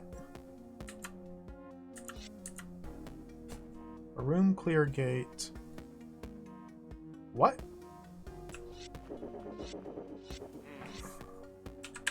I remember.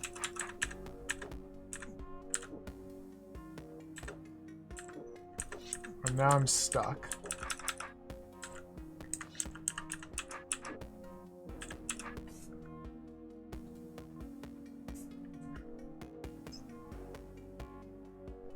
What?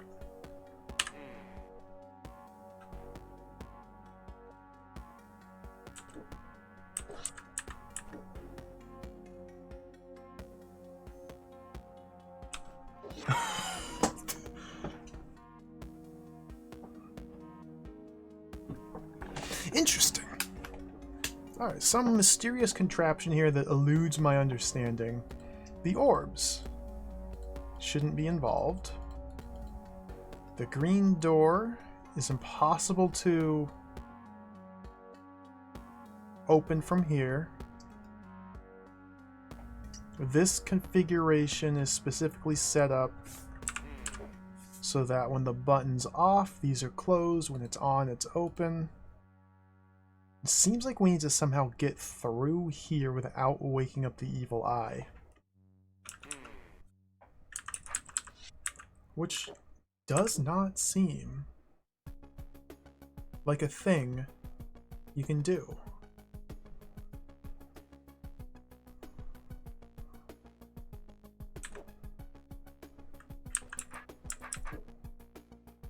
Unless you go like that.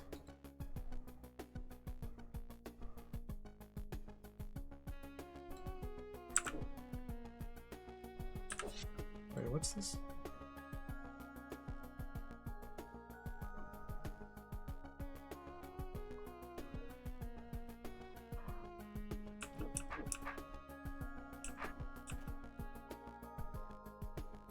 If I could push there.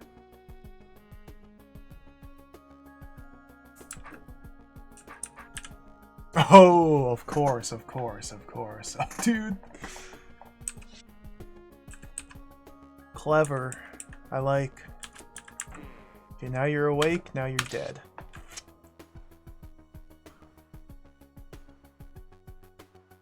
And now we can go push that back.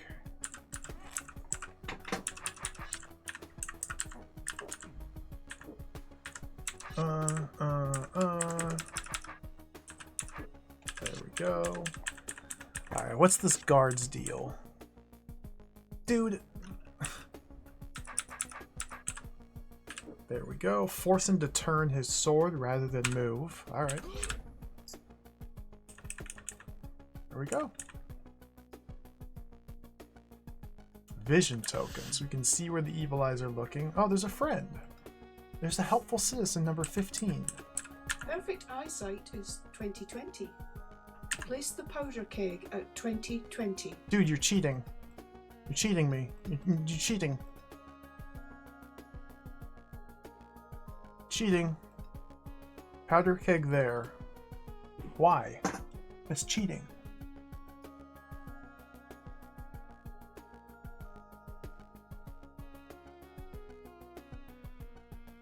Wait, what?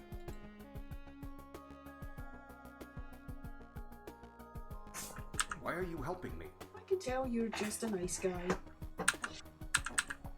I just stabbed you to death.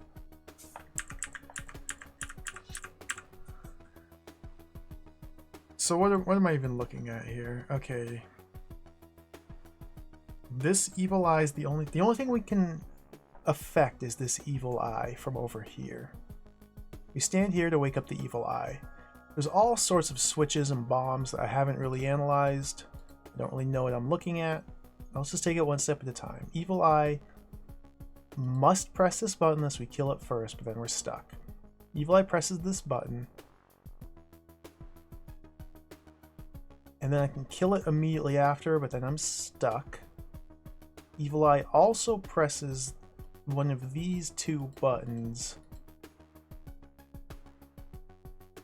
Either one probably is fine. Probably.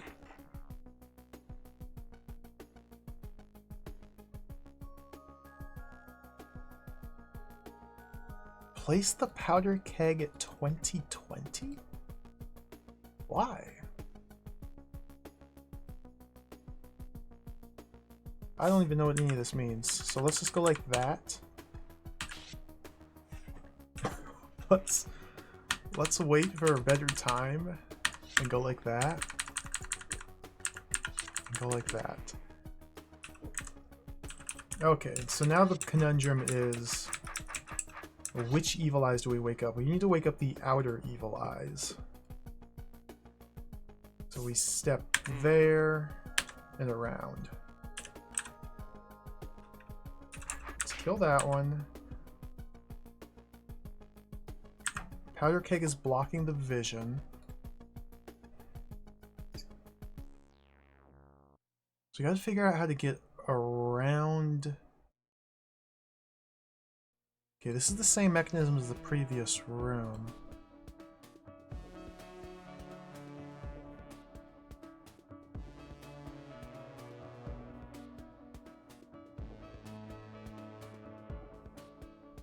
I don't have any way to reflect this evil eye's gaze, so I'm not sure how to get through this.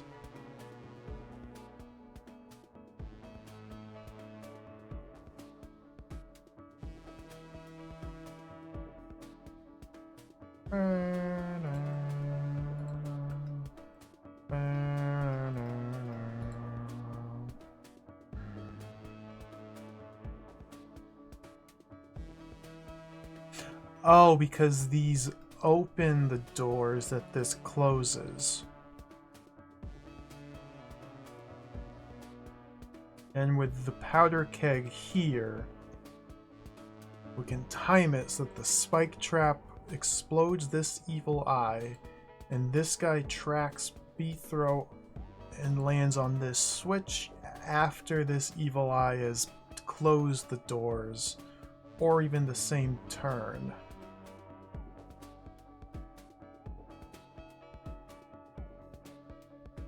Okay. So I should probably come up here and do that first.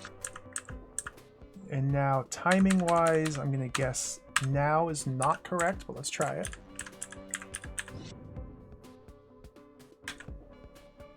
Wait, go. Okay. Alright. Interesting. These are pretty cool. The hint from the helpful citizen was quite helpful.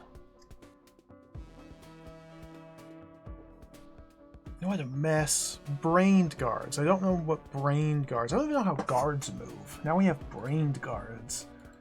I may need to actually understand how they behave. That might be important here. Don't let him get to the orb. Psst. You must strike the orb. Place objects to limit the guards from turning. Aren't you defeating the purpose of this place? Exactly. I'm 15th place defeater. At your service. 15th place defeater. You're helpful citizen number 17, though. 15th place defeater. You're lying. Alright.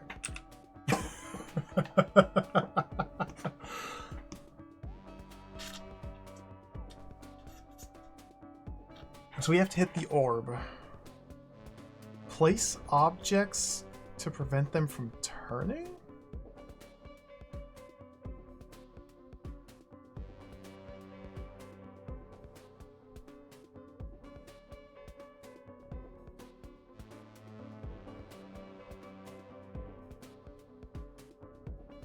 Okay, we can't allow this button to get pressed.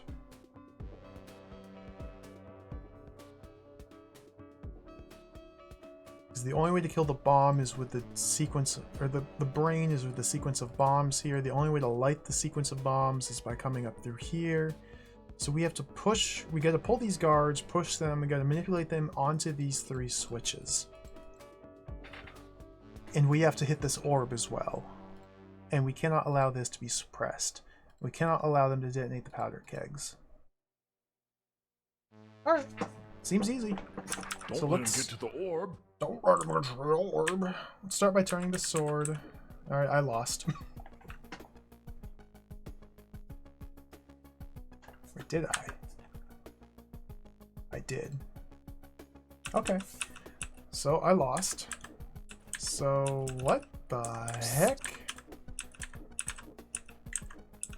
Excuse me?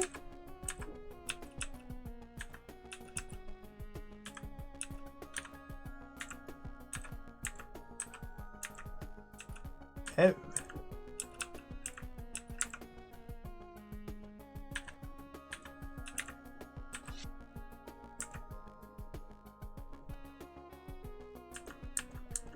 Sir, would you not? Sir? Sir? So why is this happening? We have a holding pattern here. I guess it's because guards, similar to we gotta read about guards. So I don't understand how guards behave. They're a very seldom used monster in the main holds. Where am I going? Here we go. Guards. Same movement rules as Omtlich, including their ability to sidestep when needed and the need to be facing the right direction. A few notable differences. Firstly, guards always act brained as long as there's a path map to the player, regardless of whether there's a brain in the room or not. If there is no path to the player, they act like unbrained Omtlich. The other difference is that they do not share the sidestepping the player behavior described above, and their movements restricted by the fact that they will not make a move that causes their sword to strike another guard, slayer, or bomb. If the guard's sword is within 1 square of their target, they'll make whatever possible move to get their sword on top of the target first, preferring to step rather than rotate if both are possible killing moves.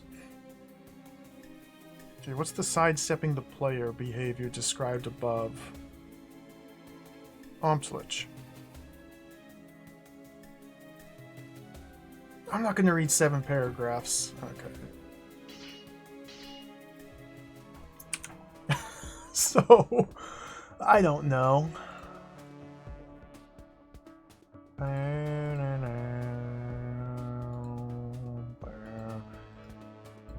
The general idea is we got to get this guard either on these force arrows or this way.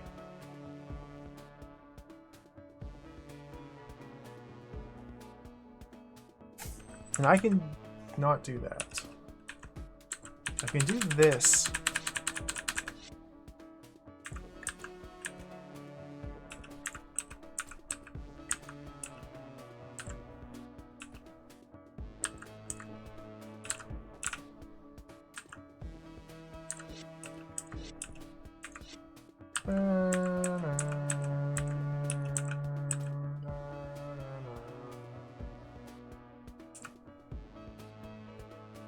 So, like, I guess it's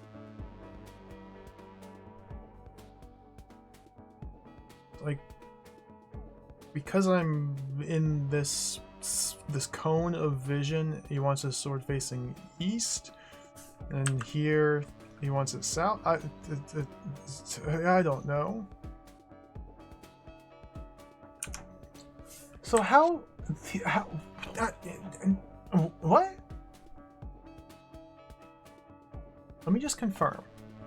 Stepping on this means the puzzle is lost, right? Because the bomb will no longer reach this fuse and there's no way to set it off. So he can't step there, period.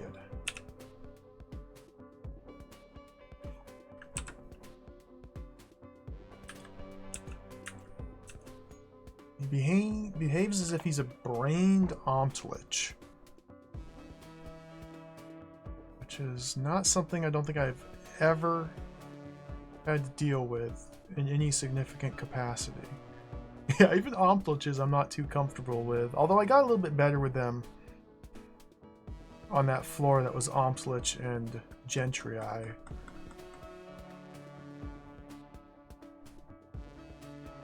But not enough to like accurately predict their moves. Not by any stretch of the imagination. So what the heck?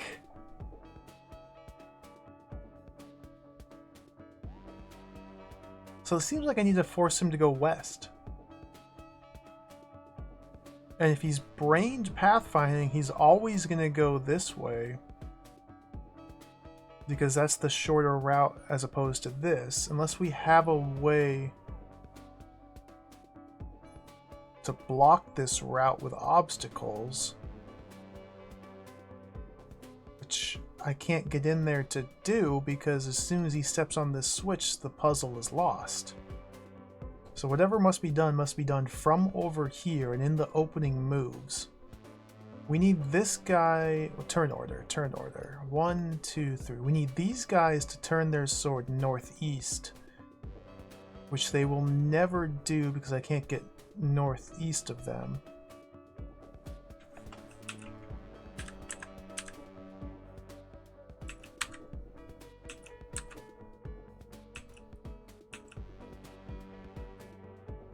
I have no idea what I'm supposed to do here.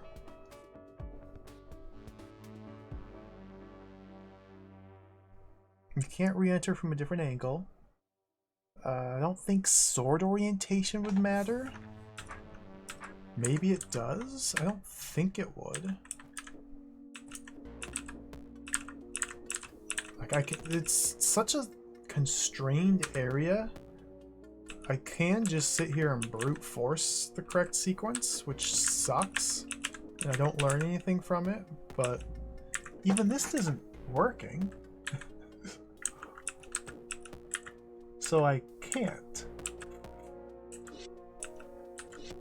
Huh?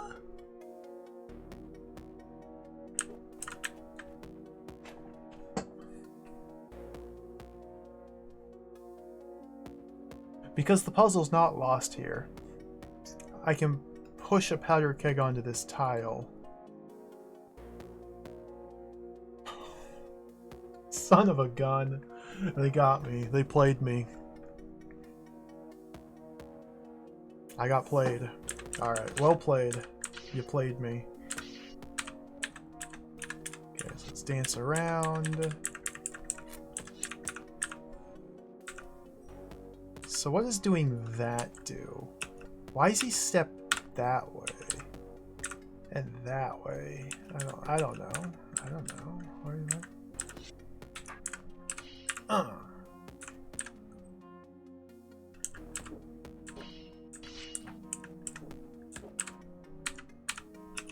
Get wrecked. You will never detonate that bomb. So now he's going up this way. I probably should have gone more like that. Oh, we reached quite the quandary here. There we go. Okay, so that's been repaired. So now it's just hit the switch and place all the guards. Simple as that. So let's go this way. Now he can't quite figure out this trap.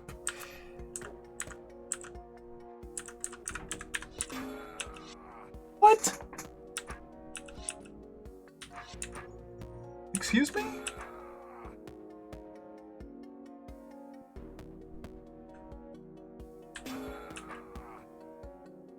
What? Well, this is a problem.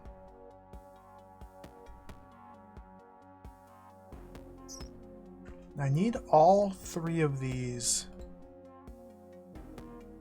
to be pressed by guards specifically, so I can't kill these guys. I use this bomb somehow in here?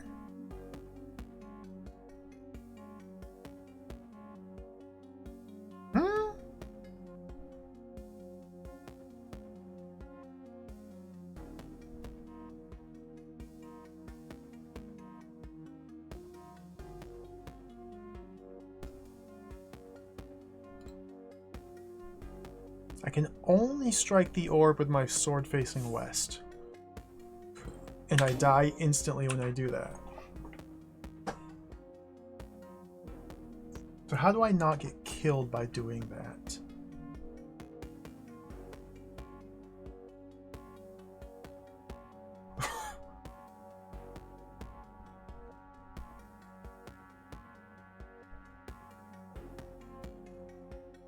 Oh, this is mysterious.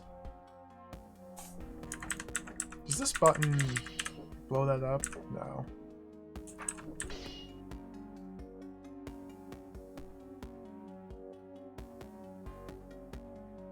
Because he needs to have his sword northwest. I need to lock his sword in place somehow. I need to push this barrel. I need him to rotate his sword and push that there, and then...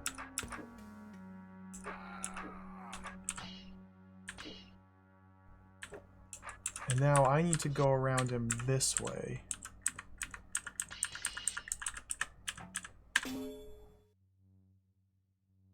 And that almost worked. Okay. That almost worked. How could I have made that work? Sword here, and then run around this way, maybe? Or rather, barrel there instead? That might be the answer.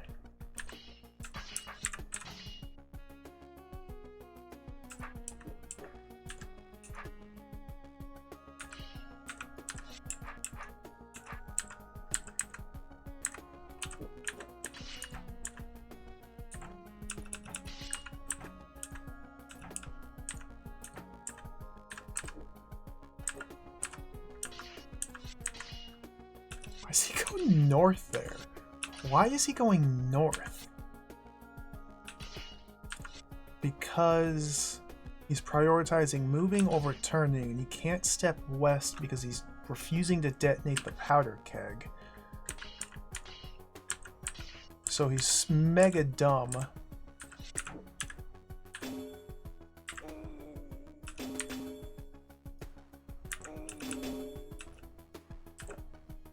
But we have a problem here. Because I need the second barrel there. Oh. Oh, that's fine, that's fine. I can't push the barrel up there yet. So we... Oh, wow. Fascinating.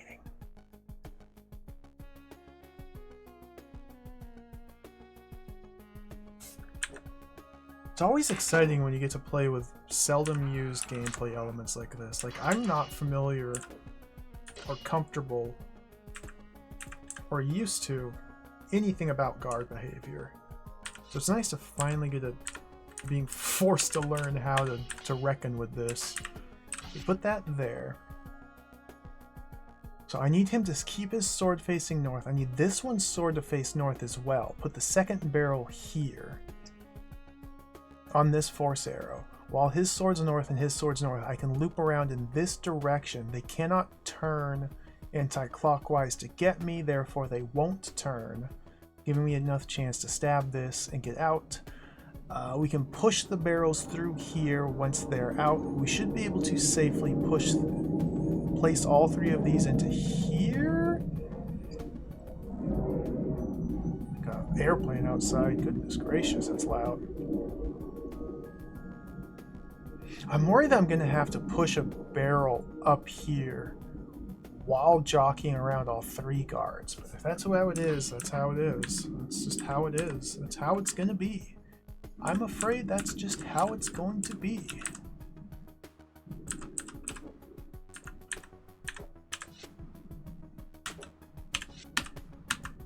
Got him. I need to turn my sword. I need to create more distance. No? There we go. Okay. Boom. Alright, so now the question is, am I able to place them into their little... If they're acting as if they're brained, they are never going to want to step onto force arrows because brained guards or brained enemies consider force arrows to be intraversible. So they're not going to step onto these buttons unless I make them act as if they're unbrained, which would happen when I'm standing on this force arrow, so I must push this barrel up here first before stepping on this force arrow to coax them to do that. This is interesting. Alright, so now we have the fun. Now we gotta deal with the fun. It's this barrel.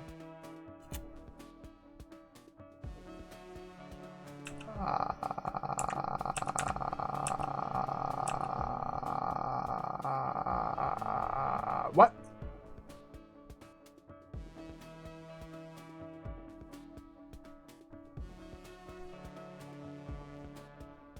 What? How do I get the barrels out?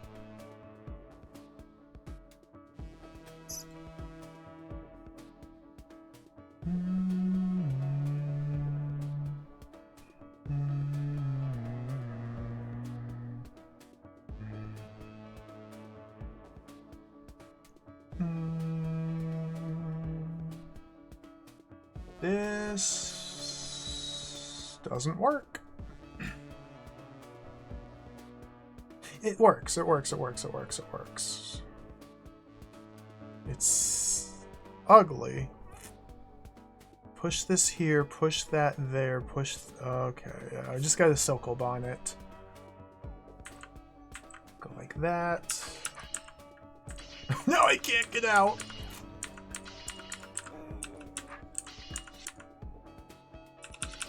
Okay.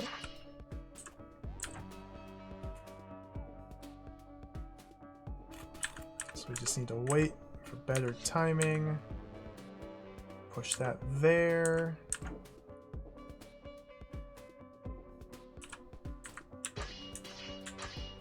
I don't think I can ever get back in once I've left, so that was bad timing.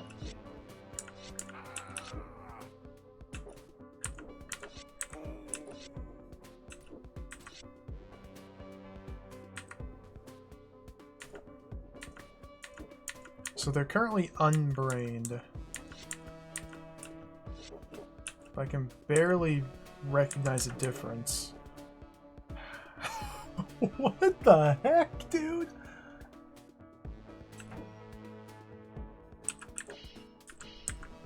This is chaos.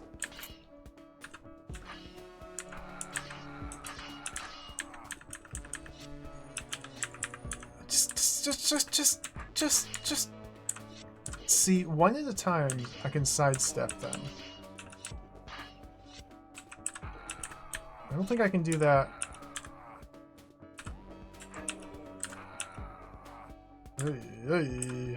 Not like this.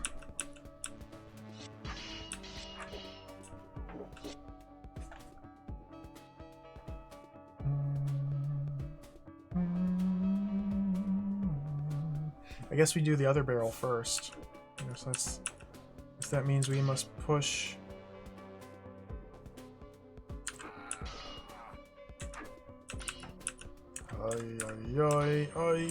Dude!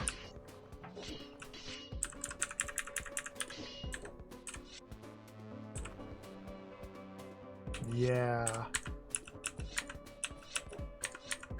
Okay, now they're all clustered. Now they didn't split.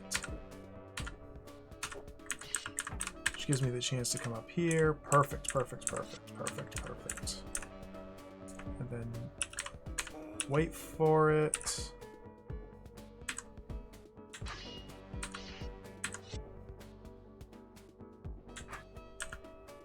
Oh my goodness!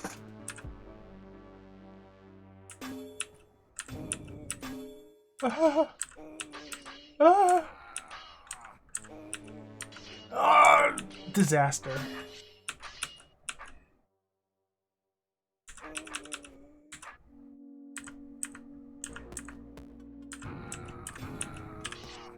This is mental. Okay, let's reassess from here. Let's get them clumped up a little bit better, like that. Welcome to the chat room. Thank you, Twitch.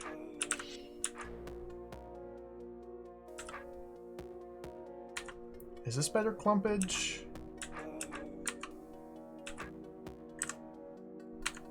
Unbrained clumpage. Except I need to be rotating.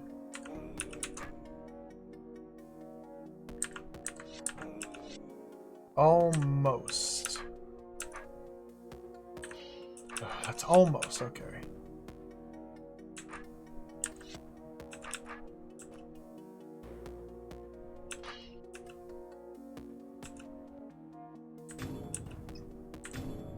I can detonate that one.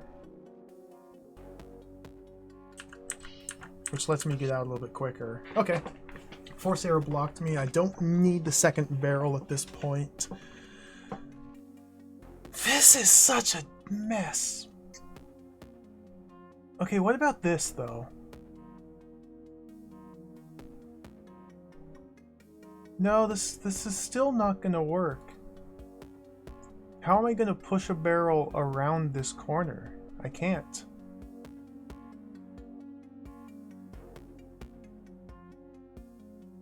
Well, did a lot of really fiddly and awkward movements for nothing.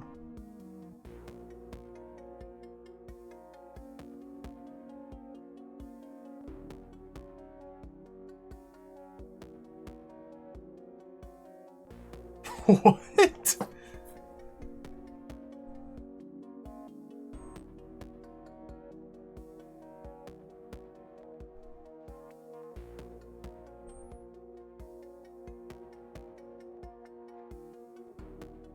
Huh?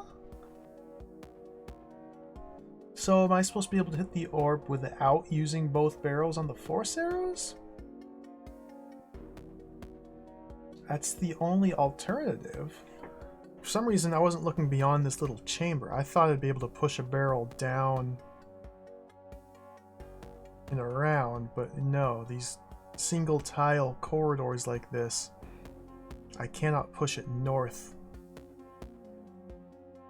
And these don't act as mirror blocks. I can't use my sword to drag them or to fling them or to pluck them out from corners because they detonate. So I guess I was supposed to do this bit differently without using both powder kegs. Using a powder keg in the other guard? But I can't convince the guard to ever step here unless we put powder keg, and break the brained pathfinding. Okay.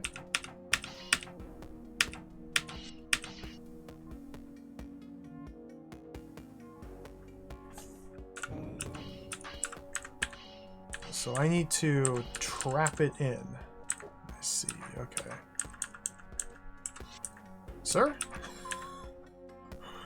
Sir? Sir?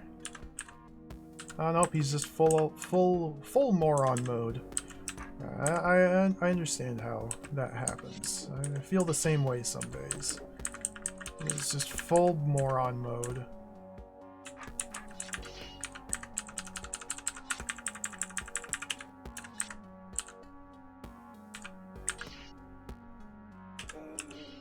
That gets me killed. Okay.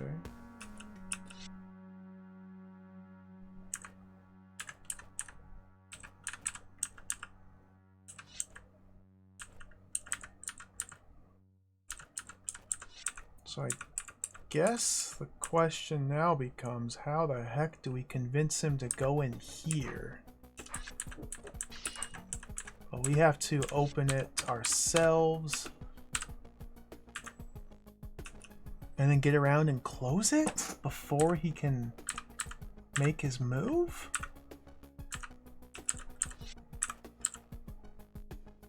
That seems unlikely.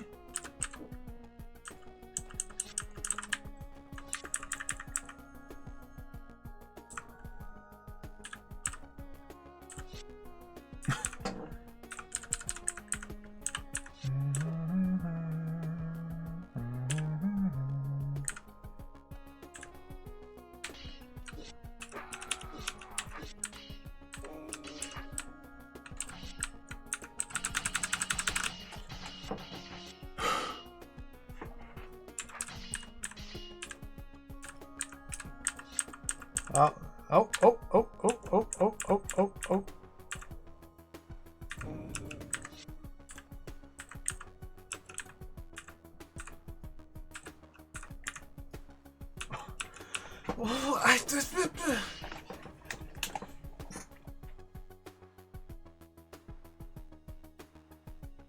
Oh, I don't even know what I'm trying to have happen here. Even if I get a guard, I guess it's no, it's guard and powder keg. I need to trap the guard into this tiny little area with powder keg on both sides. Because that's the only way I'll consider stepping onto a force arrow a viable maneuver. How?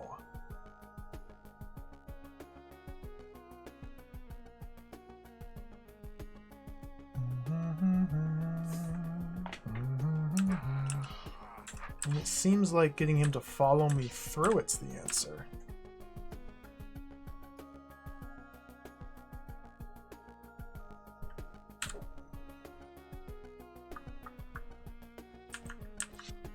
It's just not really working out. Let's try it like this. Let's try it slightly differently. No.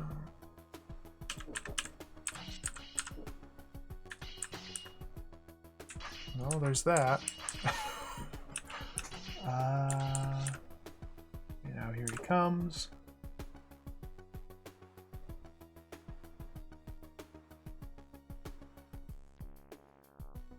This is so jacked. Like, what the heck? This is quite twisted.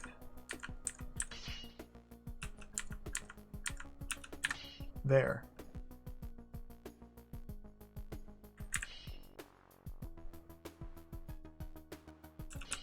So that worked because at the moment there's a viable path to me. Setting that there encloses me entirely, so he's no longer brained for that movement, so he's able to step down there. So can I actually still do this from this point?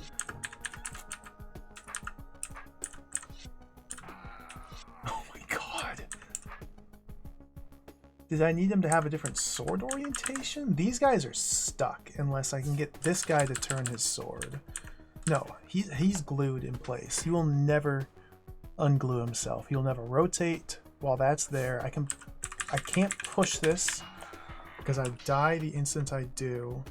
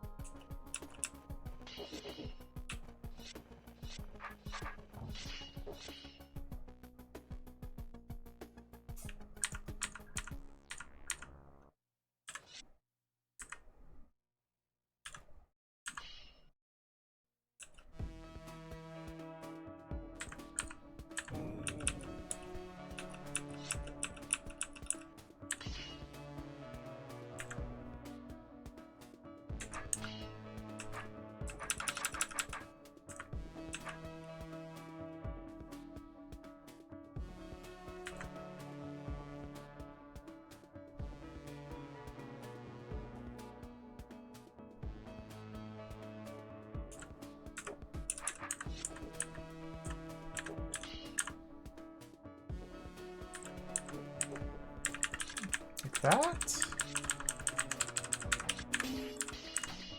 Goodness gracious, dude. Oh my goodness!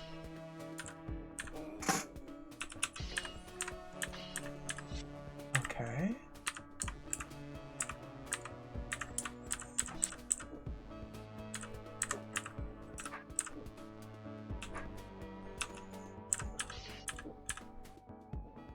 Get off the...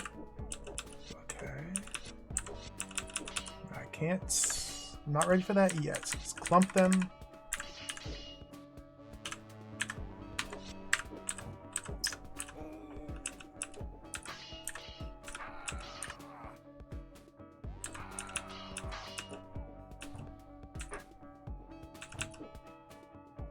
quite work out. It doesn't quite work the way I was hoping. Okay. Let's do a runner, do a little lap.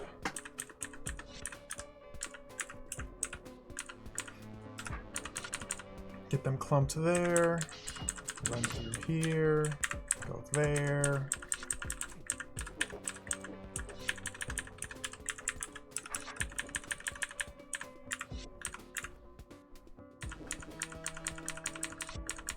There we go. What a sick room. Like unwell, like physically ill room. Holy smokes, that was twisted. All right, let's play another one.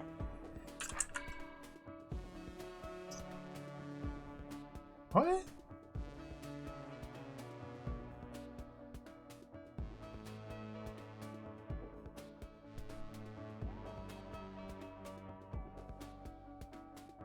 It makes sense. That was actually a good learning.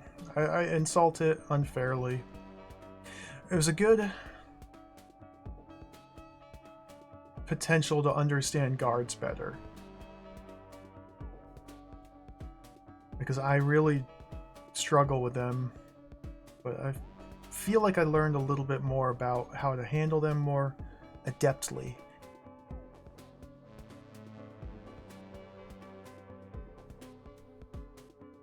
Very fiddly though, and with such close quarters, man.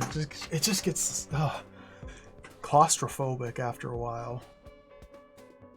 Alright, what are we looking at here? Button, button, button. Who's got the button? So why can't I simply kill all the evil eyes, then hold these buttons down? Because that's illegal. We got a whole... I can't even see those red lines on the red background. Okay. We must set this up so that we're able to step on the fuse end to kill these guys. These are the last ones killed, so these evil eyes cannot ever be woken up. Which means Beethro can never stand on these buttons. We must use evil eyes to press the buttons for us. At an angle. It seems like I can wake these four up at any time.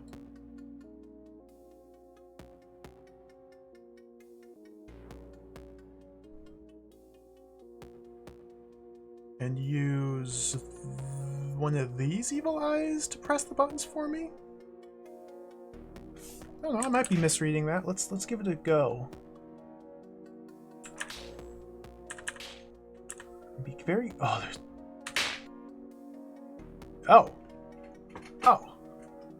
Oh. Alright, so we have very limited turns to wake up a specific evil eye or set of evil eyes. So who can I wake up from up here? Because I only have 7 turns. This guy we can wake up. Can I even make it there?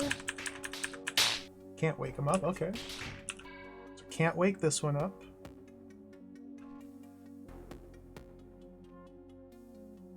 Can't wake that one up. Can't wake that one up.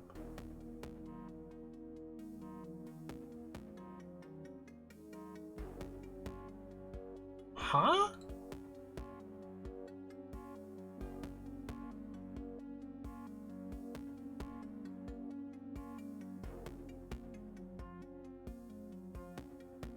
I guess we have to like get in here and do something like that.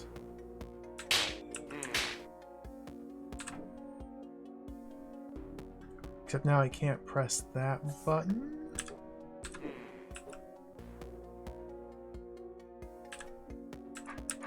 Except I can always...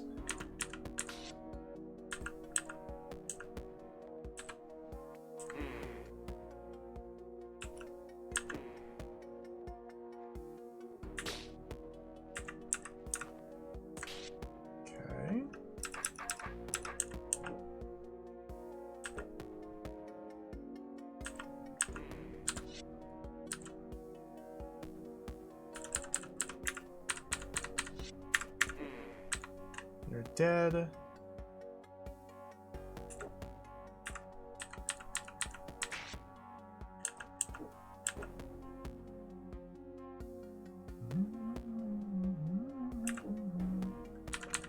And now we want to switch sides.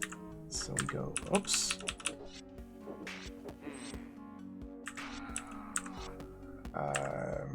Not allowed to press that button.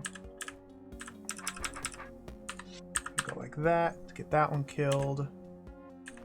And like that to get that one killed.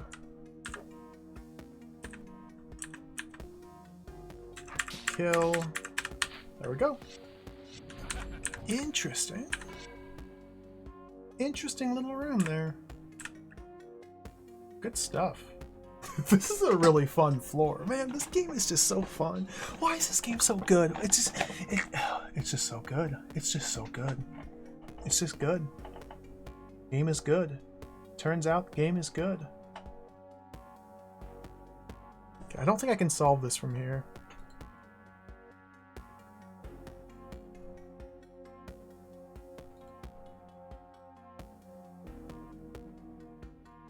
Can I? Why can't I? Because these are there and there. Yeah. Okay. Decoys. The eyes are unreachable without dropping the trapdoors, which would trap the Delver. Hence, he is forced to use the decoys to kill them. However, there are only 3 decoy potions. Another literally impossible puzzle. Yep, good stuff. The addition of the eye behind the red door forces the Delver to open all the yellow doors. To do this, he must utilize both mirrors, so these cannot be used to help him either.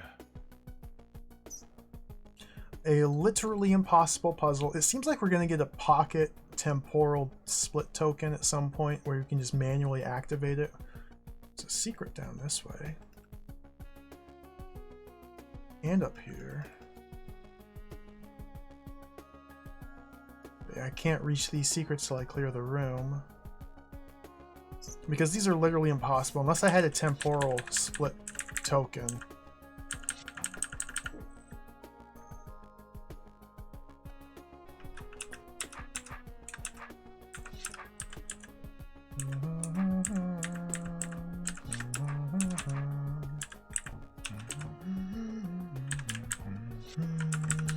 I'm not even gonna bother. Decoy. The game is trolling me.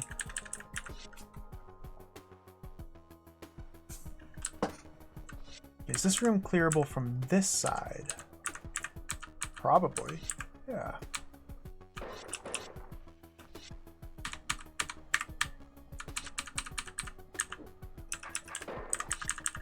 There we go. Okay. What opens that? That. Can't go north. Alright.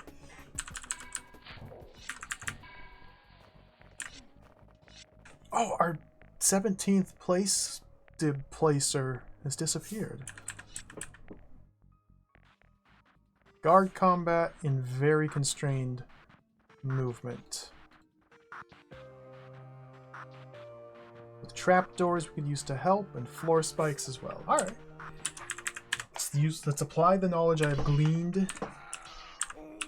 Let's use what I've learned to kill these guards? What? What? What? Okay. What? What? Me throw. Step.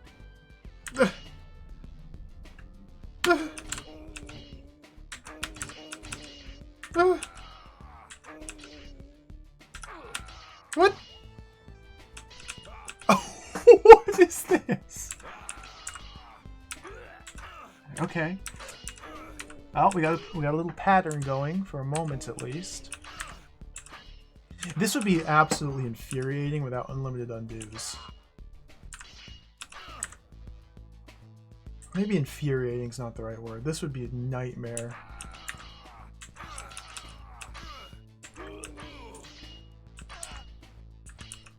Oh, why did that just happen? Because of turn order. This guy turns his sword blocking that, so he's forced to go up there. Oh, dude.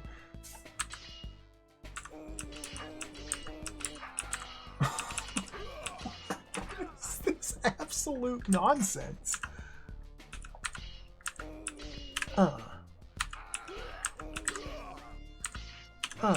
No? Ah.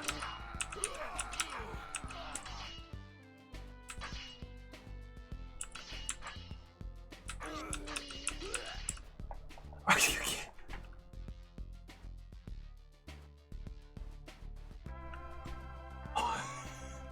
Ooh, I like these things.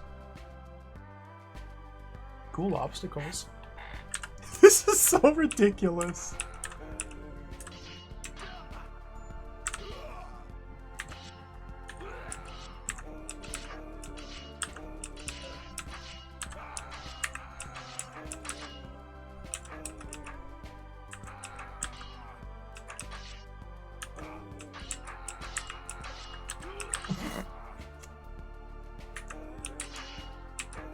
There's just, I just can't do anything. Okay. I feel like I should try and somehow make my way to the trapdoors and floor spikes and like use the elements of the room to help me.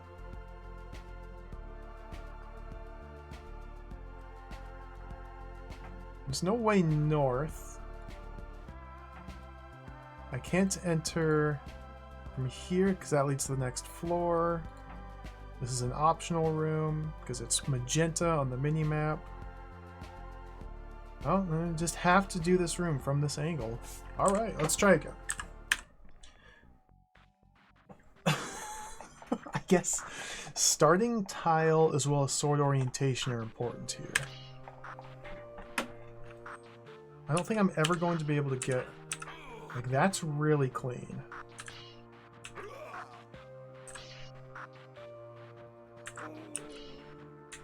I want to try to avoid backstepping.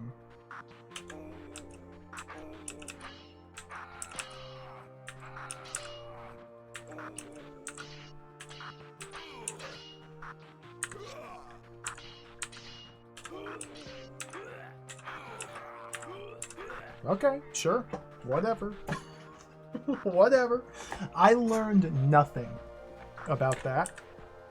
Challenge completed. There was another way? I just got a challenge! Okay.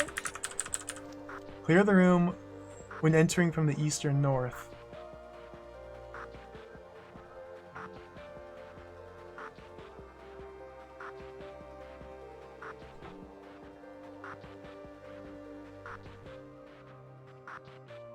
Huh?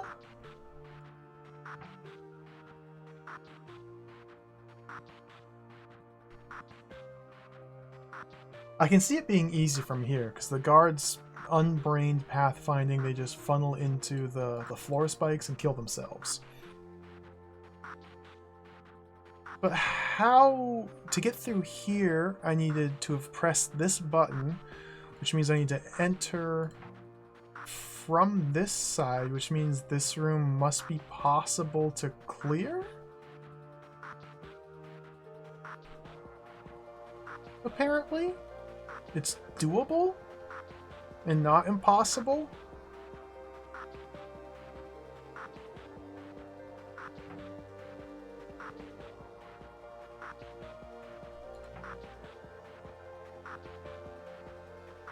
Well, it looks impossible to me.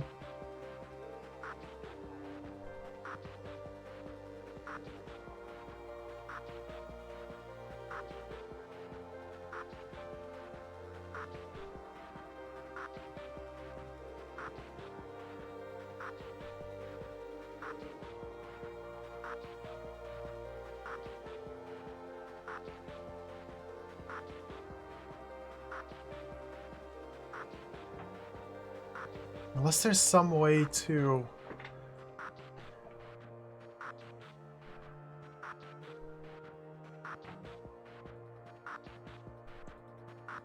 I mean, there's secreties going on here and here. And, like, cracked walls here.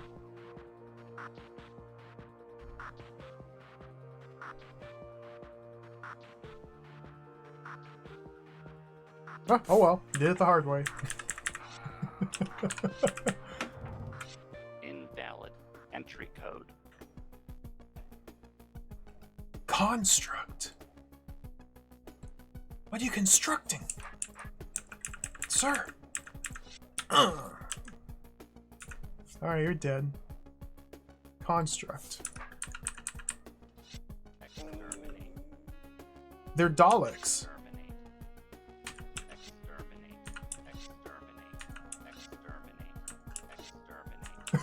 They're Daleks!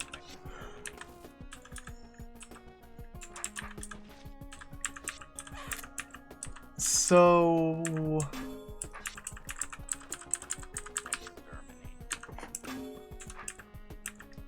Similar to Roach Queens, in some regard, they...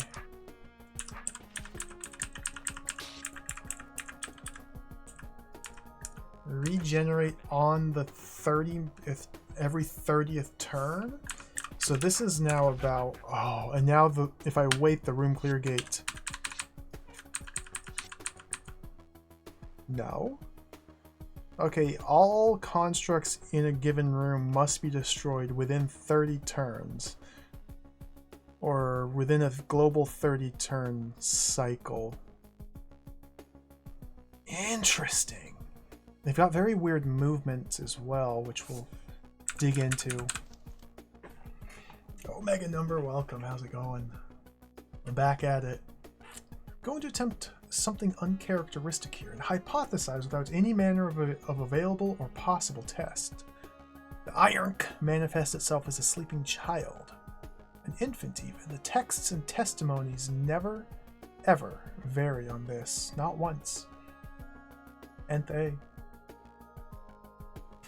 made my Twitch unwrapped. Good to hear. I'm excited for the next entry on your Crime Time playthrough. I had no idea that the Imagineering guys, Dan Kitchen and Barry Marks, made text adventures before they made jacked NES games. That's so cool. That's so fascinating. That's so cool. I want to play some of those. I want to play them. I want to play so many games. Just too many games to play.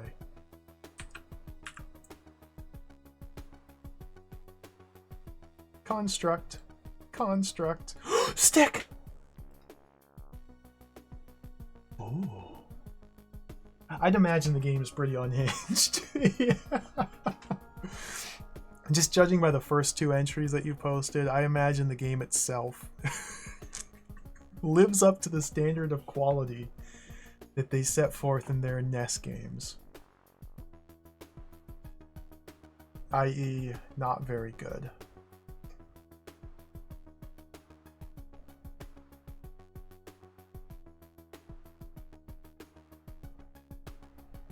Stick! Oh, that's a beautiful stick, Hudson. Whose stick is that? Of course ZFG has a stick. Oh, that's beautiful.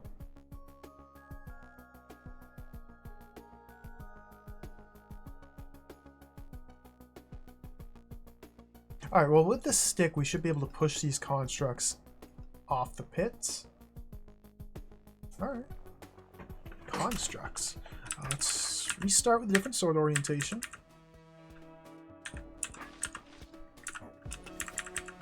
We may be able to even just go like that. I love how they are Daleks. Exterminate, exterminate, exterminate, exterminate, exterminate. Freaking Daleks. Hey, yeah. Stick. Stick.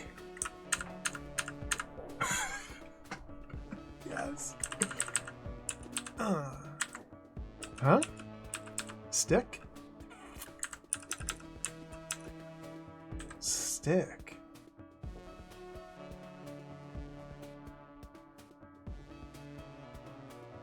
Oh, 30 turn sequence with the sword. Stab, tunnel, traverse, stab, kill. Ooh, ooh, okay.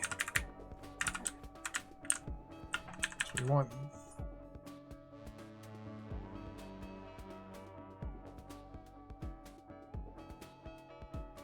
How do we set this up?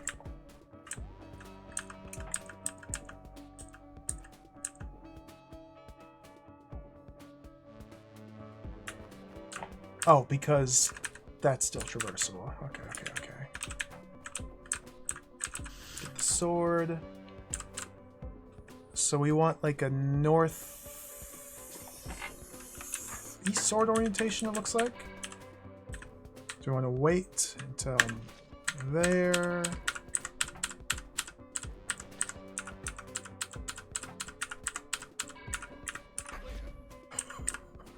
That's trippy.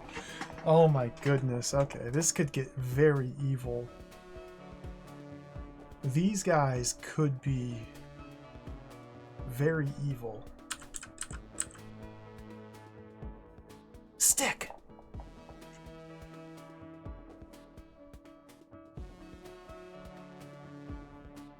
Okay, there's my kill zone. Hot tile, stick, trap door must be dropped somehow. This button lets me into there. For some reason, this lets those guys, that guy out.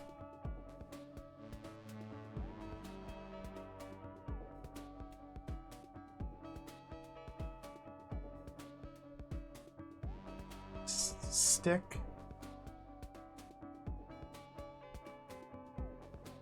Corpse. Construct gets pushed in here with the stick.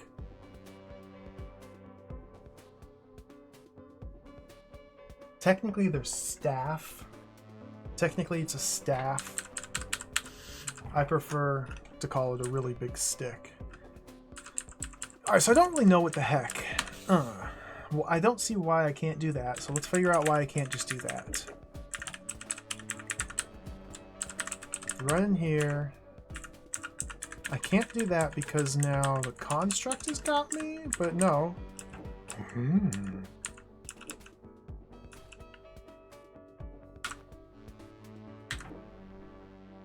Construct has got me.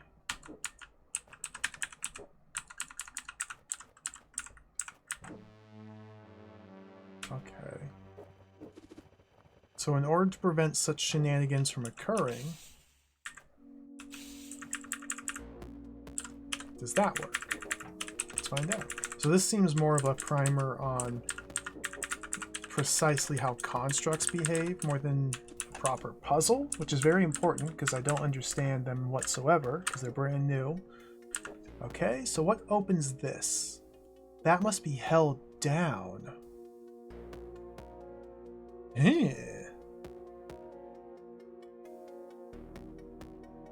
So this is a stick maze to push this golem corpse through?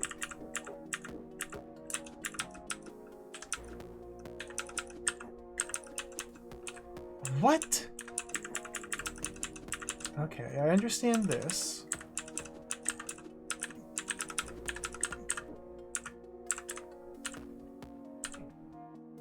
What's this button do again?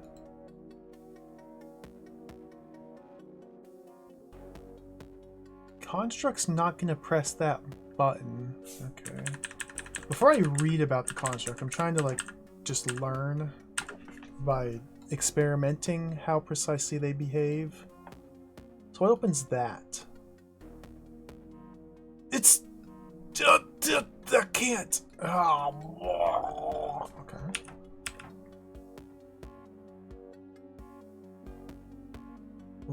living golem needs to be in what? This is just a switch pressure plate puzzle sequencing problem that I don't understand yet. I guess I am working under the assumption that the construct can't be killed on this hot tile, which is probably a valid assumption.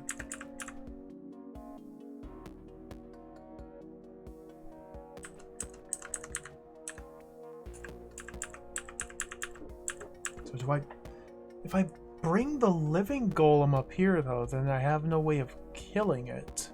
The hot tile is the only way I can kill the living golem, unless I can push him there. I can't dig him out once he's down there. I can have him follow me out.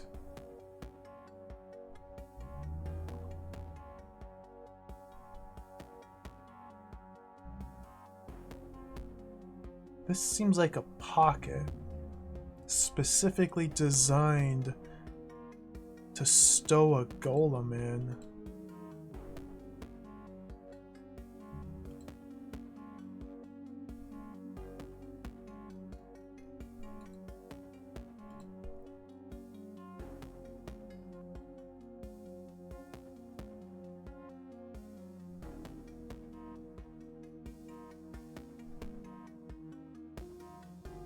So yeah, this has to be a living golem. This has to be a living golem because this is an airlock. We need to press this button to get through this door and then unpress it to drop this trapdoor. We must drop the trapdoors in order to escape the room because we can't exit through the south. This is for entering from the south. Okay.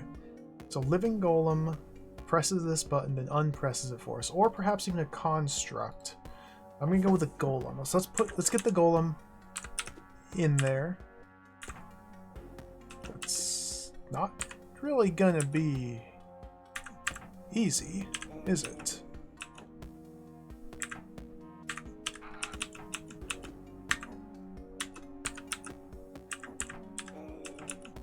Okay, it's impossible. Golem follows me in, I don't lead the golem. Golem follows me. Okay.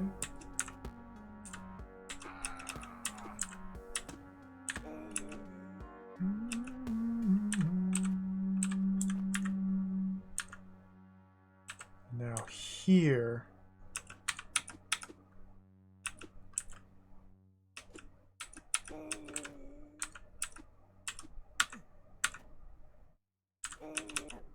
No, this is quite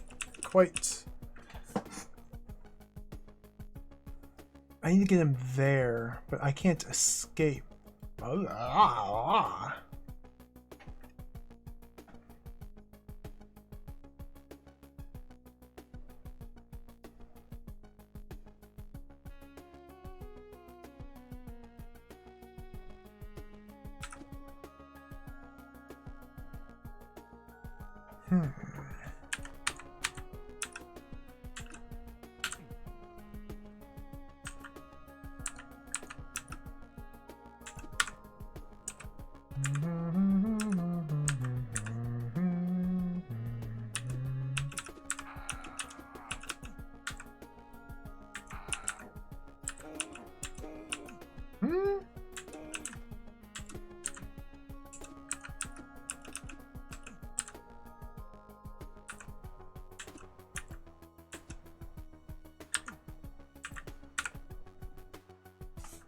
Problem is, single tile corridor.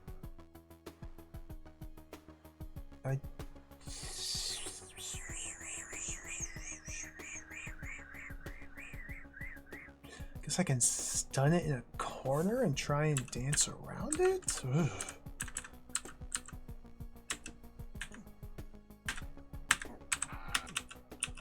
What? Oh no. Oh no.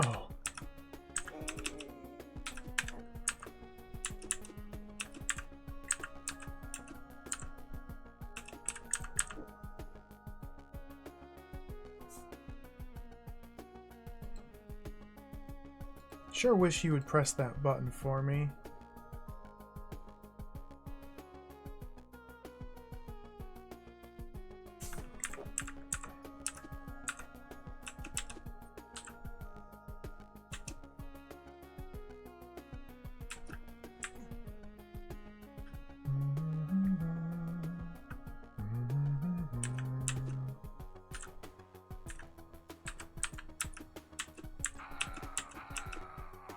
This is bad. This is bad. This is bad. I've got myself stuck. What? Huh. Okay, I think I screwed up down here. I need to use this better for something or another.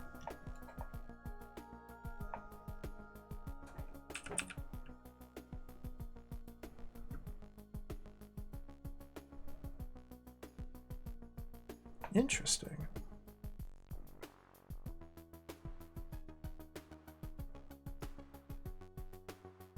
So this construct will never go east.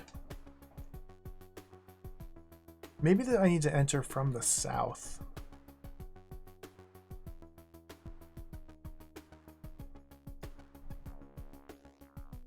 No, because there's no way to get there other than through the room clear gate. No. Huh. Huh.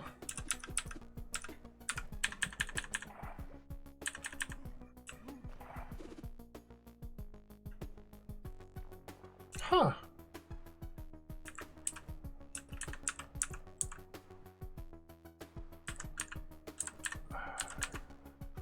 Not sure what they are asking of me.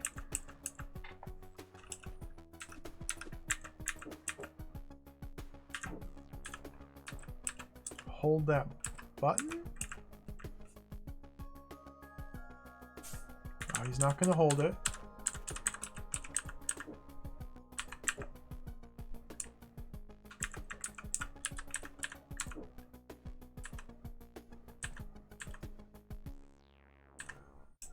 And now I can't get out.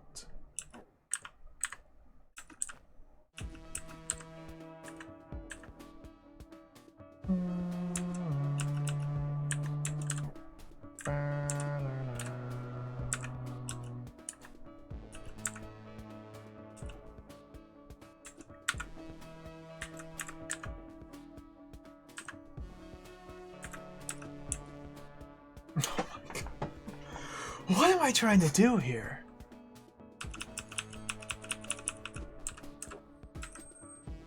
Is that why this place exists? To give me a chance to get out?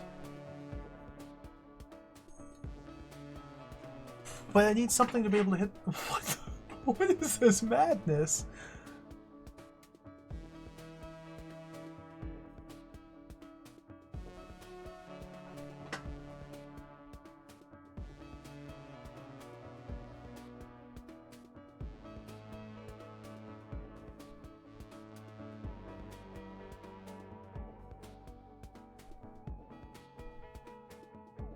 If I push the golem corpse onto here, then maybe I can lure the construct into this somehow? I don't know what it's asking me to do. So I know if I put that there, then I can go like this.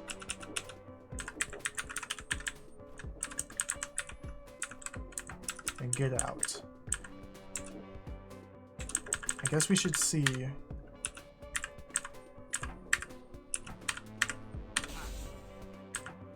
Oh.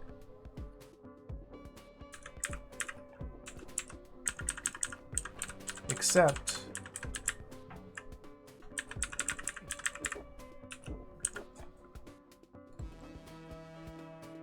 that'll open that. Toggles.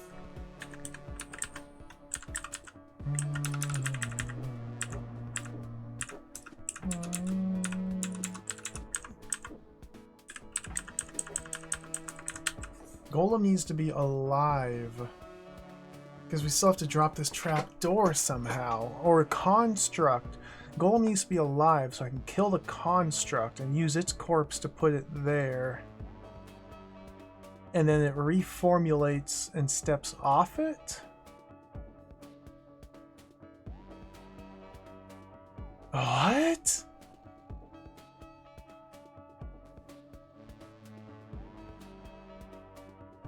Huh.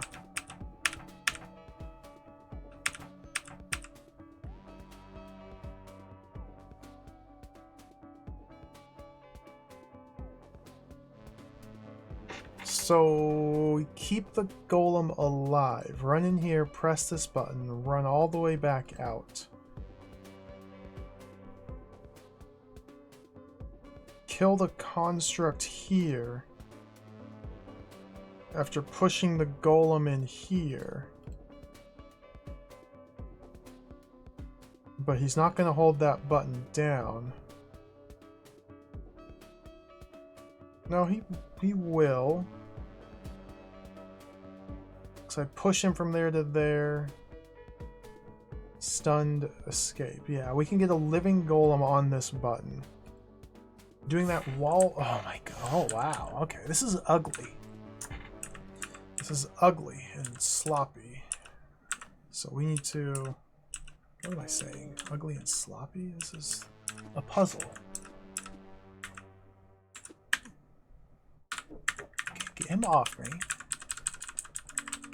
Time to press that. Except the okay, now he's trapped by the construct. Okay, good. So I need to get the live golem in there. I should kill the construct.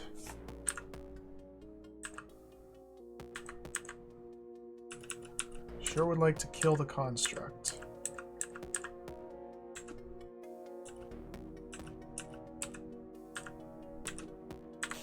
Okay. Now it's going to reformulate in 15 turns. It's not many. But perhaps it's just enough to go like that.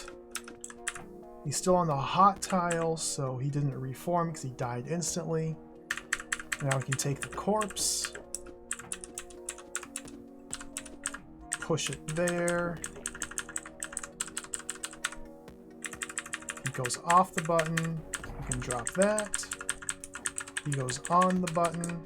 We're free, and now we just kill the two monsters. Wow. Alright, so this is, yeah, this is teaching me how to use constructs as puzzle elements. Wow. We still need to clear the room.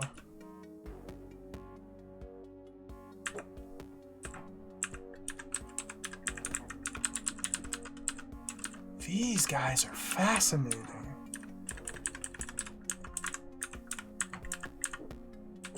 Get wrecked.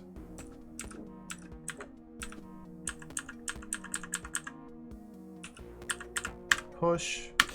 Clear. Alright. Oh, that was cool. That was a cool room. That was really clever. That was really neat. Security gates. Once north, twice west. Alright, there's probably only a couple more rooms on this floor. I want to try and finish this floor. Are we still sticked up? No. Construct monster maze with a roach queen just messing things up, or is the roach queen relevant?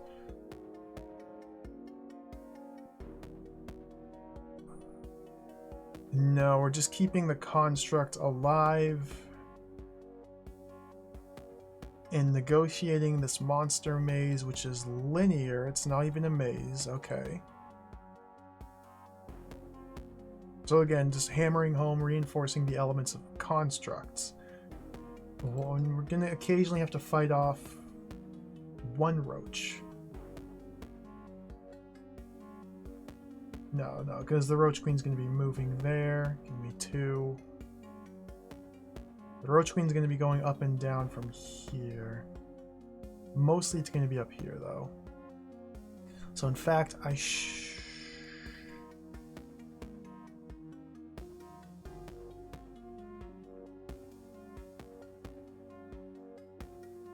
Alright, let's go. We can wait here because 1, 2, 3, 4, 5, 6, 7, 8, 9, 10. So we need to time it so we end up here. 1, 2, 3, 4. So at 6 we go. I need to get him onto this button. I needed to hit this orb first to have a safe spot there. Okay. So we need to go around this way.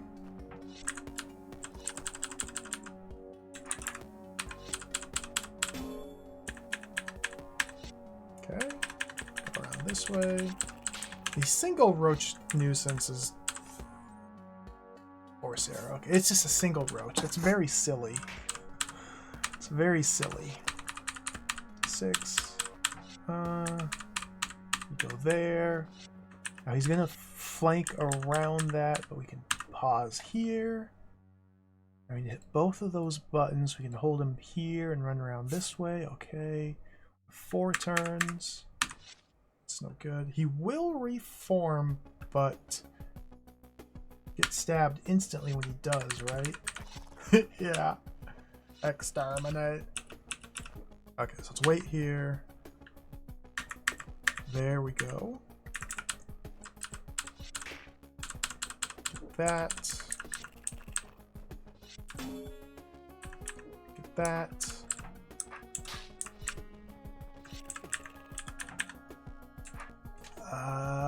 1, 2, 3, 4, 5, 6, 7, 8, 9.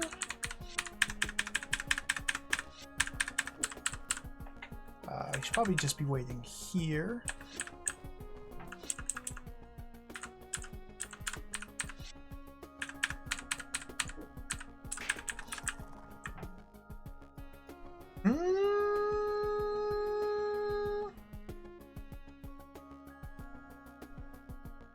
Not bad.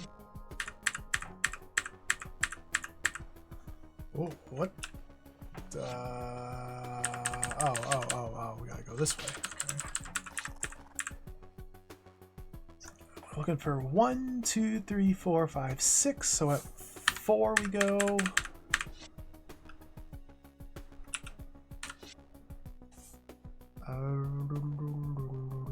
Go. 1, 2, 3, 4, 5, 6, 7, 8, 9, 10. Okay, we just gotta go.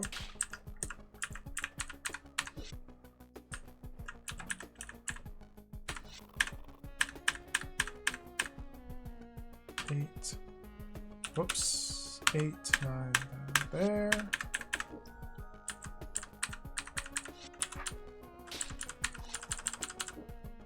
Okay. Now we get stabbed. And we're free. Interesting. So let's read about constructs now. Now that I've played around with them a little bit, let's read about them.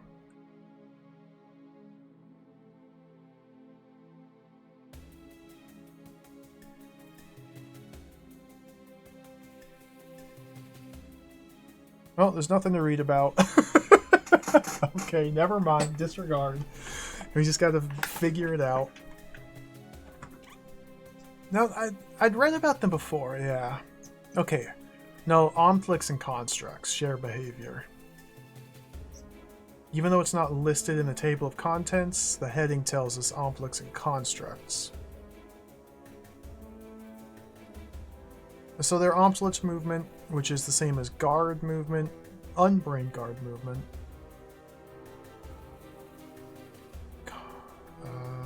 Constructs disregard the direction they're currently facing and move without having to turn first, automatically turn to face the direction they want to move in. Like rock golems, they form an obstacle and killed. If the room is still unconquered by the time the threat clock reaches 30, they reanimate and must be killed again. So yeah, they're Ompliches, okay. They're Ompliches that don't consider turning. So they're their own unique enemy. They're not just an Omplich. This is so cool. let's head over here.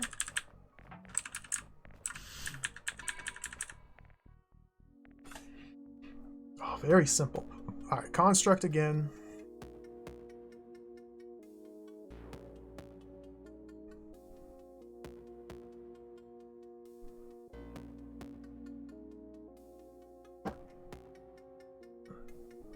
One, two, three, four, five, six, seven, 8.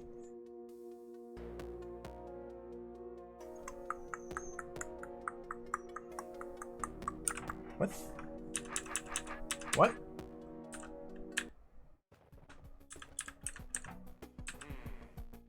What?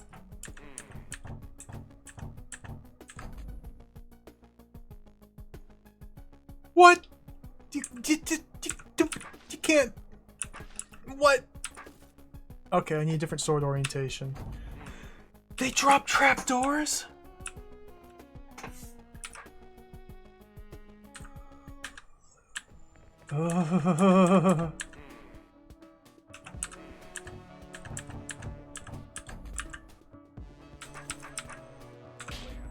They drop trapdoors. Oh. That could be terrible.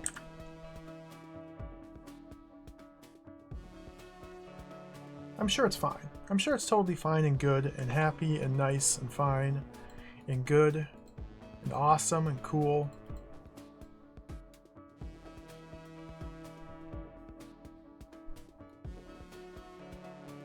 And good and neat and fun. Why are there floor spikes with force arrows preventing them from ever being stood on? Secret, secret, secret. Secret. Secret. Okay, I don't know what to do here.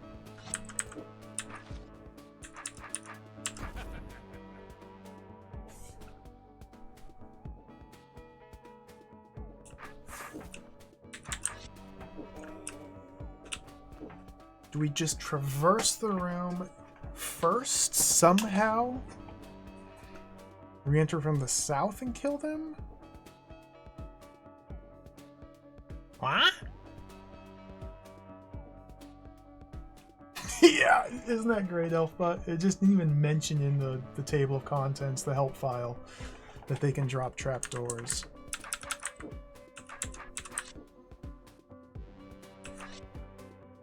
Oh, those turn off the force arrows.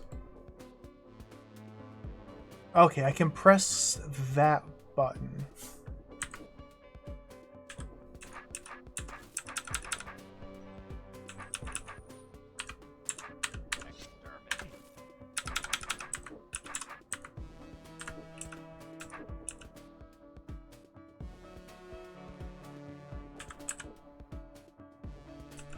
Now I need to get this guy.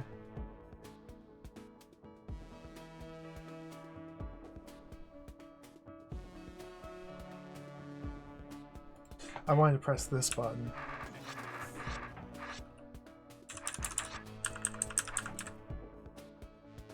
Boom, press that button, get out here.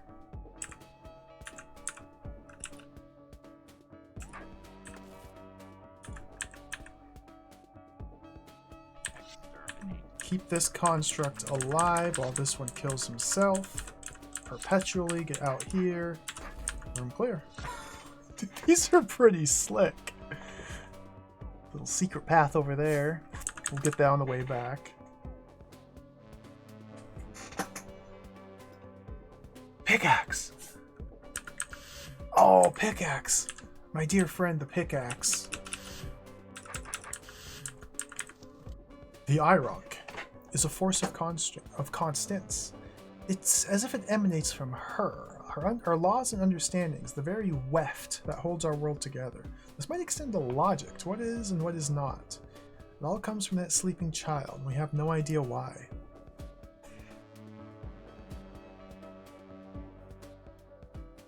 No idea why.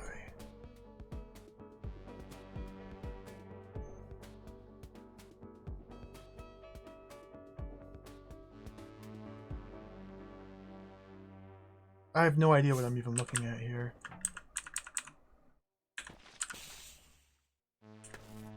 Oh! Oh! We smash. We smash. Smash, smash, smash, smash, smash. Okay, surely this is wrong.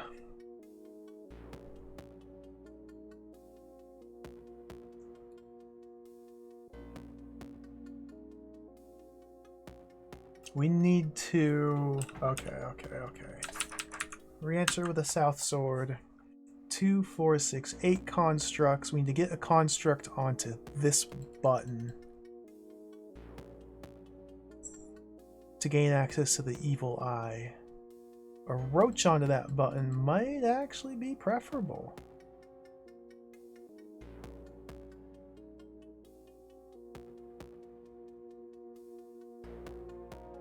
So we need to set up all 8 constructs here. And then...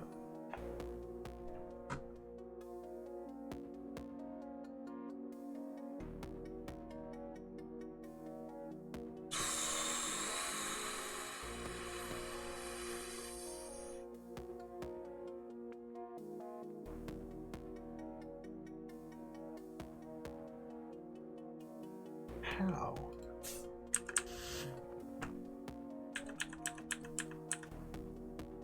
What? It doesn't help that I am completely out of practice with this fancy little pickaxe tool.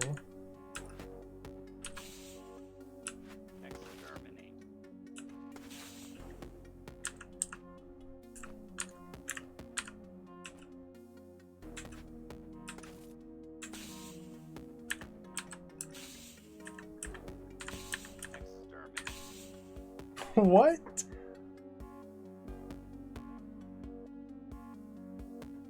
Okay, those will die perpetually. That guy there means the roach can slide across. The problem is we have to kill this guy somehow. And going up here is a one-way trip. It's like these are all permanently locked now. Because as soon as they regenerate, they die. Which means I can't get to him or him.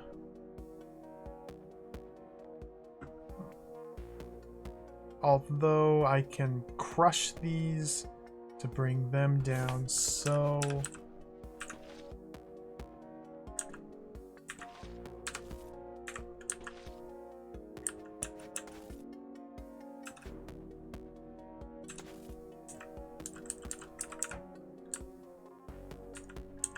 And this is the timing. Okay, this is the timing.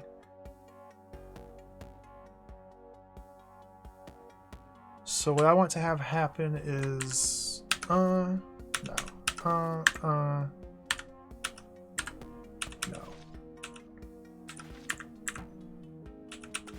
No. I want to... No. Like that. Wait! No.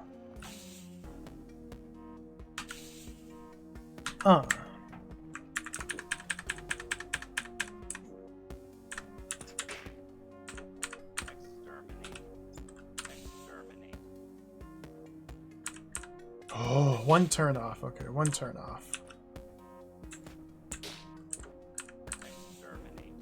So I need that. I need one more turn. Well...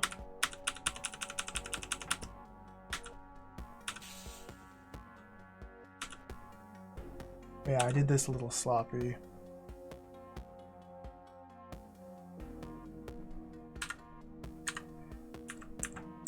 See, that's not enough. I have to kill it.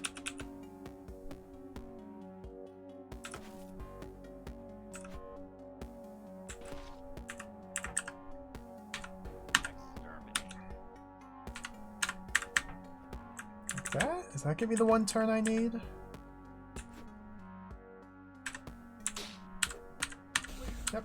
Okay. These are really cool. These are really cool. I can't get to whatever's over there.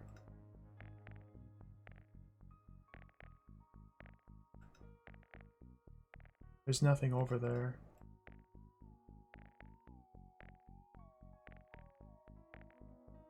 There's nothing over there. Why is there a broken secret that I can't get to that's completely a waste of time? Okay, whatever.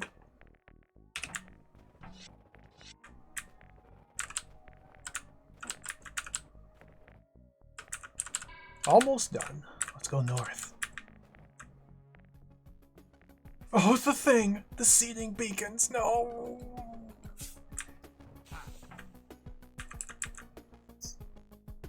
Do I seed it?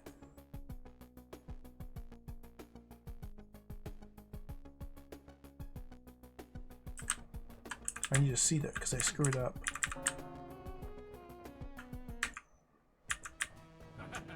Because the only way to go north is if the room hasn't been cleared yet.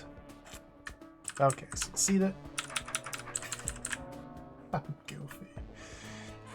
Couple more puzzles. Oramites now. Again, we haven't seen Oramites at all. I think this might be maybe the first or second. They might have showed up very briefly once before. Just never see Oramites though.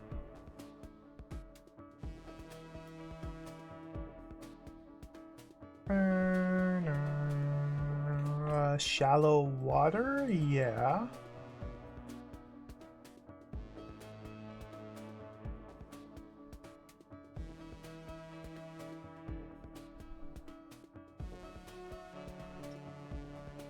So it seems to me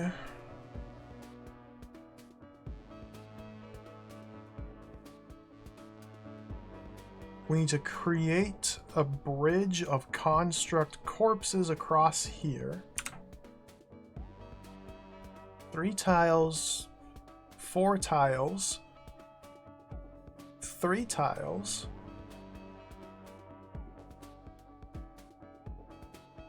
3 tiles, leaving 3 constructs. Push the barrel across the construct bridge. Have a construct push it onto the hot tile. That last part doesn't seem real.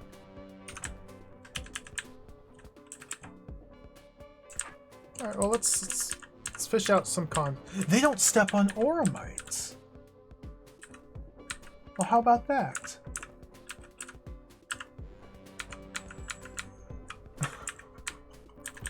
Huh. There's a thing. Alright. Let's not get surrounded.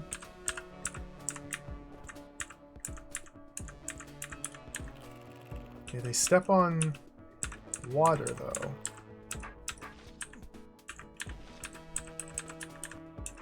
So I need to kill them on water to create the bridge. Yeah, okay. And that's why we have so many. So what the heck? Timing is an element as well?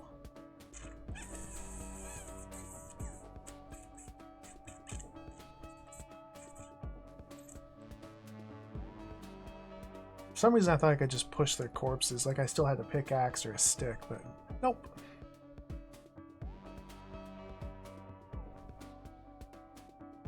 Interesting. How?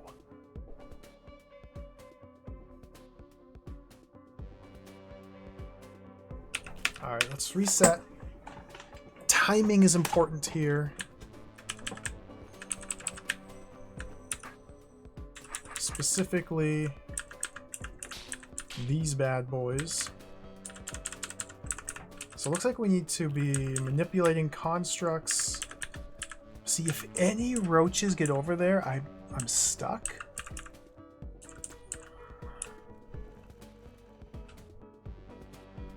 So what the heck? I guess I have to just assume that there's going to be a way to create a bridge of constructs.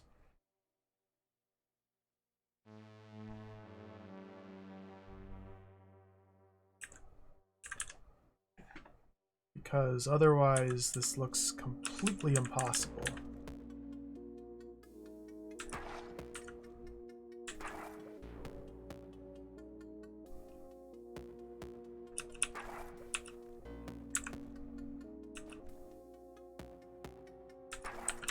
Let's just do that.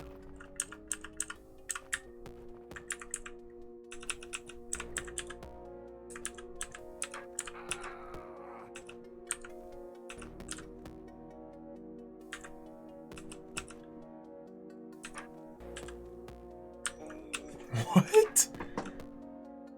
Huh.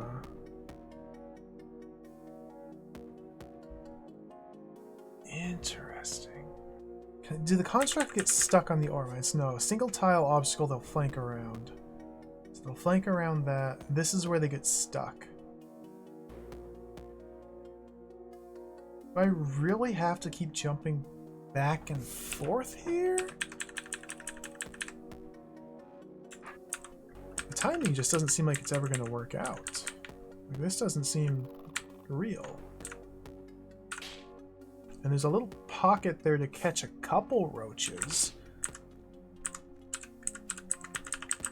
Like, there's no way I can even do that much and still get over here. There is. But then I spent too many turns killing and...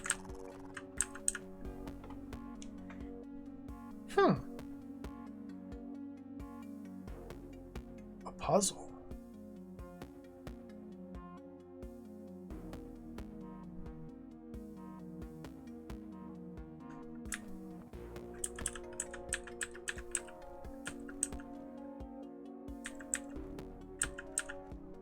So once there's roaches on the shore, it is impossible for me to get off. So I either have to very carefully manage these roach spawns and keep coming back here and coming back here and coming back here and coming back here and killing them, and then running down here, getting one tile of manipulation, running back here, killing, back and back and back. That can't be the solution. That's painful and onerous.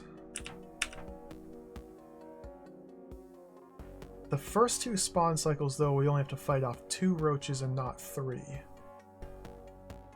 Which does lead me to believe that might actually be part of the intention. If I could kill a construct there...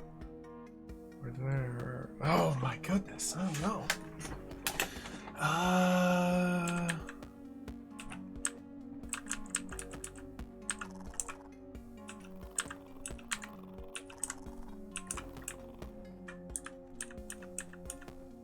Even 2.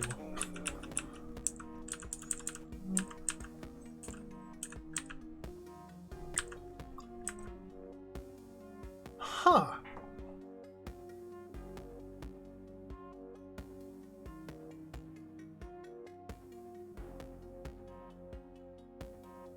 The big problem I'm having is how do I kill a construct on the left of me? Since constructs can walk in shallow water, but I can't use my sword in shallow water. I need to build a bridge going right to left. So I need to somehow pull a construct onto this tile and stab, or something like that.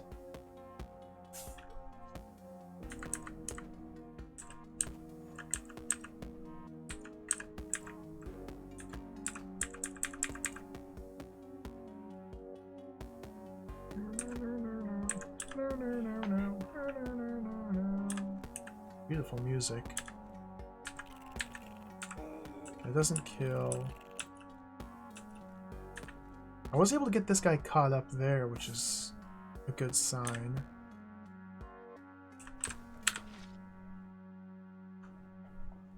Now, if I could only jump over here and pull him over, it'd be nice, but this is impassable. Son of a gun.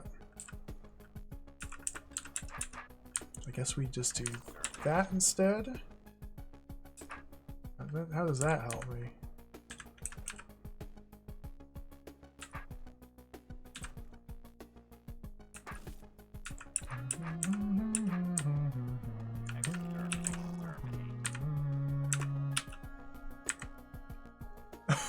I don't know what I'm doing here.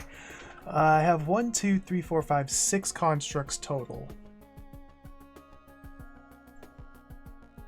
I feel like the powder keg's not important until constructs are all dealt with. What precisely happens with a powder keg in shallow water? It just turns into one of those logs. The only way to get up to the queen is by bringing the powder keg over here to blow up the withered briar.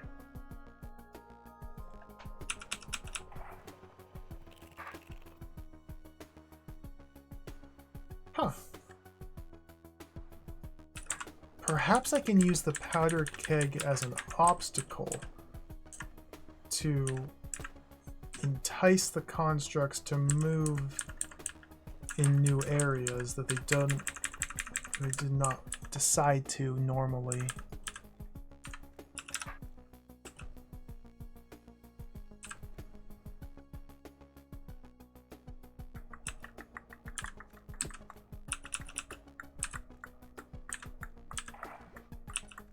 They push the barrel.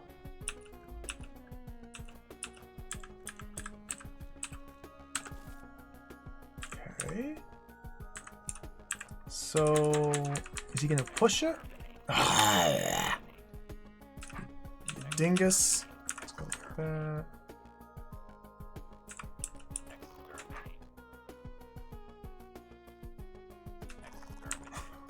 I don't know what I'm doing.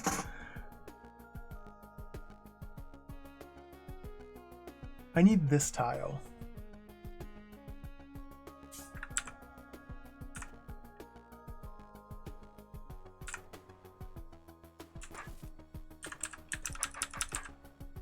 Alright, let's observe. Let's watch, let's observe. It's not what I wanted to see.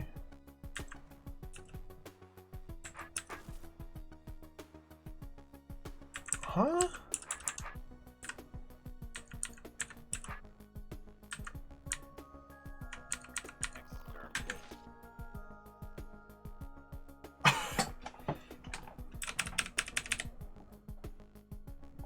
Let's try the other room.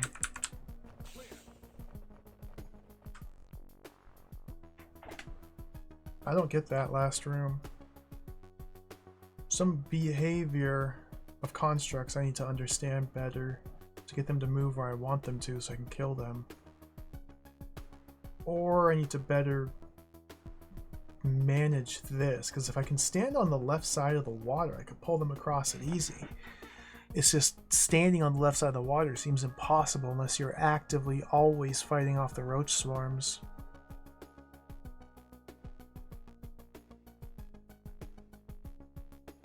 Maybe that's what you have to do. Alright, I didn't try that too hard. Let's look at this.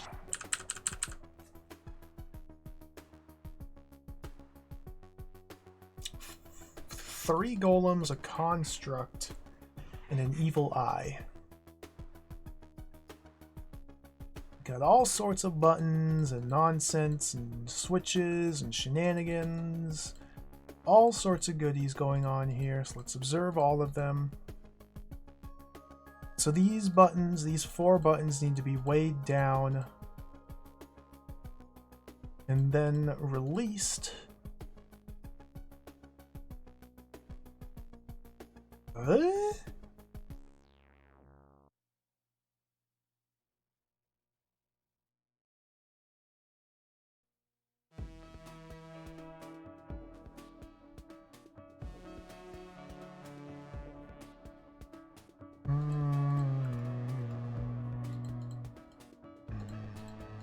Okay, we can grab the golems one by one and manipulate them where we need to put them.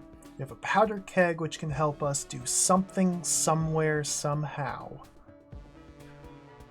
And we need to engineer a situation such that the golems and the construct push these 4 buttons for us and keep them held long enough for us to navigate this nonsense to kill the evil eye, and then come out, and then we remove them from their pressure plates and kill them on the hot tiles. So we can't kill the golems. Golems seem to die on the hot tiles. Which makes me wonder what the powder keg is for.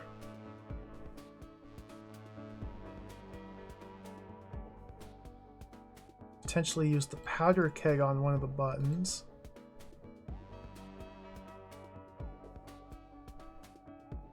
But I'd never be able to get it off the button.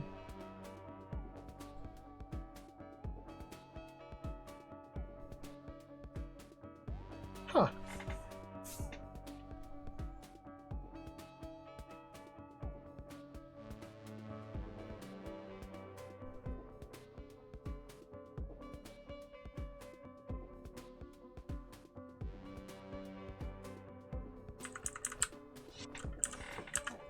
We can't go in here and break these walls in advance because of the trap door.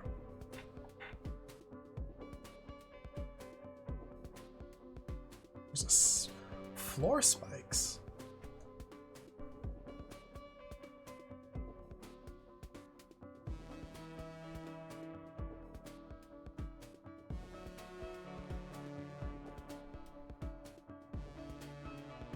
This switch closes that? Or does that turn off the force arrow? It could be either. This could close this door, or it could toggle the force arrow. Let's investigate. It toggles the door, not the force arrow. Okay. This is complex here.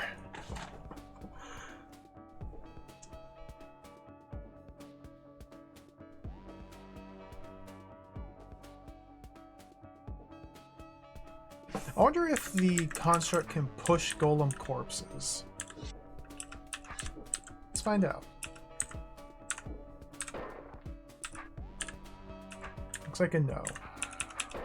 I don't know.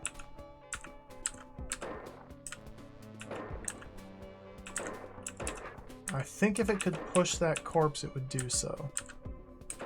No, because I got it caught on the corpse in the previous room.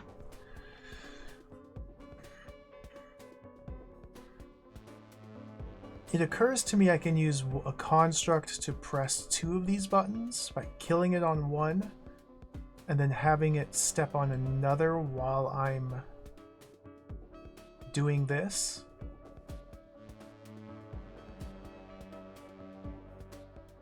But a golem would not stay here or here or here.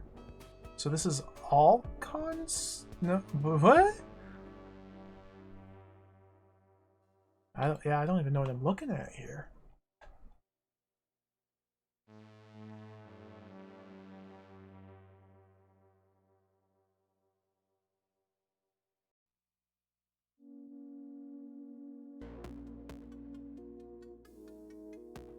Powder keg. We can place the powder keg on a door.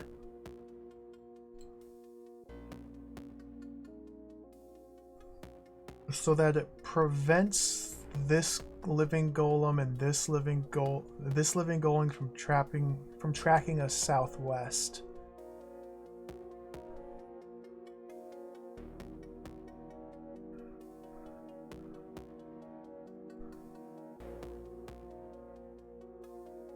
Or we can put the powder keg here to block this living golem from No. I feel like powder keg here to prevent a live golem on this tile from moving southwest.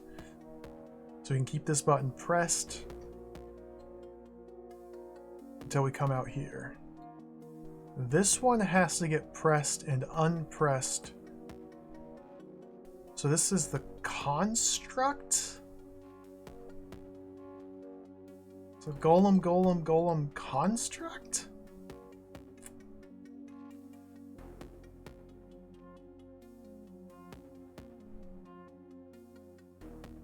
And then to unpress these buttons... I don't... What? Spike trap? Why is there a spike trap? What does any of this mean? What does any of this mean? What does any of this mean?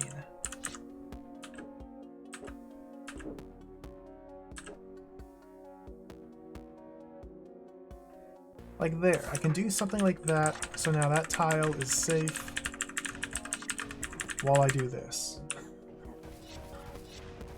Okay.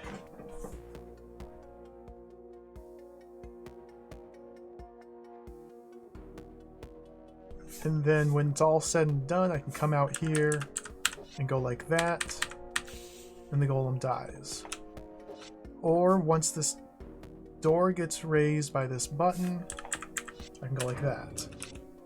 Which means I could also just kill this golem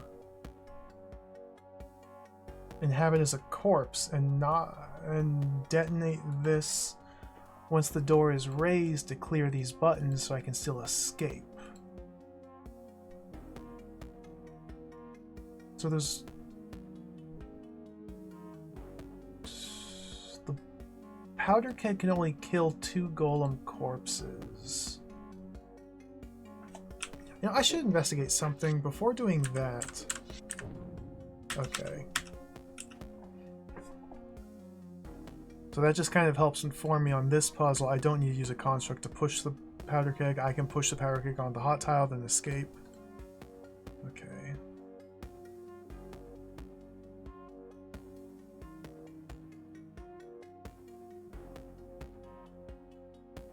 The construct's reconstitution will be important here.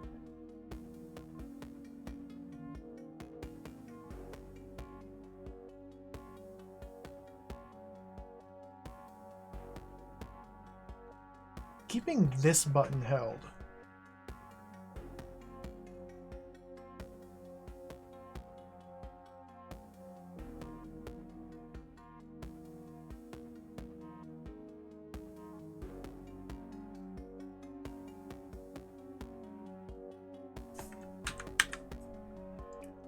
Okay. Golem dead. Golem dead. Construct body. Last golem still alive. Construct gets killed and set onto this tile. And then we must race through here, through the first door. We pass through the first door. The construct wakes up. It tracks us down to this button?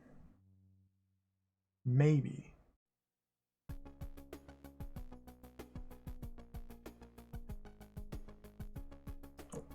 Opening all 4 doors. Still not sure why there's a floor spikes here. I guess we need to keep the evil eye alive in order for the construct to continue reconstituting itself. Cannot pull the evil eye into there. This is some mechanism to dislodge. Although the construct doesn't stay on this button ever. It'll only step on it briefly.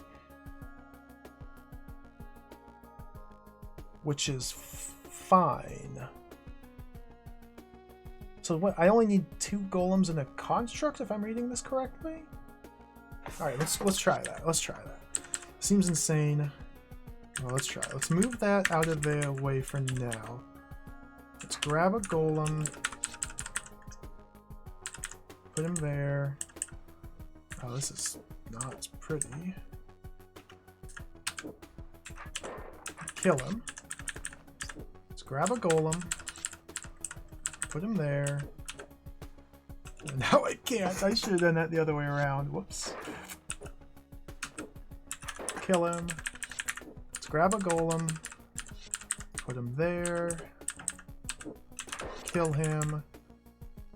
We need to set the barrel right there so we can kill those corpses so we can still get out of the room. This golem I don't see a purpose for, but I'm sure there's a purpose for him.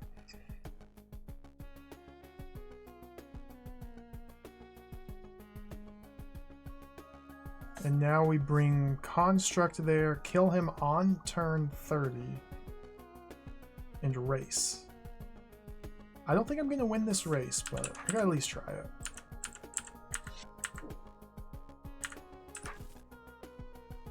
So we want a southwest sword, perhaps here?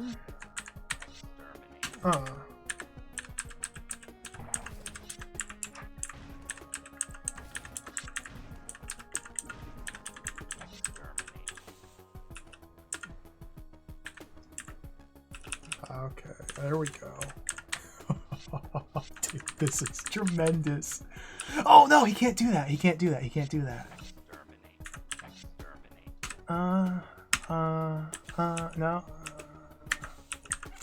Sir. Okay, so he needs to be on this.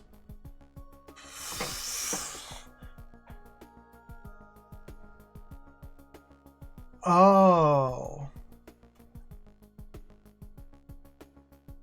So if this were free,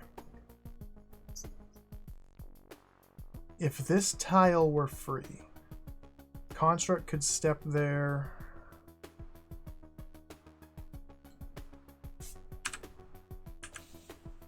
Now, letting me through.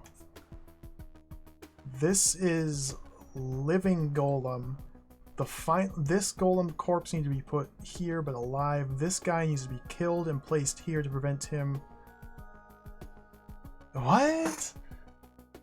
No? I guess it depends on if I can... What? Living. I can... Oh, okay, I think I see it. I think I see it. This is really cool. I love this style of puzzle. Put this here, kill.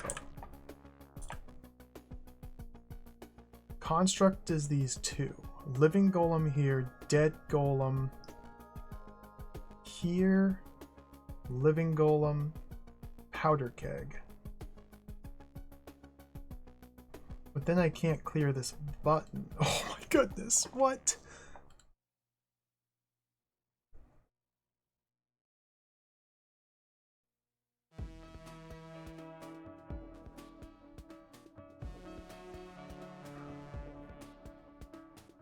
I thought I got it, but then I realized the error of my ways.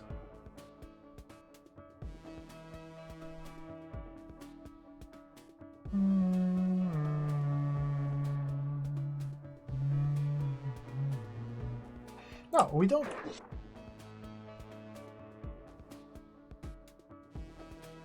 Do I just reverse it? Like that.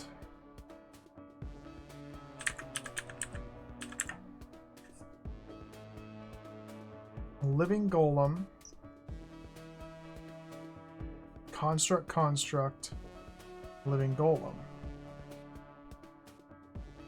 Dead golem. Powder keg.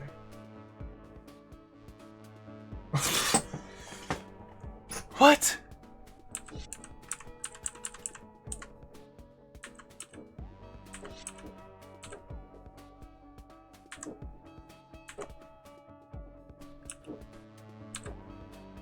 That's gotta be last.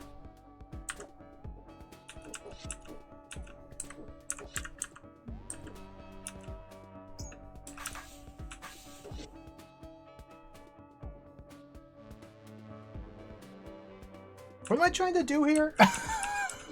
Wait, what? I lost it. I thought I had it and then I lost it.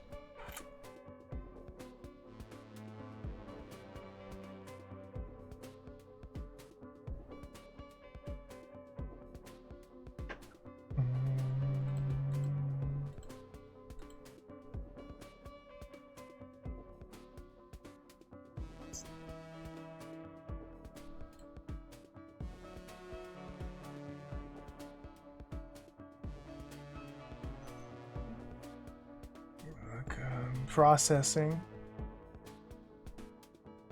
What if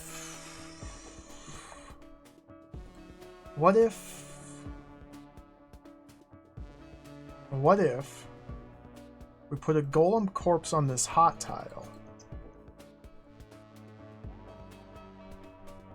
Construct here and here.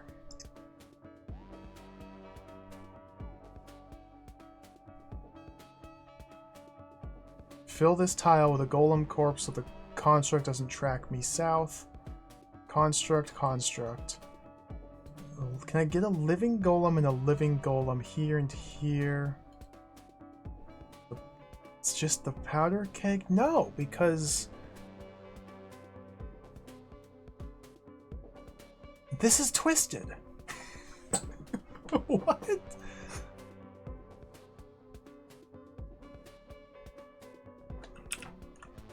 Okay, let's. Why is there floor spikes?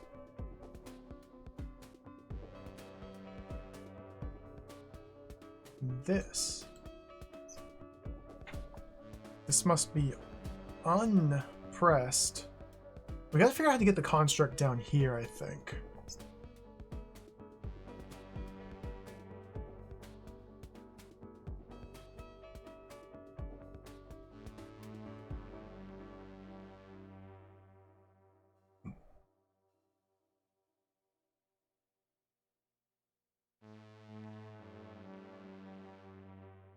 Wow. This is cool. What? Yeah, I don't know what the what count is. It's at least 7,000. It's kind of my go-to phrase for when I'm very confused, as you may imagine. Comes up quite frequently here. So I don't think we're going to be able to simultaneously hold all 4 buttons then release. That seems like it's just simply not going to happen.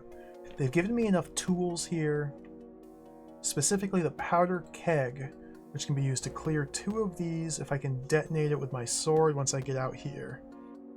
And it must be these 2 if I'm going to use it in that manner, because I can't clear this button with the bomb because this must be cleared before I leave here. So to press this button while I'm running through this gauntlet and around here and unpress it here means this has to be the construct or golem. Living.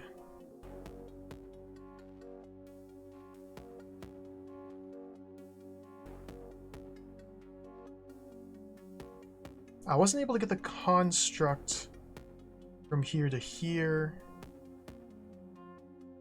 But maybe, like, no, because he tracks you to get on the same horizontal line, and this doesn't go south enough.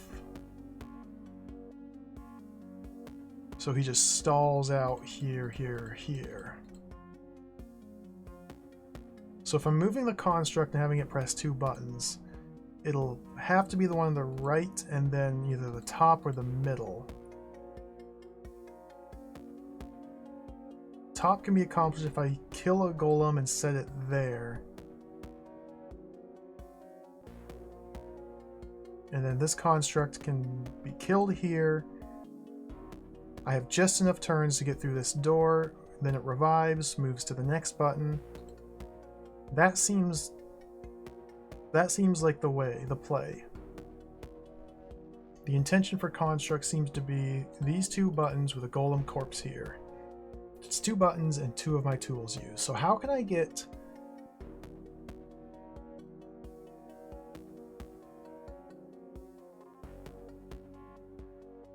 living golems on these buttons?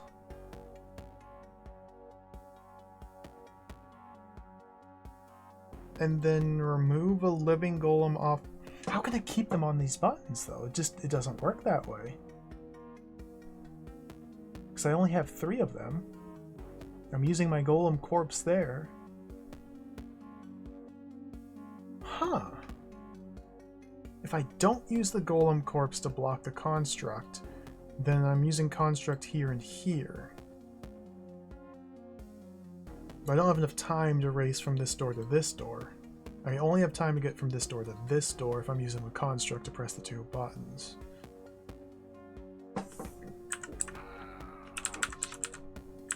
So there's some elements of this, some tool I have been given that I can't quite see the purpose for. I can't raise these doors until I stand here. I can't wake up the evil eye and have it press the button before I get over there. Huh. That closes the door, doesn't toggle the arrow.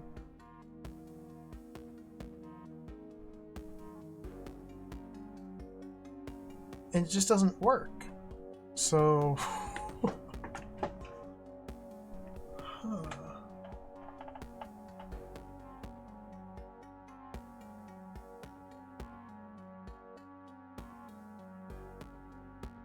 Let me test to see just if this mechanism works the way I think it does.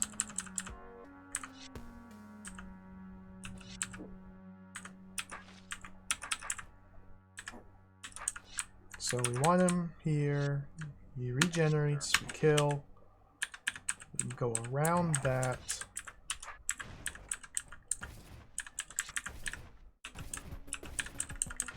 We move through here like that.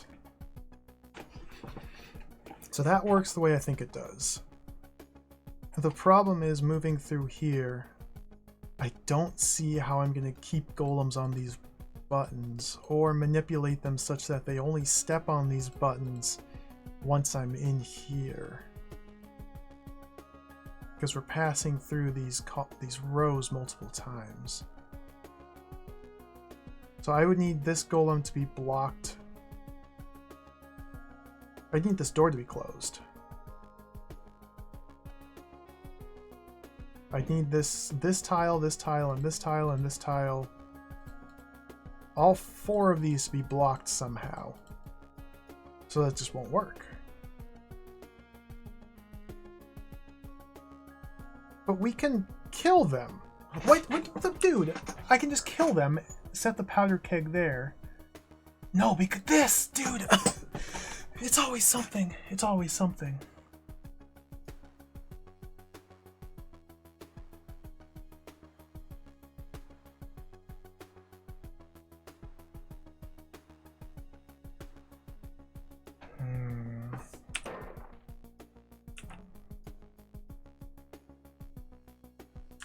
So what is it? So it's only this bottom button that's a problem. I think I see what it wants me to do with the other buttons. The bottom one is currently a big problem.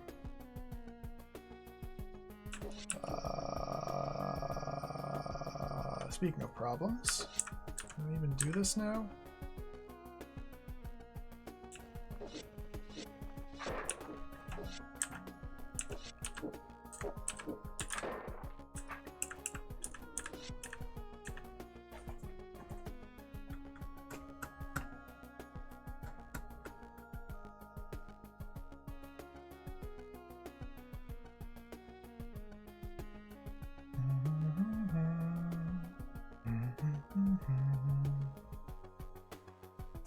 What? Whoops, don't do that.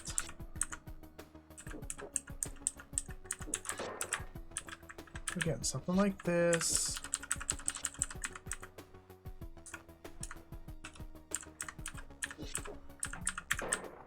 Like that.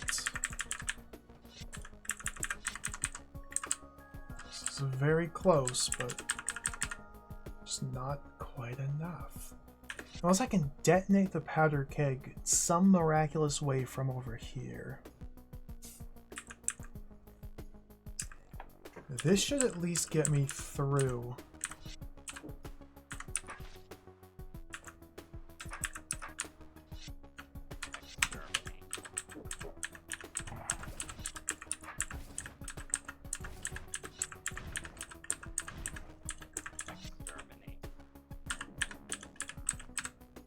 Got me through. guess the question is, does this detonate the bomb? Oh, it absolutely does not.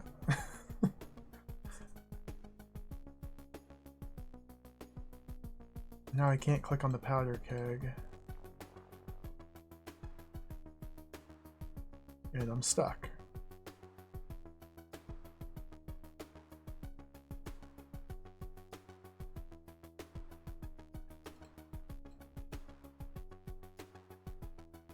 What in the world?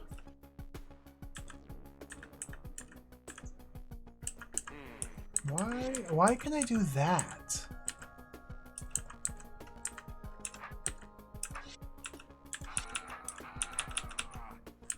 There must be a reason why that exists.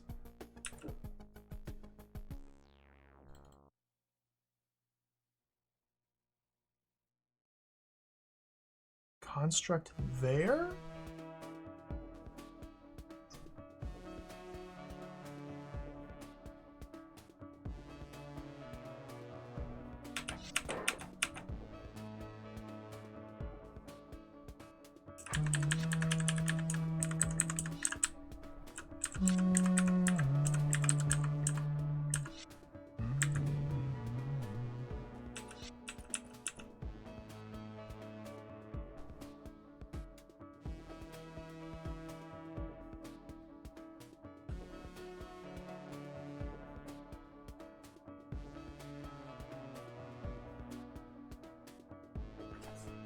Golem corpse, golem corpse, golem corpse.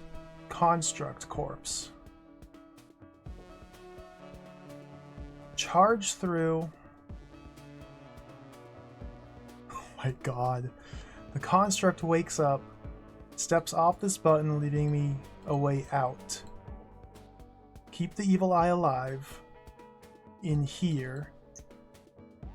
Use the construct to push this barrel in here to detonate these corpses. No freaking way. That's gotta be it. That's gotta be it. That has to be it. This is like demented. Like that. No?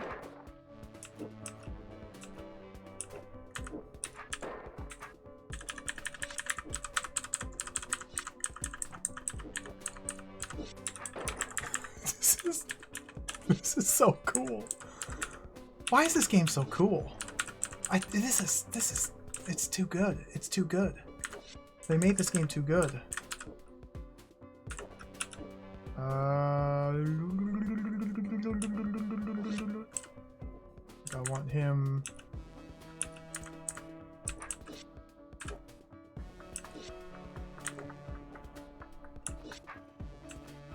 I had to do that one first.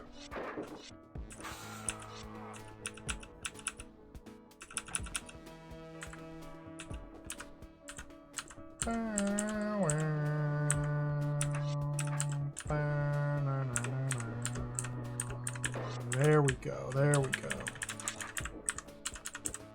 No, no, no, no, no, no, no, no. There. There.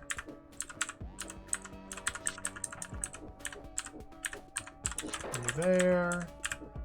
Constructs.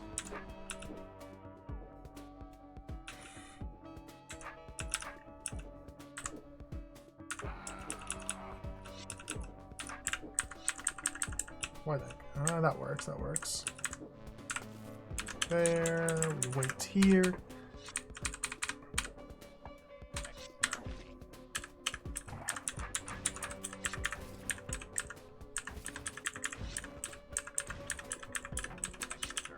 Ah, not quick enough.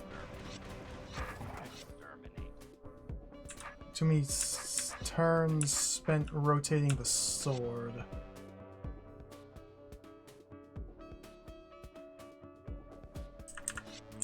I need to kill him like that? Is that any quicker? Powder keg. That was slower.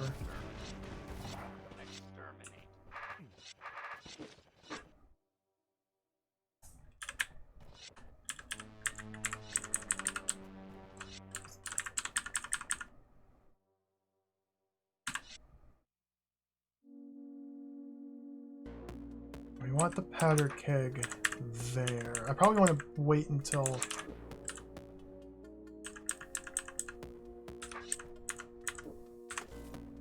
after doing that.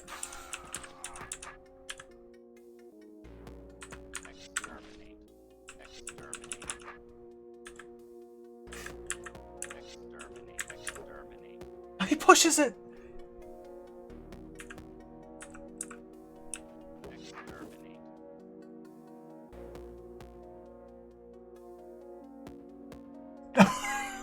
Of course. No, yes, yes, no?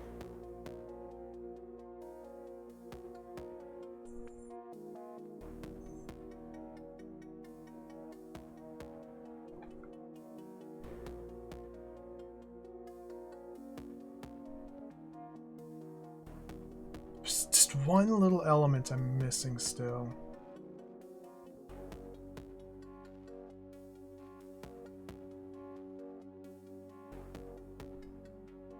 Still something I'm missing. Okay, we're not ready for the construct. I can't seem to win this race. So how do we buy myself more time?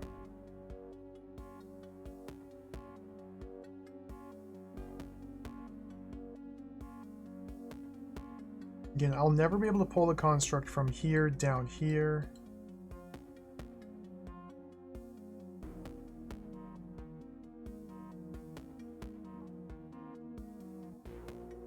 This is bizarre. This is... There's something. There's still something. There's something. It's just something. Something here. There's something here. What? I don't know, but there's something here.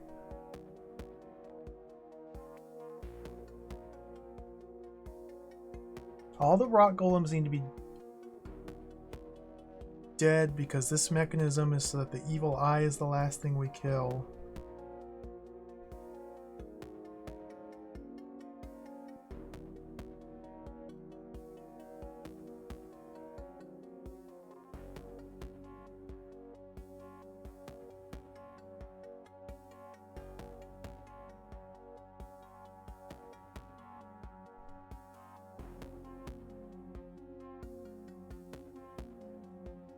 Wow.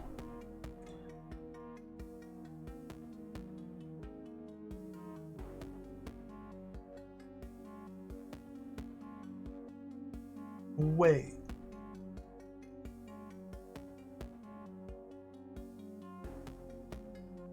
Do we kill the construct over here? Have it regenerate and run up here? Ooh. That might be the answer. Let's get that out of the way.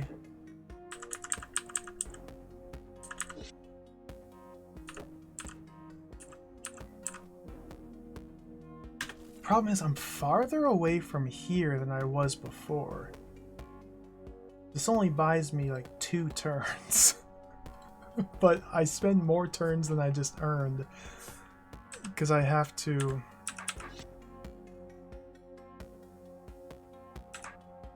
re-stab it.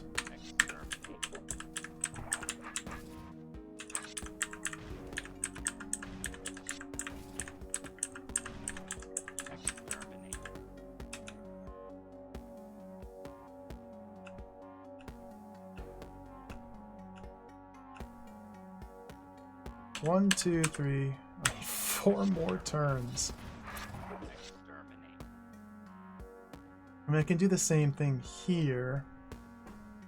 I'm pushing it 1 tile farther away, but I still take an extra turn, so that doesn't actually benefit me. What the heck? This is mental.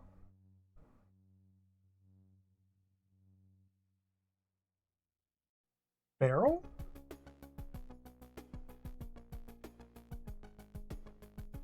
Does powder keg help?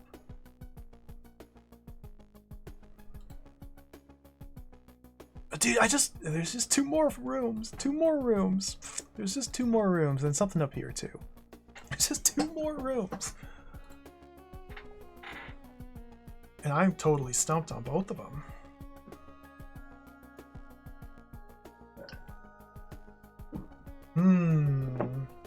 I wasn't planning on streaming for 7 hours again today. It's just the way it goes when you play DROD.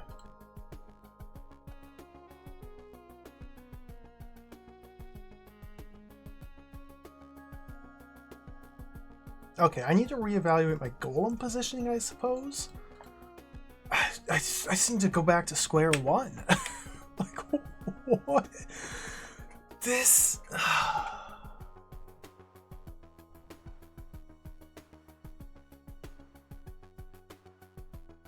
There's something I'm not seeing here.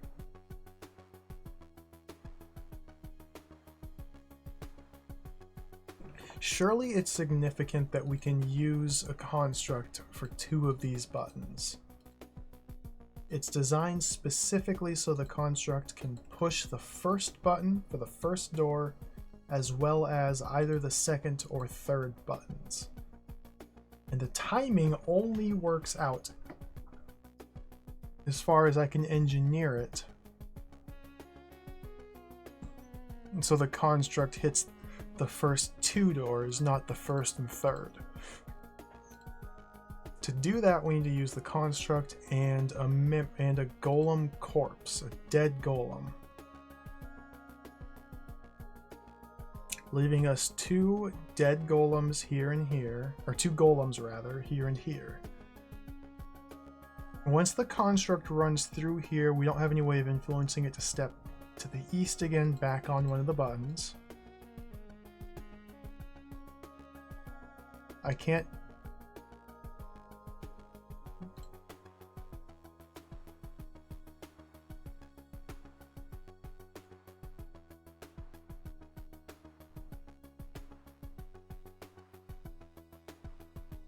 is there some very persnickety way to like block? No.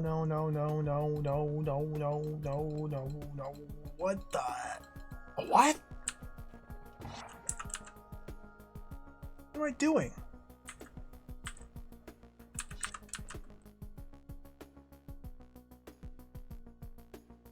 What?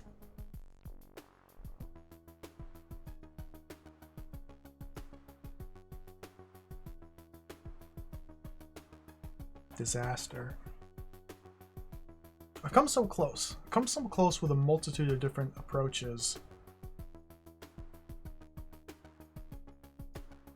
And yet, so far away. I don't think there's any faster way to do this center chamber. I mean, if we're standing here on turn, say, 50 with sword west,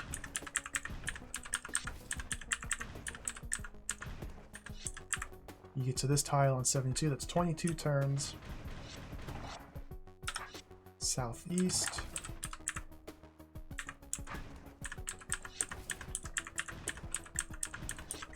$22 turns.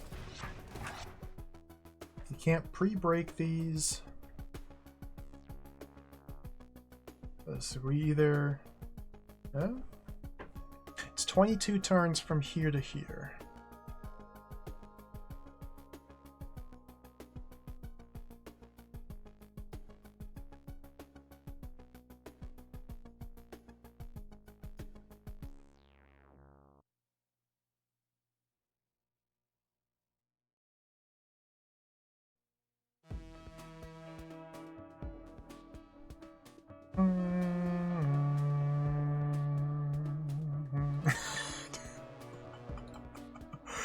Well, I don't know what to do.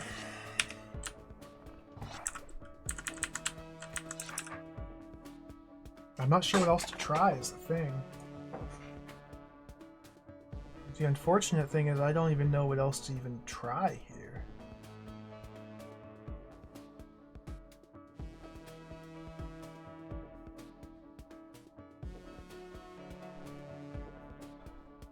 Living Golem here will only try to move southwest. I can't have a living golem press these two buttons because a living golem will never step west unless I'm on this row. Living golem can do that though, but there's no way to hold a living golem on this button or on this button.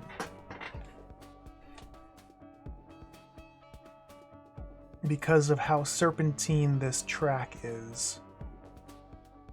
Now once I get in here, assuming a golem somehow magically stayed on this button during this course, I could keep it on this course as long as this were blocked.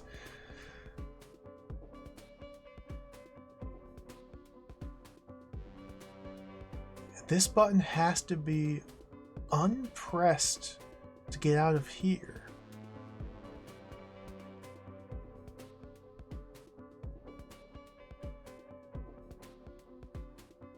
Yeah, I don't get it. There's hot tiles, water. There's something here I just can't get. This is so, it's incredible.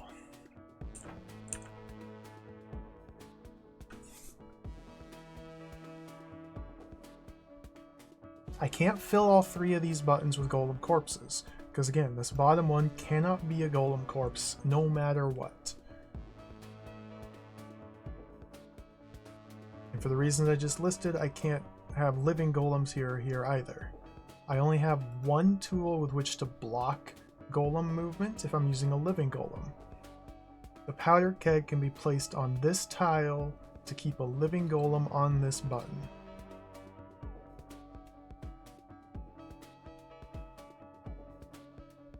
If the powder keg is placed on this tile, then I cannot use the powder keg to extinguish or to clear these buttons of corpses, which means this has to be a living golem as well, or the construct.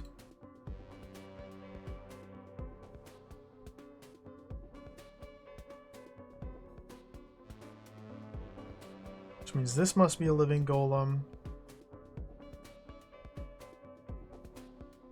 But I can't block it. I don't know. I don't know what to do. I can't think of anything else to try. It's just some solution, there's some combination of golems, living or dead, and construct. That's all. With powder keg. I can't get 3 buttons with a construct. That's just silly. I can't get all 4 with a construct, can I? And I'm guaranteed to get... I can always get this one.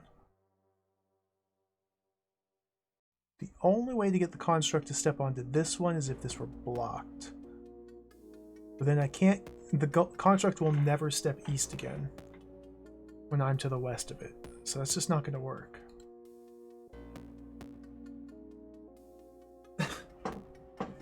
Yeah, I'm at a loss. Oh. Cool noise.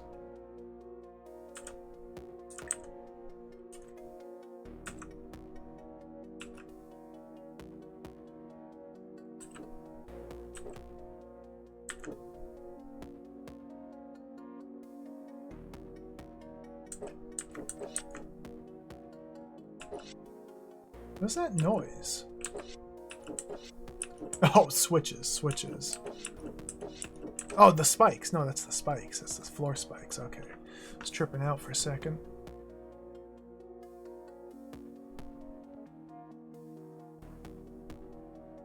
It's some property of constructs that will help me solve this. But I'm failing to understand. Given the fact that the evil eye can be easily avoided or woken up and trapped until we can lure it onto the spike trap, that leads me to believe Evil Eye's the last enemy killed on the spike trap. Which means the golems can be killed? If I kill them, we have to unpress these buttons.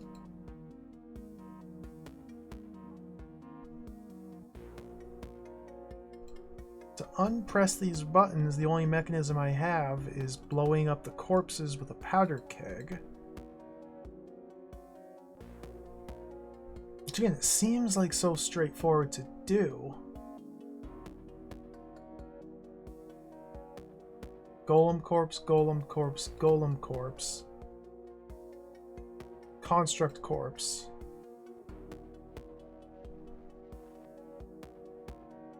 Construct wakes up. Steps off the button once we're through the last door, but it just doesn't work. Doesn't work like that. So let's...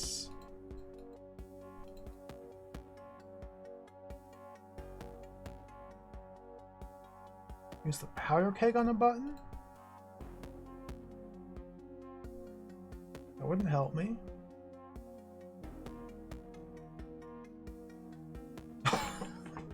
This doesn't make sense. I keep expecting something to just click. Magical revelation to occur, but I'm just not seeing anything. Let me try. Since I was off by a matter of what, 4 turns? Oh, dude, I could do that. Dude, I gotta do this in the right order.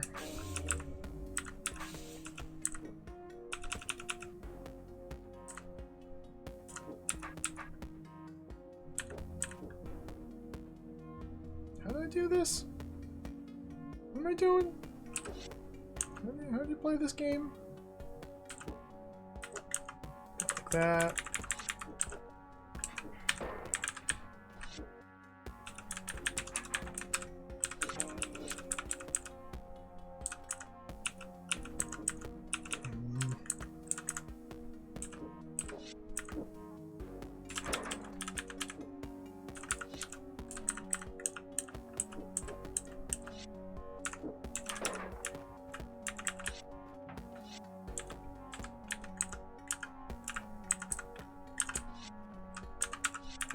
Set there, even though I don't need to do that now. If I don't need to do that now, then it seems like there's a better way to do this, right?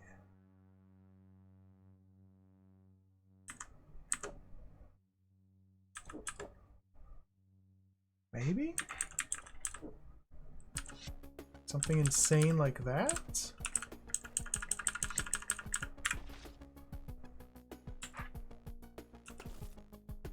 See, the problem is, the instant I kill the construct, I have until the threat clock reaches 30 to make it all the way through there. And killing it farther away from the button doesn't help me. It eats away at my turns. It's like from here, I have to just wait.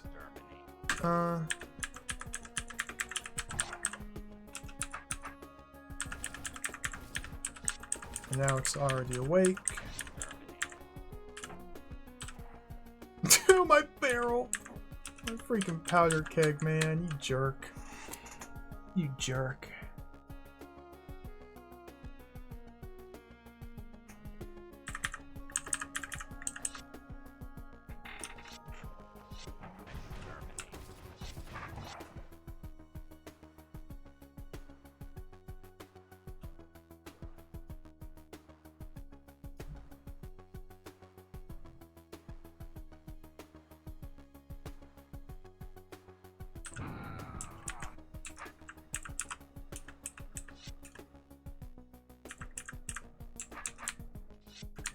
And this doesn't work, right? This just doesn't quite... No.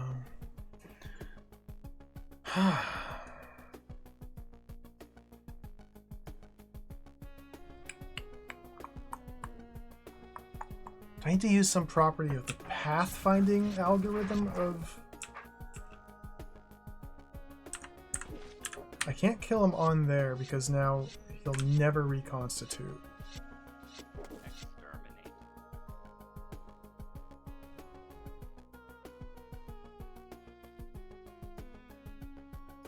I'm so confused.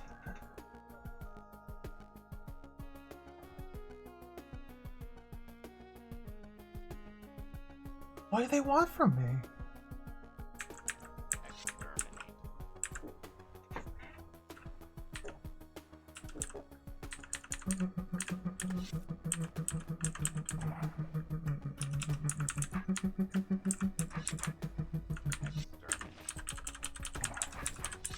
Surely not this, because he's not going to get to the button. No. Hey, Kath Alcala, and welcome. Good morning. I'm currently stumped. I am currently completely helplessly stuck on a number, two different puzzles. Well, let's try the third one. I think we just got to throw in the towel for the day. I was hoping I'd be able to finish this floor today. Oh, this is a secret. Constructs.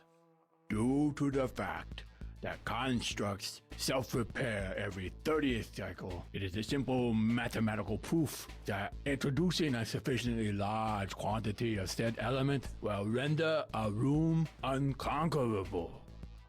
2, 4, 6, 8, 10, 12, 14, 16, 18, 20, 22, 24, 26, 28, 30, 32.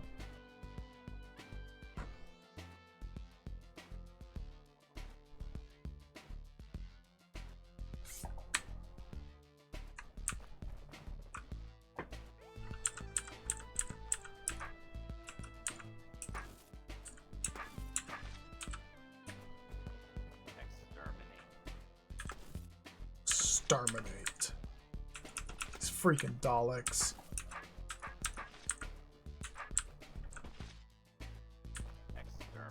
Exterminate.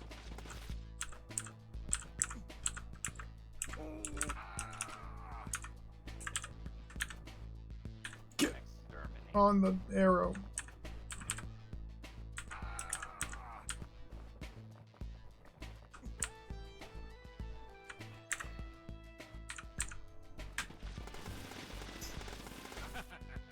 Archie room cleared.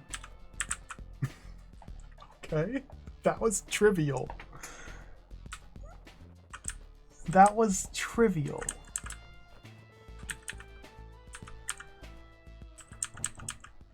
Cool. Wait, where's the next? So that means this is also... So, okay. He's wrong. I've been deceived by his puzzle shenanigans. Maybe there is no Galaxy Brain Metroidvania design choice that allows me to solve previously impossible puzzles. Just appear at first glance to be impossible.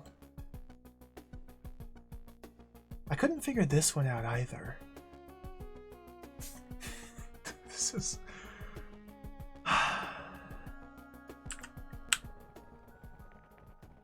Yeah, I don't know. I have to clear both of these to finish the floor. There's the stairs leading to the next floor. These are the last two rooms.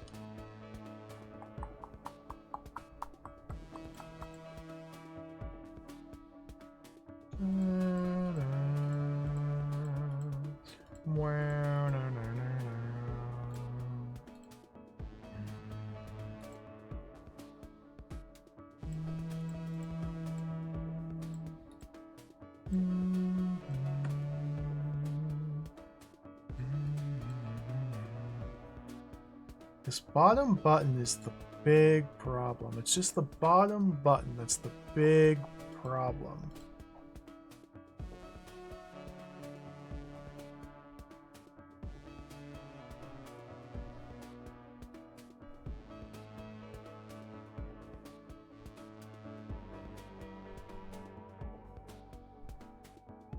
The bottom button. It's a big problem.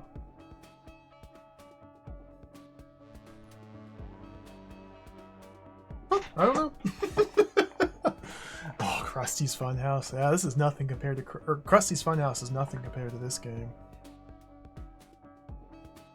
Good old Krusty's Funhouse. What a delightful game that was, except for when it was aggravating and frustrating and we were replaying the same levels we've already cleared before because I lost all my lives. That part, didn't really care for.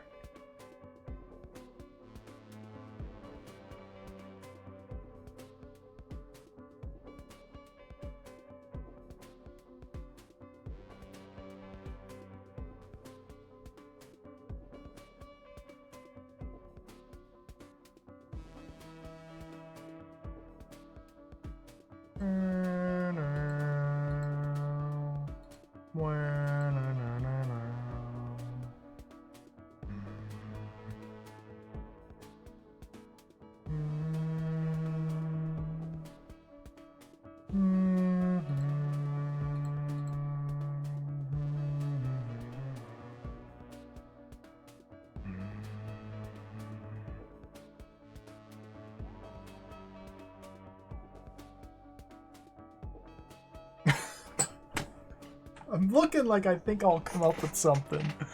I don't think I will. A powder keg, 3 golems, and a construct.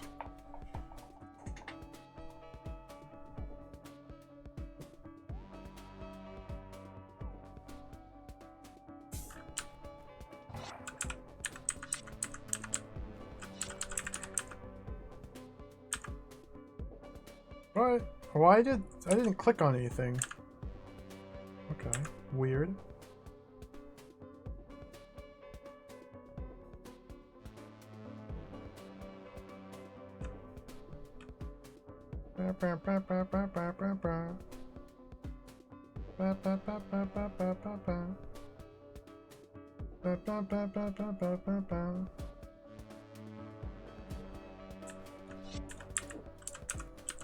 Put you...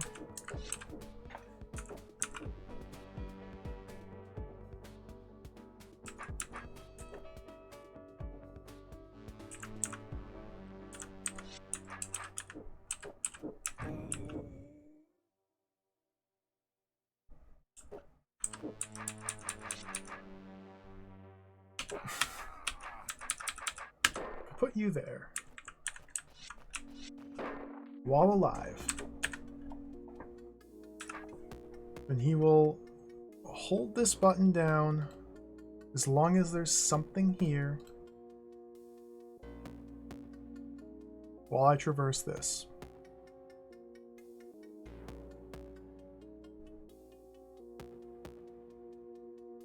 So how many different ways can I do it? I can do it like this. I can do construct on these 2. I can do living golem here or dead golem here and no powder keg. Those are like the 3 different permutations. It doesn't ever make sense to have a dead construct on this button. I don't think.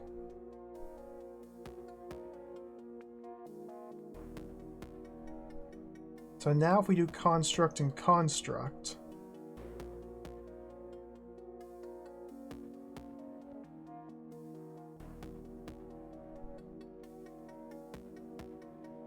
if we have the construct pressed...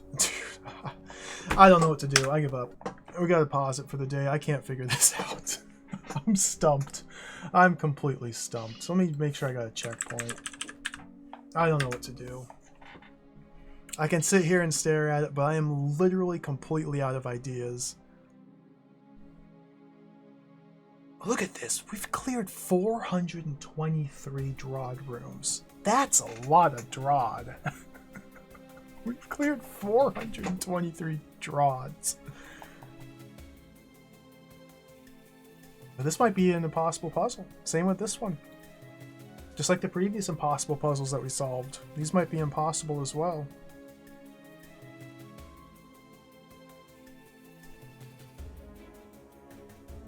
I kind of want to try this one again, but... No?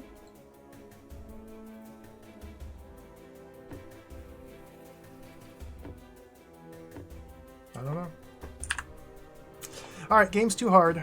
Well, we admit defeat for today. Let's visit Danforth.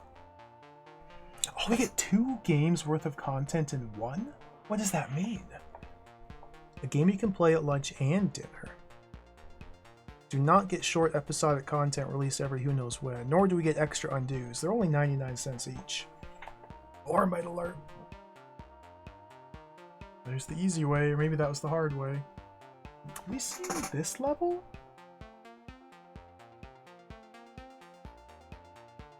I've seen most of these rooms by now. I've seen a good portion of these rooms. I don't know if I've seen that one yet. Beautiful colors. I don't think we ever saw this one. There's the Mega Gem. Not sure if I saw that one. No, we saw that one. There's the Lemmings. We just did that one today. We did that one today. We did that one today. We haven't done that. There's some like security checkpoint gates we haven't done. I don't think I've done that one yet either. There's the grids, the cross, the Sudoku? What is that?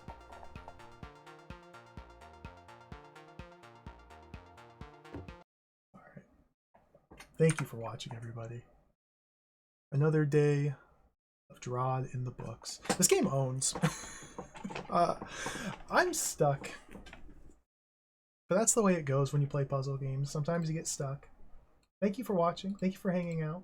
I had a lot of fun today. We made good progress. We cleared a couple floors. Let's try this again. Let's try this again. Let's try it again. Tomorrow. Let's try it again tomorrow. Let's do it tomorrow. That sounds good to me. Let's play some more tomorrow. Hopefully I get some ideas overnight. Otherwise, I may have problems. But we'll deal with that when it comes. Thank you for watching. Thank you for the follows. Thank you for the subs, the resubs. Thank you, Abs Nerdy, for the raid. Let's get out of here. I gotta go. I should eat something. Who's on? We'll figure it out. We'll figure it out. We'll figure it out. I'm going to be thinking about this literally all night long. Oh no. Literally all night long I'm going to be thinking about DROD. This is how it happens. It's all hope is lost. It's just no thoughts, only DROD. This is why I try to end the session looking forward to new puzzles rather than while stumped, because now I literally will not stop thinking about this until tomorrow. So hopefully I can figure it out. We're gonna raid Macaw. I don't know what he's doing. Cyber future action thriller. It's gonna be good. It's gonna be fun. Take care, everybody. Thank you for watching. We'll do it again tomorrow. Farewell. Adios. See you.